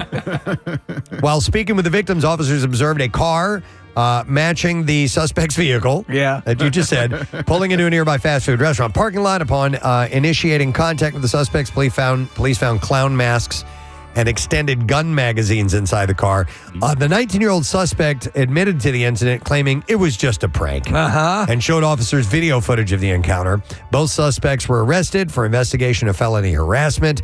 An adult man was booked while the teen was taken to the Family Justice Center, by the way. All right, and that is what I have in today's bizarre file. All right, we're segueing right into the lesson question. And today we are going to be giving away a pair of tickets as MMR rocks Jason Bonham's Led Zeppelin evening, Friday, November 7th at the Soundwave at Hard Rock Hotel and Casino in Atlantic City. So I haven't had a chance to look at these yet. All right, let's go with this. Casey came up with a new concept that involves turning my leg bones into which musical instrument after I die, of Yes. course. 610-660-9333 is the number. So Casey came up with a concept that involves turning my leg bones into what musical instrument or musical instrument apparatus. 610-660-9333 is the number. Let's see if you know. We'll do the trash while you're calling. The trash business is a gold mine. 93.3 WMMR with Preston and Steve's Hollywood Trash. Brought to you by Bud Light. Join Casey Thursday night, tomorrow night from 7 to 9 for the Bud Light Thursday night kickoff at Garage Rittenhouse in Center City. You can enter for your chance to win a pair of Eagles tickets courtesy of Bud Light. What's going on, Steve? Well, Preston, Jessica Alba's ex-46-year-old Cash Warren was out yet again on a date with 20-year-old actress Sienna Piera. For the first time, Warren has publicly admitted that it is a bit strange dating someone who is younger than the ketchup packets in his refrigerator. Long-time Dancing with the Stars judge, you mentioned this earlier, Preston, Carrie Ananaba, missed last night's premiere episode due to illness. Anaba explained, saying she'd been having very painful bowel movements that came out like little rocks, but they then became a sloppy, stringy, oily mess. Oh, my God. It's just, why would she even say that? Wow. To that level, we don't need to know that. And finally, Ed Sheeran is making long-term plans to have his final album released after his death. Sheeran says the album will be titled 10 Things I Despise About Taylor Swift. And that's your Hollywood Trash. Very good. All right, we will see if you know the answer to this. Casey came up with a new concept that involves turning my leg bones into which musical instrument or apparatus. I will go. We got Ozzy joining us this morning. Hey, Oz. Morning, bud. Morning, guys. All right, so what's Casey's concept? Turning my leg bones into what? Drumsticks. Drumsticks, yes. That is correct, buddy. Hang on the line. And we are going to take care of you with a pair of tickets as MMR rocks Jason Bonham's Led Zeppelin evening, Friday, November 7th at Soundwave, the Hard Rock Hotel and Casino in Atlantic City. Tickets are on sale now via Ticketmaster. Now, Preston and Steve's Music News on 93.3 WMMR. Yeah. Brought to you by Screwball Whiskey. Say screw hunger with Screwball Peanut Butter Whiskey. Support Camp Out for Hunger. Grab a bottle and save $2 at Fine Wine and Good Spirits PA. Actually, sometimes I have like no music news. I have a lot today. All right. We'll start with this. Former Pearl Jam drummer Matt Cameron admitted that he was having some issues with Pearl Jam's rigorous touring schedule as he spoke about his decision to leave the band in a new interview with Billboard.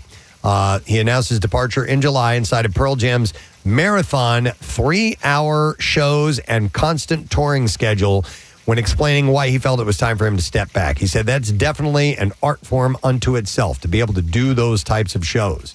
He also said that he was eager to focus on different types of musical projects, saying, I'm at a point in my life where I want to redirect my time and energy in a way that is a little bit based on what I want to pursue as an artist at this point. One of those projects is Is This Real? A new band that began as a tribute to punk pioneers Wipers, but will also record original music that Cameron has been writing over the years. And he is serving as the band's lead vocalist and guitarist. Interesting. And hopes to release an Is This Real album soon. I was watching an interview with him, and he said ever since he was a little boy, his dream was to own a monkey. No way. Yeah.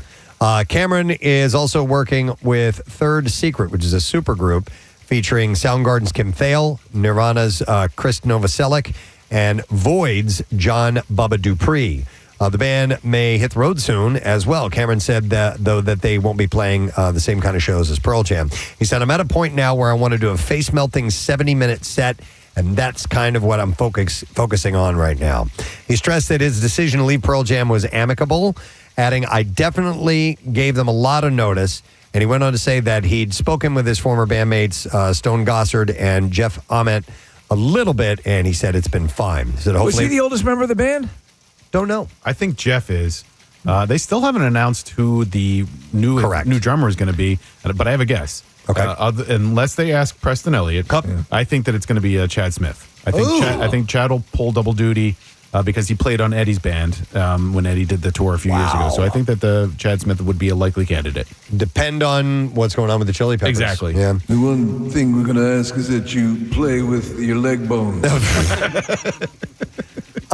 Cameron said, hopefully we'll get back together at some point and have a beer or something like that. So the band, by the way, Pearl Jam currently has no tour dates lined up for the rest of 2025 and nothing yet on the schedule for 2026 either. The Coachella lineup is out early. Sabrina Carpenter, Justin Bieber, Karol G, and Enema. Sometimes when you can't poop, you take one of those. Are the headliners of the major music festival taking place in Indio, California. It'll be April 10th through the 12th and then 17th through the 19th. Is it my mistake, or has Coachella, the vibe of Coachella, in fact, musically changed over the years? Was there a bit more of a rock influence early on, or was it always more of a pop? Because this is I don't very know. pop. I feel like it's been poppy for a while. All right, maybe I'm out of the loop. I think earlier on, Steve, I remember it having a little bit more seems of a like rock a little vibe more to it, alt but- rock at least. Yep. Yeah. So, other major artists set to perform include Addison Rae, The Strokes, Teddy Swims, Young Thug, Clips, Cascade, Sexy Red, and Disclosure. Essentially, all your favorite bands. Yeah, all my favorites. What about Steve. Wipe? The event, I know, that's a great name, isn't it? Is that not a great name? We for a are band? Wipe. Wipe. The event posted on social media. Hard launch. Passes on sale Friday, September 19th at 11 a.m. All right, this was quite interesting. LimeWire acquired the Fire Festival brand. Stop it. The file sharing company, which relaunched in 2022, had won a competitive bidding war for the brand behind one of the most infamous festivals of all time.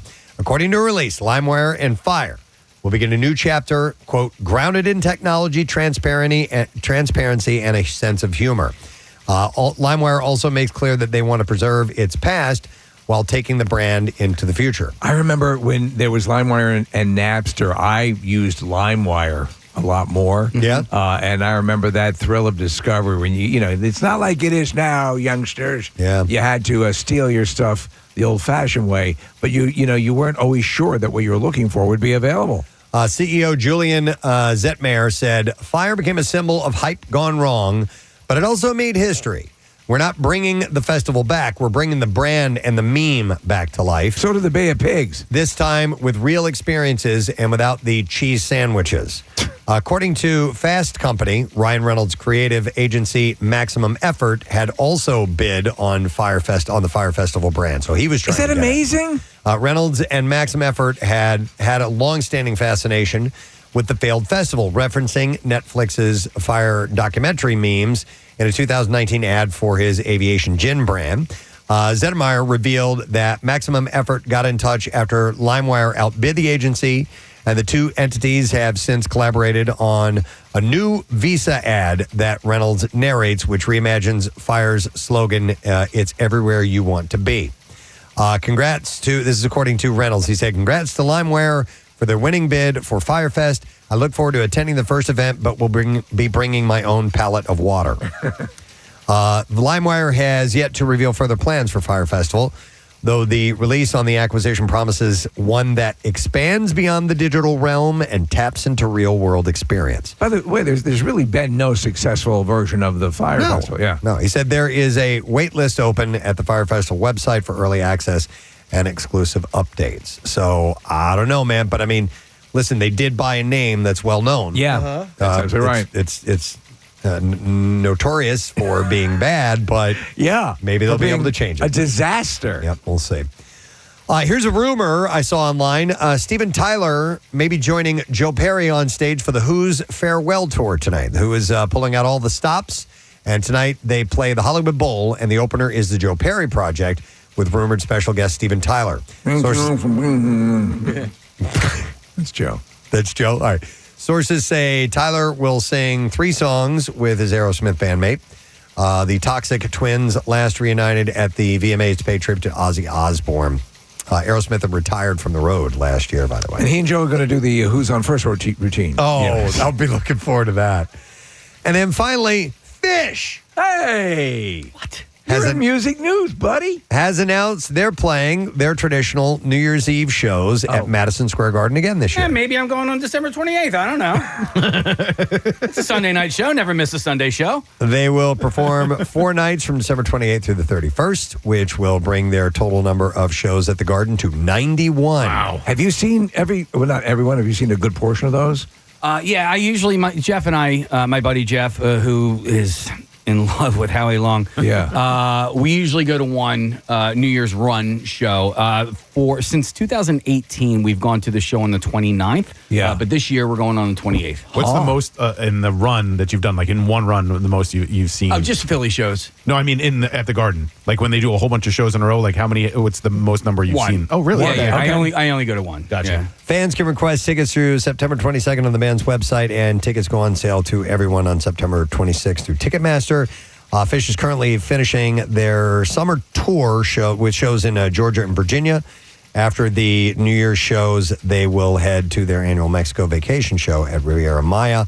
That's January 28th through the 31st. So a little Fish love in there this morning. Thanks, buddy. That's what I have in music news. We have more gift cards for Nifty 50s who have been here this morning. They brought like a ridiculous amount of shakes. I want one so bad. I just have to wait. So we will take caller number 9 at 610-660-9333. You get a $50 gift card to the restaurant, and you can help Alex's Lemonade Stand by going to Nifty 50s this month. So when you get your gift card, go over there.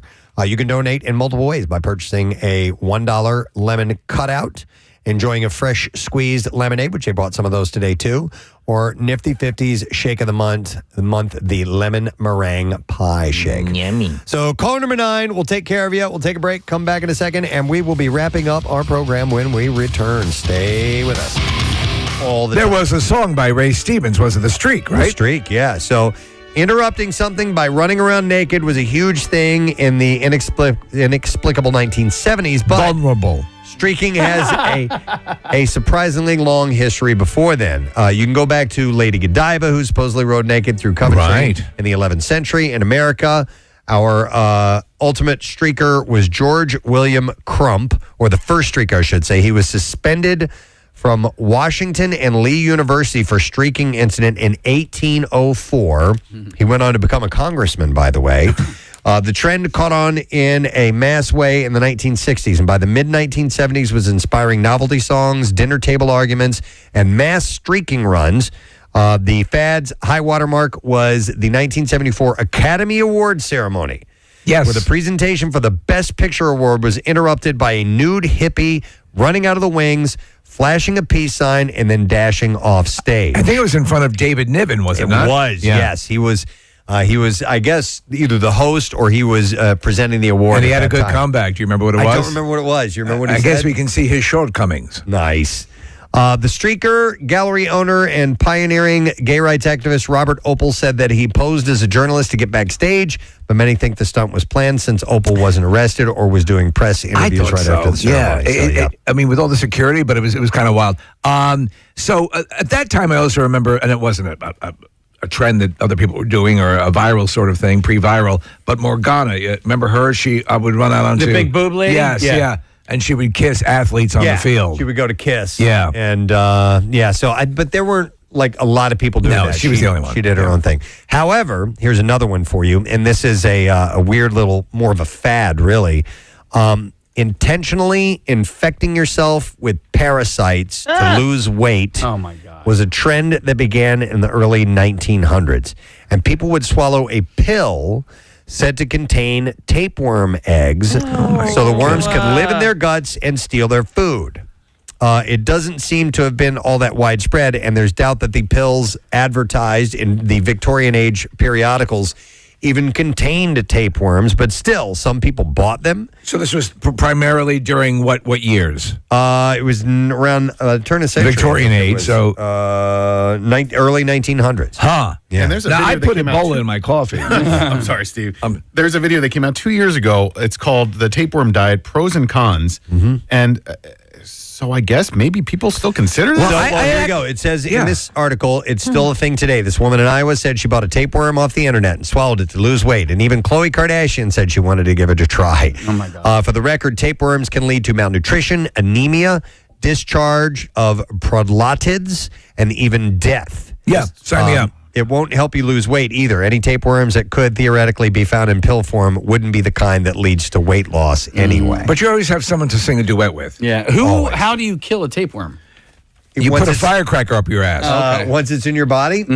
Don't know. Okay. I mean, I've heard stories of them going in and surgically removing tapeworms. Exactly. There used to be the old, and this had to be a wives' tale, where you would not eat for a while and you would hold the food up, and the tapeworm would come up out of your. Shut up. I That's swear funny. to God. Yeah, that was an old wives' tale. That that's how you got rid of a tapeworm. The things that people will do to lose weight. Here's another fad. We're talking about, fads and challenges on TikTok today, and there have been plenty of them throughout the years.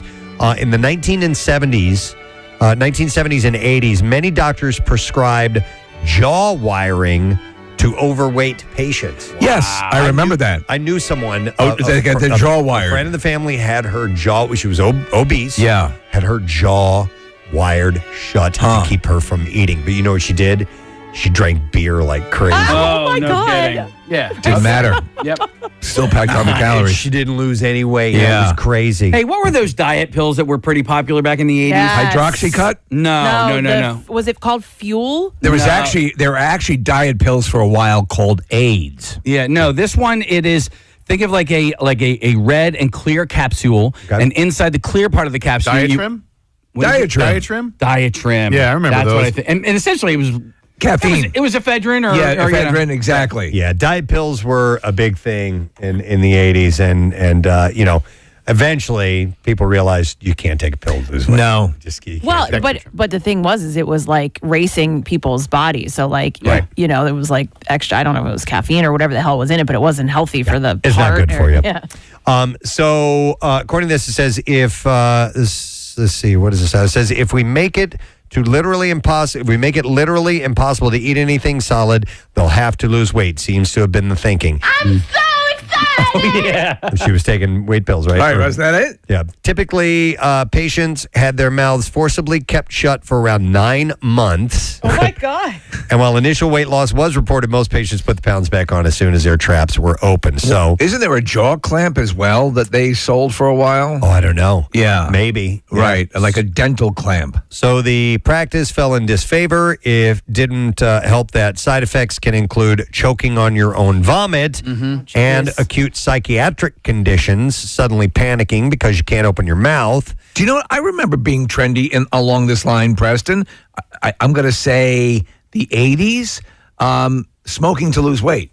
Oh, really? People somehow. I remember a friend of mine who felt she was overweight a little bit, started smoking. I'm like, I don't think that's a good trade-off. Yeah. I mean, couldn't they just put you in a medically induced coma and you could lose weight that way? I think they could. Yeah. Why not? That's a great Or idea. don't even use medicine. Just hit you with a mallet. They would certainly handle every bit of your diet at that point. So, yeah, that's a great idea, Casey. Be in a coma for 6 months. Listen. You don't have to work or anything, No. do you? Like at the beginning of COVID, what if you were able to miss this entire thing? Yeah.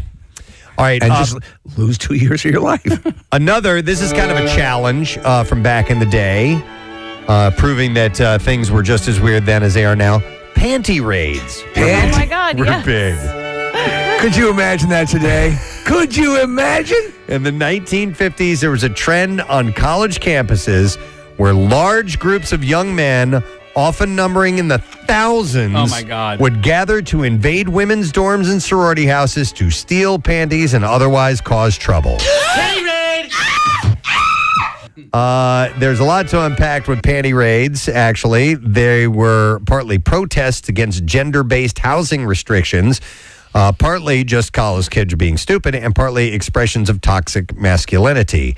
As gross and terrifying as the idea of the panty raid is, these often spontaneous protests set the stage for the more serious student activism of the 1960s. So maybe we can... When they got serious about panty raids. Hippies on panty raids. So, yep, panty raids were a big thing for a while. Yep. All right. Other challenges and fads from days past. All right, this one I've never heard of. All right. Apparently, limping became a fashion trend. We're going out limping tonight. Yes. Throckmorton, are you coming? What was that guy's name from Harvard? Oh man, hang on. Let's go back and find him. Linthrop. We're going out hobbling. Lothrop Withington. Lothrop? Yes. Let's go limping like poor people or sick people would do. People with infirmities, they're hilarious. Listen to how this happened. Adopting bizarre fashion because someone famous did it first is as old as time. Cripples are so amusing. Back in the 1860s, women from London to Edinburgh began limping. And it wasn't rickets, dropsy, or another disease of the pre-industrial age, though. It was called the Alexandra limp. That's not like the Harlem Shuffle. No, we're going to go do the Alexandra limp. So you would pretend you had a limp? Yes. Okay. And here's the reason behind that. Alexandra of Denmark, the bride of the Prince of Wales, was an influencer of the time. And when she was struck by a sickness in 1867, she was left with a limp.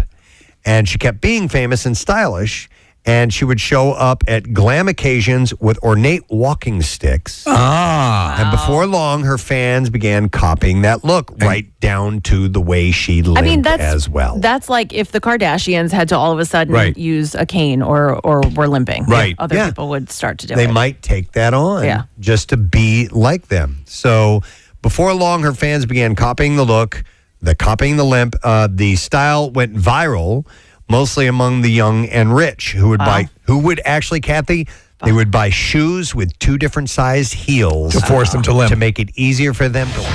You should stick around for sure, my friend. There's a lot coming up. The Clash on 93.3 WMMR, 10:46 on Wednesday morning, coming to a close for us. We've had a busy and fun day today. I want to thank everybody involved with today's program. First of all, we had some great meat needs. Thank you to Nifty 50. Hey.